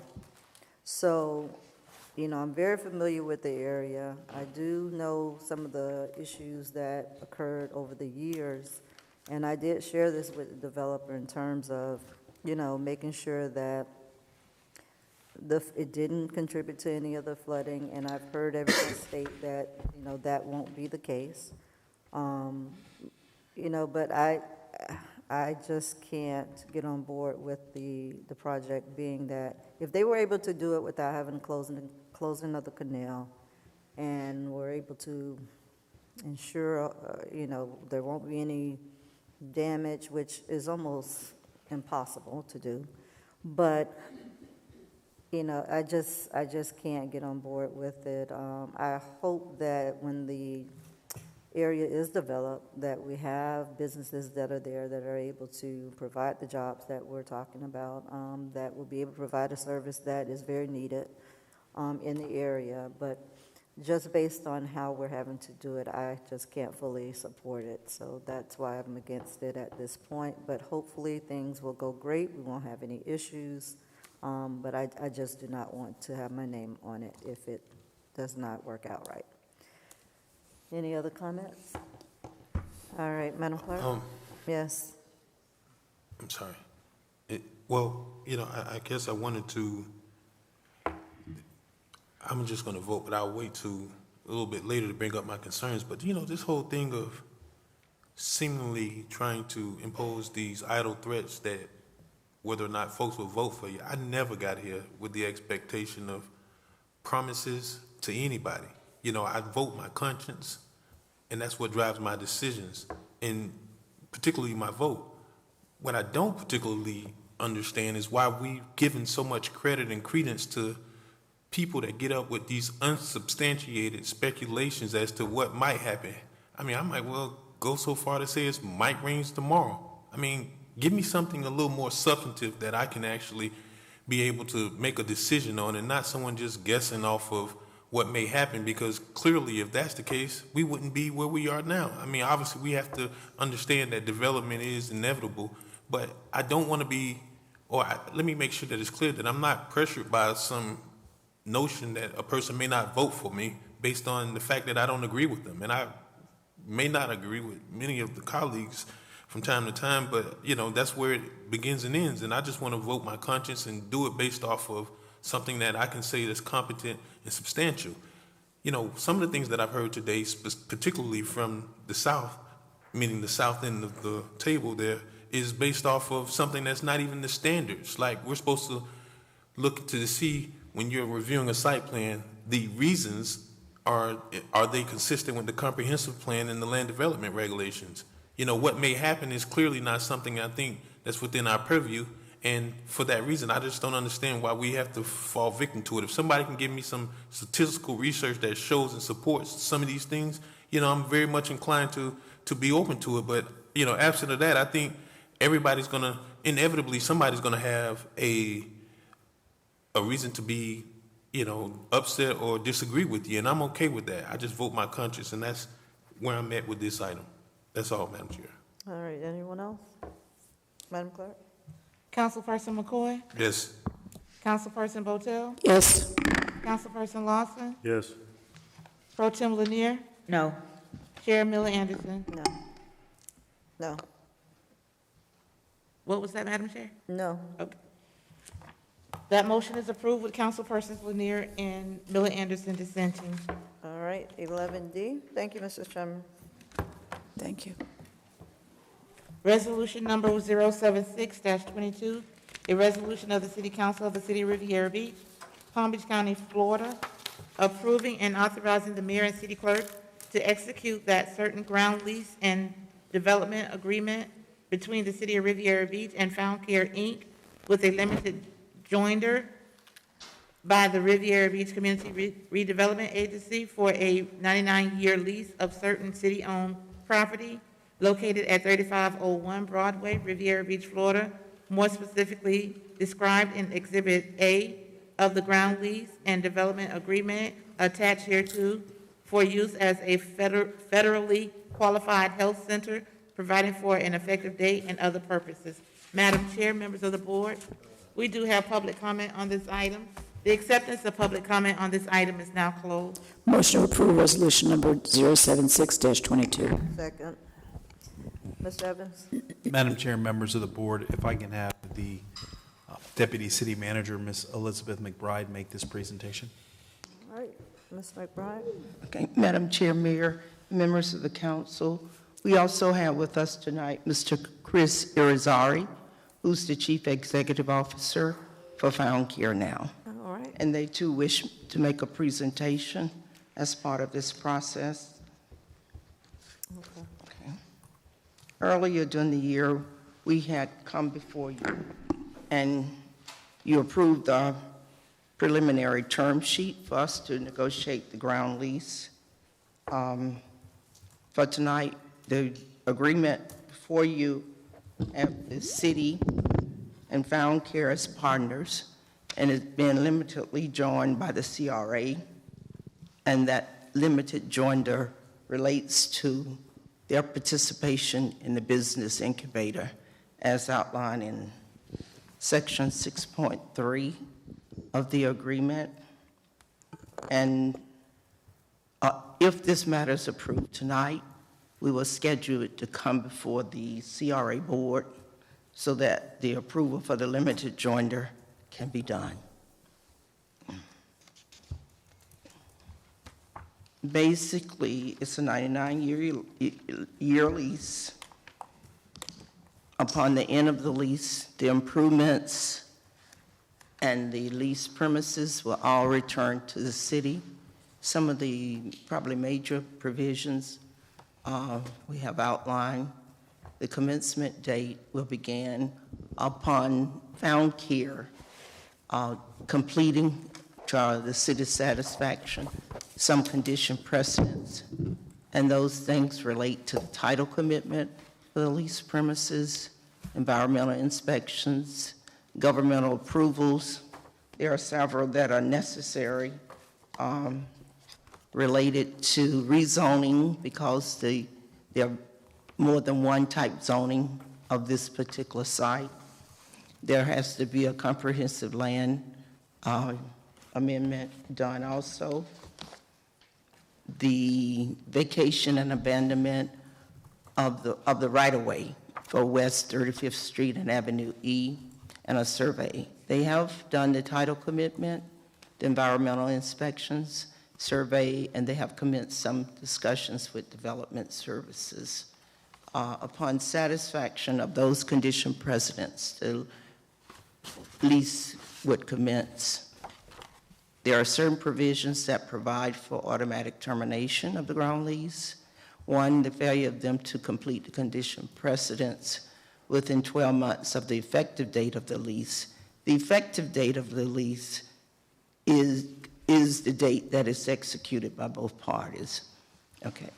And there's a difference between the effective date and the commencement date of the lease as determined by those condition precedents. The lease also can be automatically terminated if found care was instituted voluntary bankruptcy proceedings or involuntary bankruptcy. Their failure to maintain a not-for-profit status, if they attempt to assign the lease for the benefit of their creditors or grant an interest, mortgage, or other encumbrance of the lease or lease premises. And finally, for failure to obtain financing for the construction of the health center. And certainly the permitted uses under the lease are for use and occupancy as a health center. Also, the permitted uses are provided for are the 5,000 square feet for use by the city and CRA as part of the business incubator.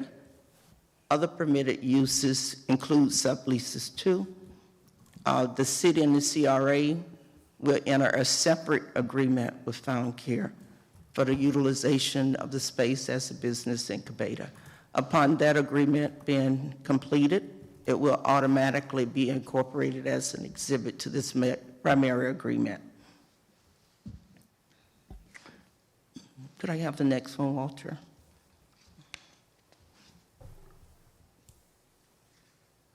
Okay.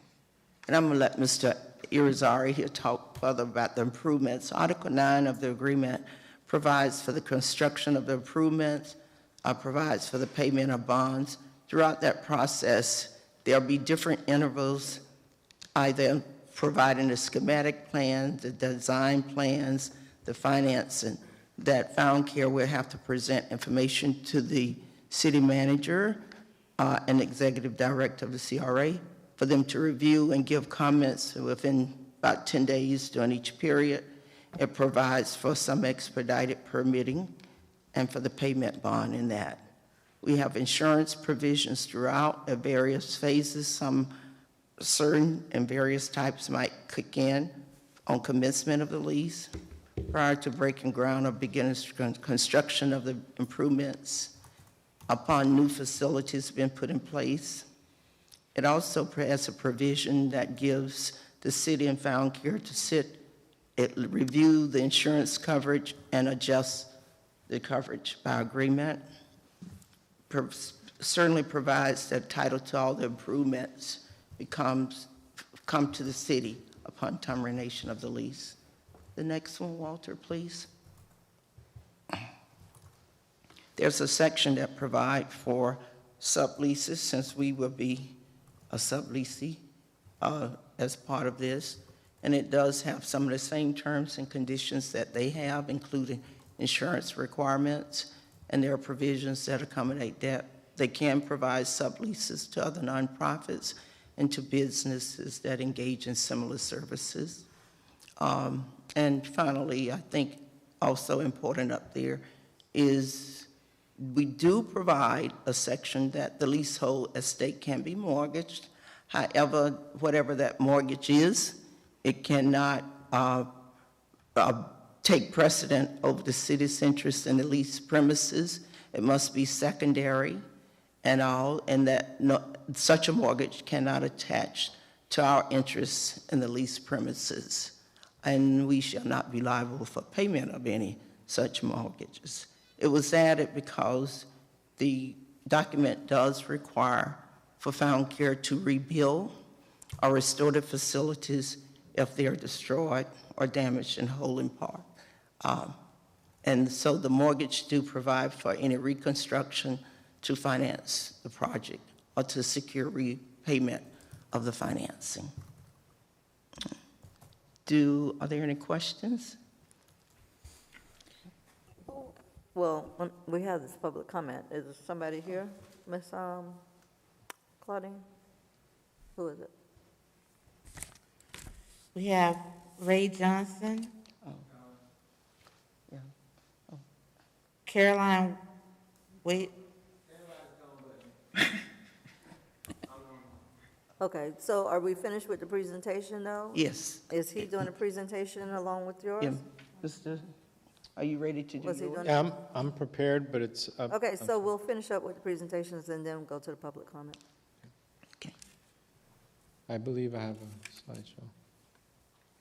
And I believe the board has seen some of these slides, so I'll go through it relatively quickly in the interest of time, Madam Chair. And good evening, Madam Chair, members of the board, Mr. Manager. I thank you for the Can opportunity. you talk up a little bit? Yes, ma'am. Okay. Thank you all for the opportunity to be back here in Riviera Beach to present the health center. We have made some progress. As you all know, our statement is to provide quality health care and social services to all individuals and families. These are just some numbers that we've gone over in the past about the amount of visits that we manage through our 7 sites throughout the county. Also our revenue and where we are. This year we expect our revenue to go above the $40 million mark. Also what the return on investment is when you have a federally qualified health center. In our case, in 2021, our economic impact in the county where we serve was $59.3 million. That's in terms of jobs, the restaurants in our areas, and things of that nature. And also, we are not a free clinic, but we are a health center that sees everyone regardless of ability to pay. So what that means is if a person comes to Found Care, they're placed on a sliding fee scale. The nominal fee is typically $25 for the visit. If the patient does not have that $25, we still see them. We don't turn them away. We're required to see everyone regardless of ability to pay. There's 3, this is a true public-private partnership, and the city is really the driving partner in this all with the land lease that we're discussing this evening. We have private donors that have already approached the $8 million mark to provide funding towards the construction, and we're close to that $8 million mark already that they've raised.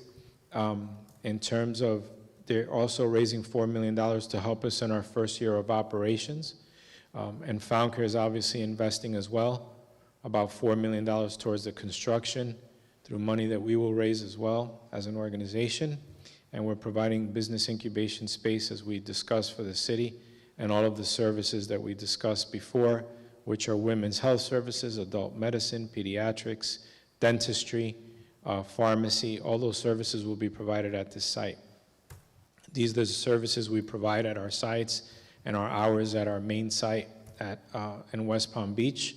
But again, adult medicine, peds, chronic disease management, behavioral health, women's health, prenatal, postpartum services, social services. So all these services we provide at Found Care.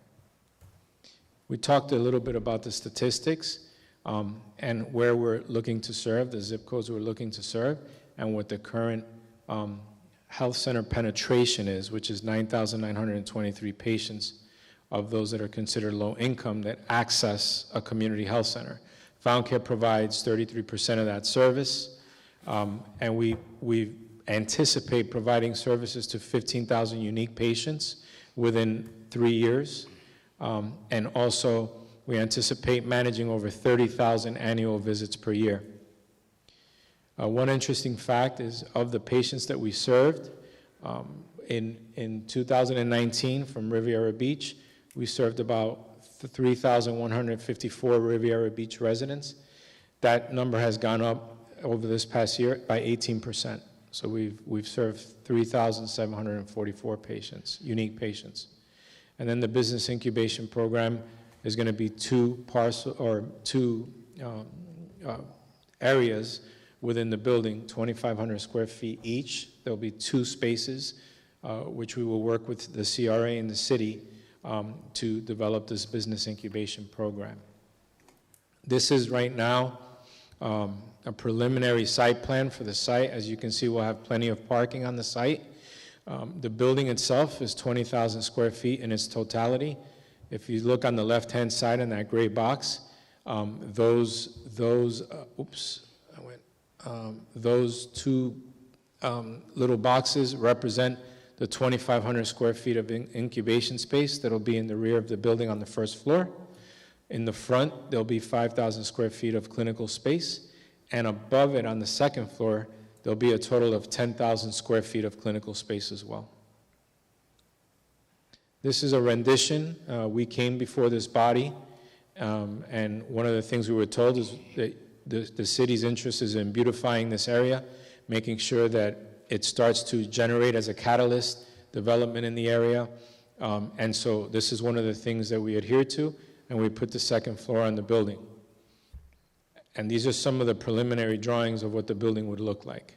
And we also understood very well that the original plans that the city had weren't to your liking, and so we wanted to make sure we were amenable to that.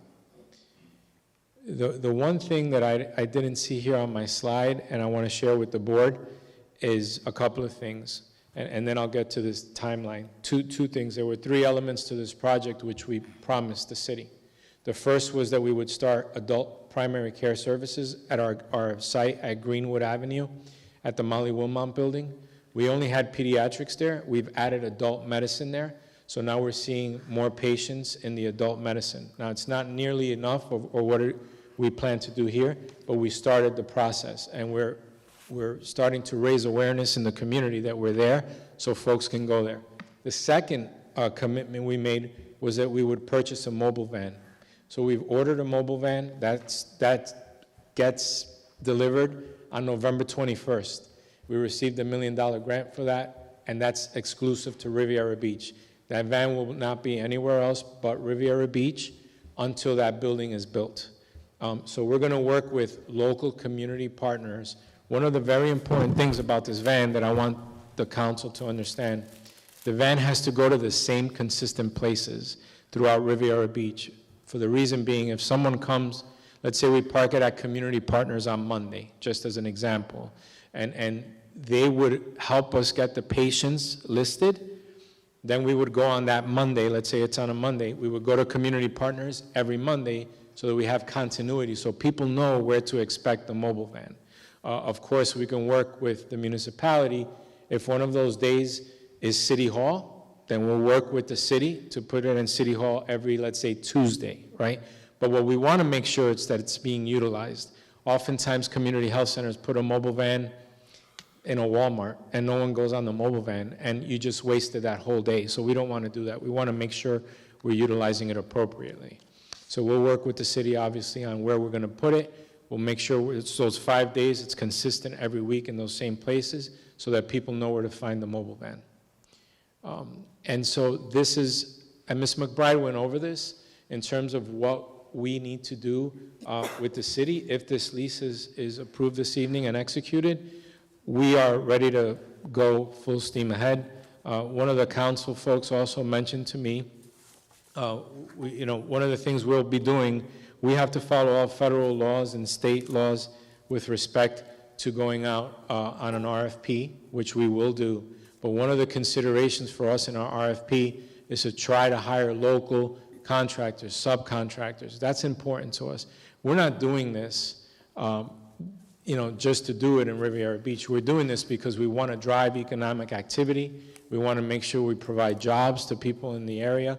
We want to train the future generations of doctors and medical assistants through our health centers.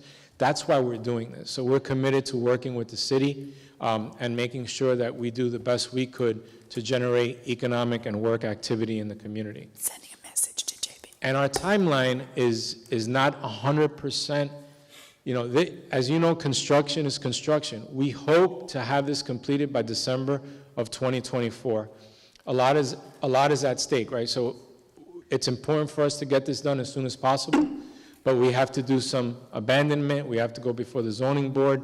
There's a lot of things that we're gonna need to do before the city and get approvals in order to make this project work. And so, as you know, timing could be difficult. It's taken us a long time to get to this point, but we're very appreciative that the city has really worked with us to try to move this project along. So at this point, if there are any questions that I may be able to try to answer for you, I'm happy to do so. Madam Chair. You know, thank you, Chris. Great presentation. We're excited about having you in the city. I want to be sure that we're on the same page with regard to allowing some of our high school students to do their clinicals there for the high school kids who are in medical programs. So we're going to make that happen, right? Absolutely, yeah. Okay. That's one of the things we talked about early on, and it's one of our commitments. Great. And That's the great. workforce is very thin in healthcare. Right Yes, now, there's I a know. 39% vacancy rate for medical assistants in the state of Florida. Medical assistants. We're going to be putting a program in place to introduce middle school kids to nursing as a career, because we know, as those of us who are approaching that those golden years, approaching, hell, those of us in those golden years know the need for nurses in the community. So, yeah, I'm excited about that. Thanks very much. You're welcome. We got public comment? Public comment? Rodney Roberts?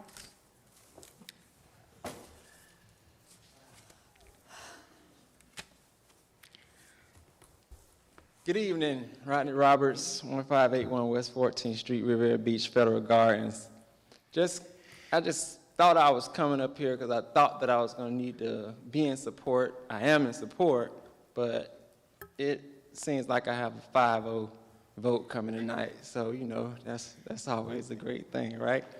The jobs, I'm pretty sure. I guess you have to, I work at Found Care. I work at Found Care. I live in Riviera Beach, you know, and it's Riviera Beach first, right? And I could just see the local people that we have here, the residents, working in this facility. And I was just doing a presentation at Inlet Grove the other day with a whole classroom filled with bright young minds that are in their medical class, and just to see, and then to think that after these 99 years and looking forward, we need to look forward, all the infrastructure and the whole building and everything comes back to Riviera Beach. So we need to, you know, support those kids and support the generations coming so that they're ready to receive Found Care Riviera Beach at that point in time. Again, thinking forward. So it's just a blessing to be a part of Found Care and to see what Found Care is doing in Riviera Beach, and that all of you all are in support of Found Care coming to Riviera Beach. And I saw that there are some teeth in this, like even if you do approve it, hey, if we don't do what we're supposed to do on our end, automatic termination. So hey, there's, you know, 5-0 vote. I'm looking forward to it. Let's do it. Thank you. Any comments from the board? Madam Chair? Go ahead, Ms. Lanier. I'd just like to thank Found Care for considering Riviera Beach as their location for this new healthcare facility.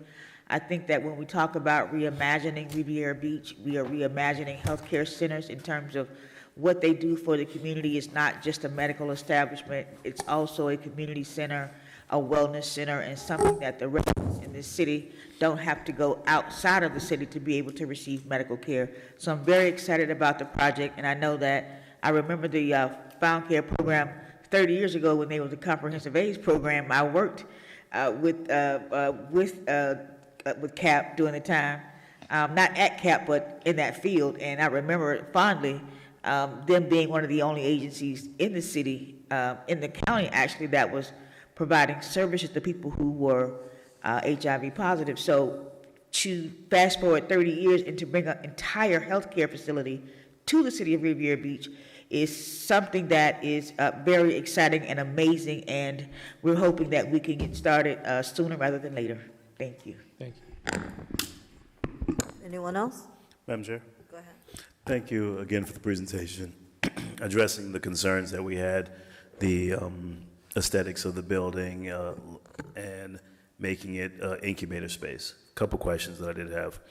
The incubator space terms and time of the lease, that's going to actually be utilized by the city. I know that specific lease has not been worked out yet because it still has to be negotiated, but will it be in line with the 99-year lease that the city's going to be giving to Fountain Care? Yeah, that discussion will start tomorrow. The good thing is, Councilman Lawson, we have a little time on our, in our favor. Once this lease is executed, the construction aspect, the spaces absolutely starts right away. We start the process right away, but we also start the negotiation process right away with the business incubation. My hope is that as we sit with the city and we start discussing it, that those incubation spaces will be aligned with what we're discussing here, right? Which is building the future generation of healthcare. That's going to be the city's, determination on what you want to do with the business incubation spaces, and hopefully we're aligned with. It's aligned with what the community health center is doing. But again, that's something that we're looking forward to as well, because if we think outside the box, there are a lot of things in healthcare that need to be done, a lot of things we can do. And if it's born from Riviera Beach and it's groundbreaking, it's great for everyone. I'm looking forward to the things we're going to be able to do at this community health center, because it's not going to be a community health center that's confined within the four walls of the building. We're looking to make a true impact and change throughout the whole community when it comes to healthcare, how people eat, how they take care of themselves. I can't tell you how excited I am about this project. Okay. And I guess I'm very excited about that incubator space. The rendering that was brought to us tonight. My biggest concern, as I said before, was the location of the property. Mr. Evans and Ms. McBride, you guys provided us with a appraised value of the land. Mm-hmm. And that appraisal was done in February, correct? Yes. Okay. Since then, we've changed the opportunity for zoning for that property. We actually incorporated the ICPUD. That land falls within that property and within that ability to go up to a certain density. So now, at the time of our appraisal, that was highest and best use at the value that was sent over. And if you could please just give us for the record, what is the value of the land as of February's appraisal? It was 1.7 million. Sorry, ma'am? 1.7 million. Okay. So colleagues, this is my concern with just that lot. My only issue was that we couldn't find anywhere else in the city to put the Found Care clinic, which we absolutely have a desperate need for. But we're going to be leasing this property to this tenant who's going to improve it, develop it, and then turn it back over to the city after 99 years. That is a great offer. That also would be offered on any parcel in the city. This parcel of land, since the appraisal for February, has tripled from our value that we paid for it. And that was prior to the changing of the zoning for that piece of land, which went from a 4 to 6 story density to a 20-story density. And with the MEHOP coming in today, that takes it to a 25-story density. And even if on that side of the road, if we decide to keep our zoning at 10, 12 stories, that changes the highest and best use of that property to an astronomical number. It goes from that 1.7 that was assessed in February to close to $4 or $5 million just for the vacant lot because of the density of the building. So this is why, colleagues, I did ask, make sure we want to utilize the land properly, because the amount of value that we're going to be bringing in to the city with Found Care is, you can't even put a dollar amount on it. But that same parcel could have been incorporated anywhere in our city with our reimagined idea on our Blue Heron location, where we're talking about reimagining, where we're going to be building out our 60 acres of land that's right there on Blue Heron. And also in the heart of our community versus on the outskirts of our community, which could be walking distance for certain residents. My next question is going to be on the insurance and also the deductible, the payment that's actually required. When you have a resident that comes, you said that there's a $25 payment deductible that they have to pay when they attend. Is insurance required for residents, or can they come in with no insurance? Yeah, it's a great question. So we see folks that are insured, Mr. Lawson. If you're insured, we bill your insurance. If you have no insurance, we see you we put you on a sliding fee scale based on your family size and your income. And if you have, let's say, a large family and low income, you'll be the slide will bring you to the nominal fee, which is, in our case, $25. So the patient says, I can't pay, we see you anyway. So you see the patient, Yeah. you put them on a sliding scale, and then you bill them for the services. So we, in our case, we'll make one attempt, sometimes two, to collect, but if we can't collect, we just write the money off. So if you try to collect on a patient that does not have insurance or that cannot pay, you make two attempts to collect. Does not impact their credit. It's so you send the pink slip to the house. They receive it. No. And when they receive that pink slip, they know, all right, I got to pay this debt. Right. You send that out twice. You make phone calls, and they're not responsive. I don't have it. Yeah. Then they don't have to pay. No, that's not the way it works. What we do is, if they come in again, we say, hey, you have a balance of this. If they can't pay that balance, they're seen again. We don't send anyone to collections. Okay. That's not the way we work. Just very, very quickly, the premise of a federally qualified health center is to provide access to care. Access, right. So one of the very big tenements of us is not to turn anyone away. Right. That's one of the reasons that an FQHC could actually get in a lot of trouble or shut down. And that's my concern, access. Yep. Because even though we're not going to turn them away, our residents, I want to make sure that they have that same access. Because if they don't have insurance or ability to pay the first time, what access are we going to give them or work with them in regards to making them insurable, getting them registered, signing them up with some type of benefits to assist them? Because if they come back in 3 to 6 months and they still don't have that, are you going to see them again? And are you going to see them again? And is there ever a cutoff period to where somebody is abusing the services without coming with insurance that you say, I can no longer see you?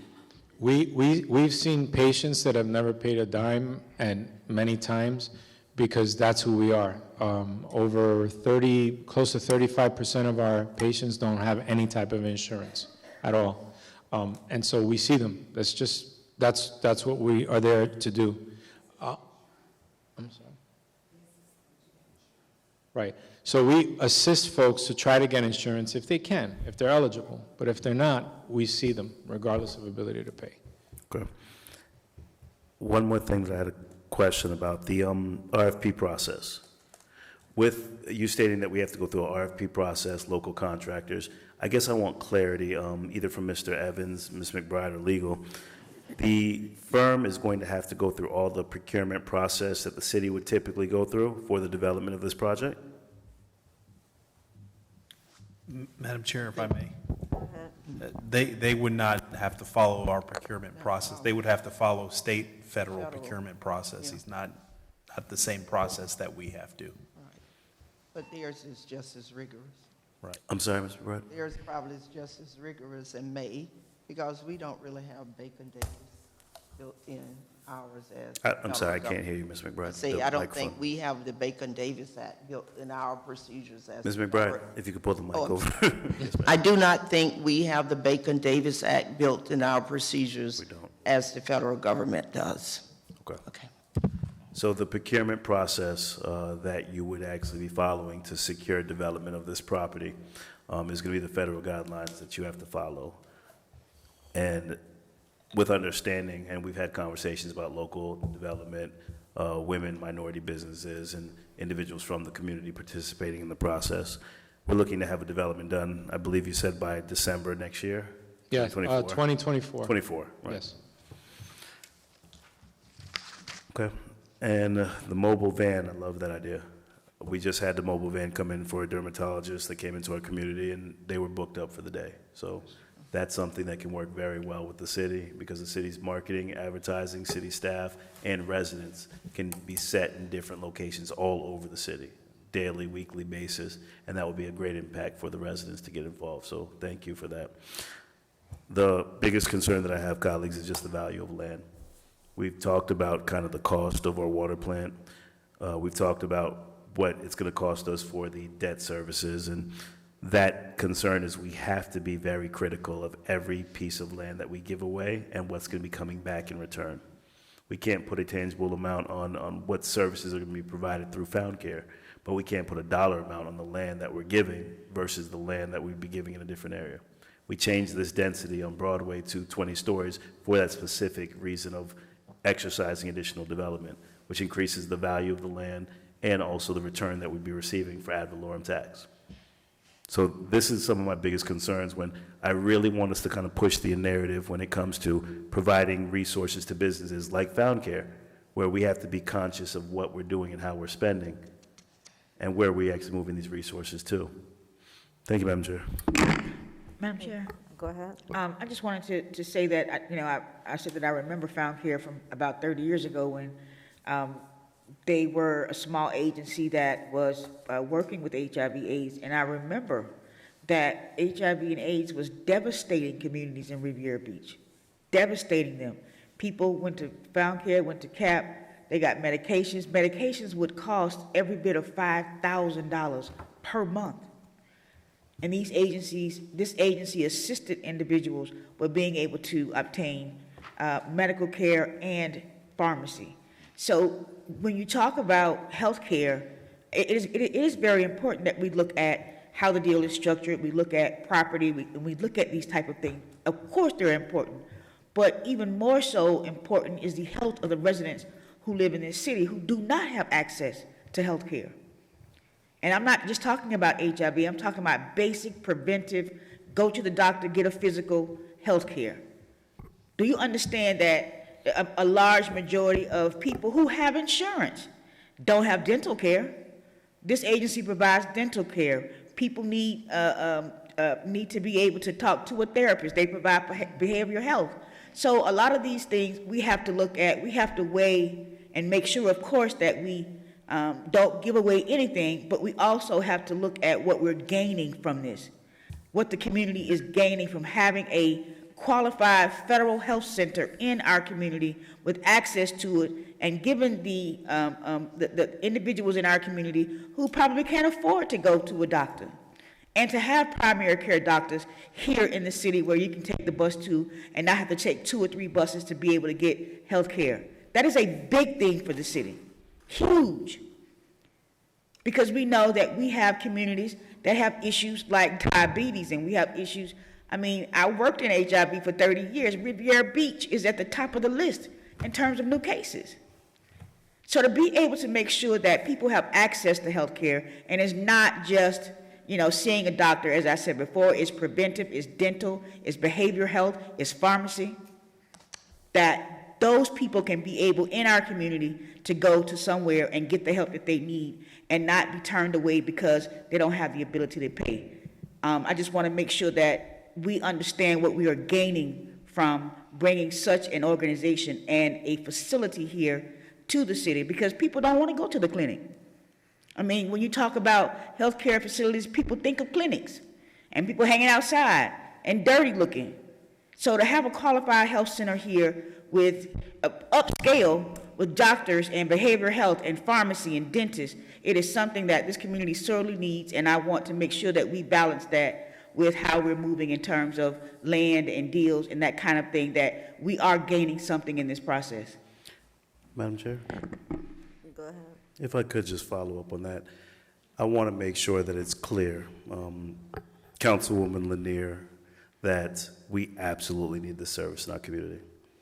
But the way that we're moving and the way decisions that we're making in regards to development of the community with a new water plant, new fire stations, our bonding capacity, the residents that need these services and that currently live here won't be here in 10 years. They won't be able to afford to live in this community in this time frame, because that same land and those same resources that we're giving away for $1 a year, the same decision that was made 15 years ago for Ocean Mall, where we get nothing in return as a city, is why our taxpayers that live here won't be able to afford to live here. And the access that we're talking about could be still put into a different location of a density that doesn't have a 20-story density that's bringing back resources to the community. So to that point, we're going to be adding $10 million annually to a debt bond ratio with residents, and that's going to increase the amount of money they have to pay. That's just for the water plant. That doesn't include the 4 fire stations, bond payment. That doesn't include city halls, bond payment. It doesn't include the raise of water rates. You do realize we have to make sound financial decisions while also addressing the resources that the community needs. With your background, you have a passion for making sure health care is addressed, mental health is addressed, making sure that certain needs of the residents are addressed. With my background, I want to make sure that we can actually afford to sustain and not gentrify our community, because if we give away land at $1 a year that is valued at $5 million, that's just, number one, the sale of the land, which covers at least 3 or 4 bond payments for fire stations. In addition to the ad valorem tax we generate with the 20-story, 15-story, 10-story building that would be there at the same time. So let's not try to put this into a position that this is about not bringing found care and services to our residents. It's about making sure we're putting the right land in place for development and putting the right clinics in place that have access to our residents. Because our residents can't walk to found care from Monroe Heights. Our residents can't walk from Federal Gardens to found care. But they could if it was on Blue Heron and 600 East Blue Heron. They could if it was in the heart of Monroe Heights at the Lindsay Davis facility. That would give us true access. So as of right now, I hear everything you're saying, but please do not try to sell this as a story of me not bringing or supporting found care. It's truly about understanding the land that we're giving and donating to this organization at $1 a year. And we're also not considering the value of the land that would in turn also help offset some of the debts. So let's not just kind of tie the two. Let's look at them individually. Thank you, Madam Chair. Madam Chair, I just want to say that, Mr. Lawson, I agree with you. I agree wholeheartedly with how we have to look at this, but I also agree with the fact that the health of our citizens, the health of this community is just as valuable as property, and I just want to make sure that, we understand that, I do agree with you, and that there are things that the city will gain from this transaction. Madam Chair, if I may. I do want to speak on a couple of items that were mentioned. First and foremost, we will get a secondary appraisal of the property because I don't anticipate the value of the property as appreciated to that particular value, but we will be able to provide you that as part of the deal-making process. Secondly, we went through a pretty exhaustive process, and I think this board remembers the amount of conversations and discussions where this item came before the board. We came in a workshop setting. We had the discussions with the board, wanted to make sure the board was copacetic with us moving forward, got to the point to bring it to the board. It wasn't favorably received by the board, went back, did some additional research, came back, got the approval to move to subsequent phases, and then we came back here. So there has been a lot of discussion, and we looked at multiple locations that the city does have or that are in close proximity to a bus line and in a federally qualified tract. The health center has to be in certain locations to be able to provide the service. Additionally, there is already 10% of your population that is receiving services that are being provided.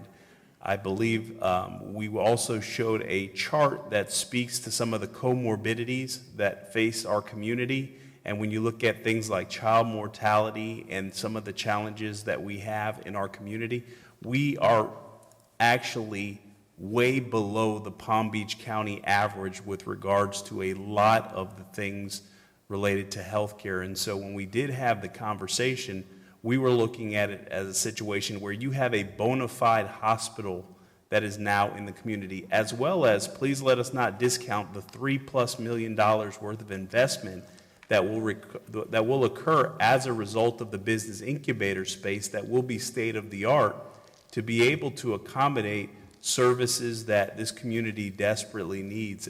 That is space that our intent is to see run concurrently with the lease agreement. So that's capital investment that is occurring as a result of the relationship. So there are gets that the city receives. We even had the conversation with Found Care about being a partner with us for a situation where maybe in the future they provide some occupational health, but also a situation where they become the city's de facto clinic, the largest line item you have in the budget is healthcare for your workforce. And so with that situation with Found Care, we can work out an agreement with our healthcare provider to provide situations where our employees can go and we can see a situation whereby the healthcare cost for the agency goes down. So there are some savings that can be anticipated by the relationship with Found Care. So there are some things that we, obviously from the staff perspective, are going to do as part of the deal-making process, but there is a lot of gets that the city does receive as a result of that. But we did go through a pretty extensive, exhaustive process, and quite frankly, we were almost on the verge of losing the opportunity in our community. Thank you. I think that everyone has really been very passionate about their stance in this matter. And I think when we had all of those discussions, I think it was very clear I was in support of the project and felt that it was very needed. So I'm not going to reiterate any of that tonight. Thank you. We do have another meeting tomorrow, and it's 11:30. So, Madam Clerk? Councilperson Lawson.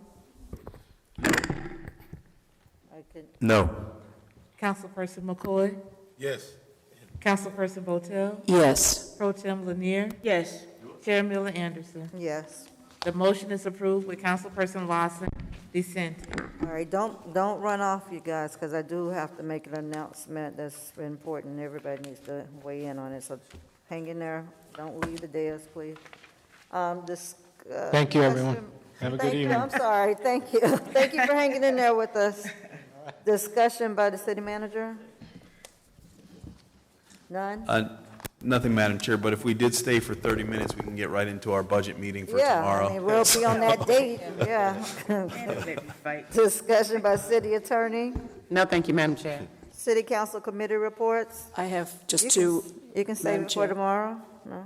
I'm not going to be here tomorrow. Oh, okay, go ahead. On September 9th, I attended the Palm Beach North Chamber Government Affairs Committee meeting, and today I attended the Chamber Business Before Hours breakfast, where we heard the mayors from our 10 North Chamber municipalities speak. Mayor Felder represented Riviera Beach very well. All right, any other statements? I have one statement. Go ahead. I just wanted to say that, don't forget that on September 29th at 2 p.m., two local artists will join us for a book talk. That is Shandell Chapman, author of Muddy Wings, and Deborah Hall, author of the Riviera Beach Moment series.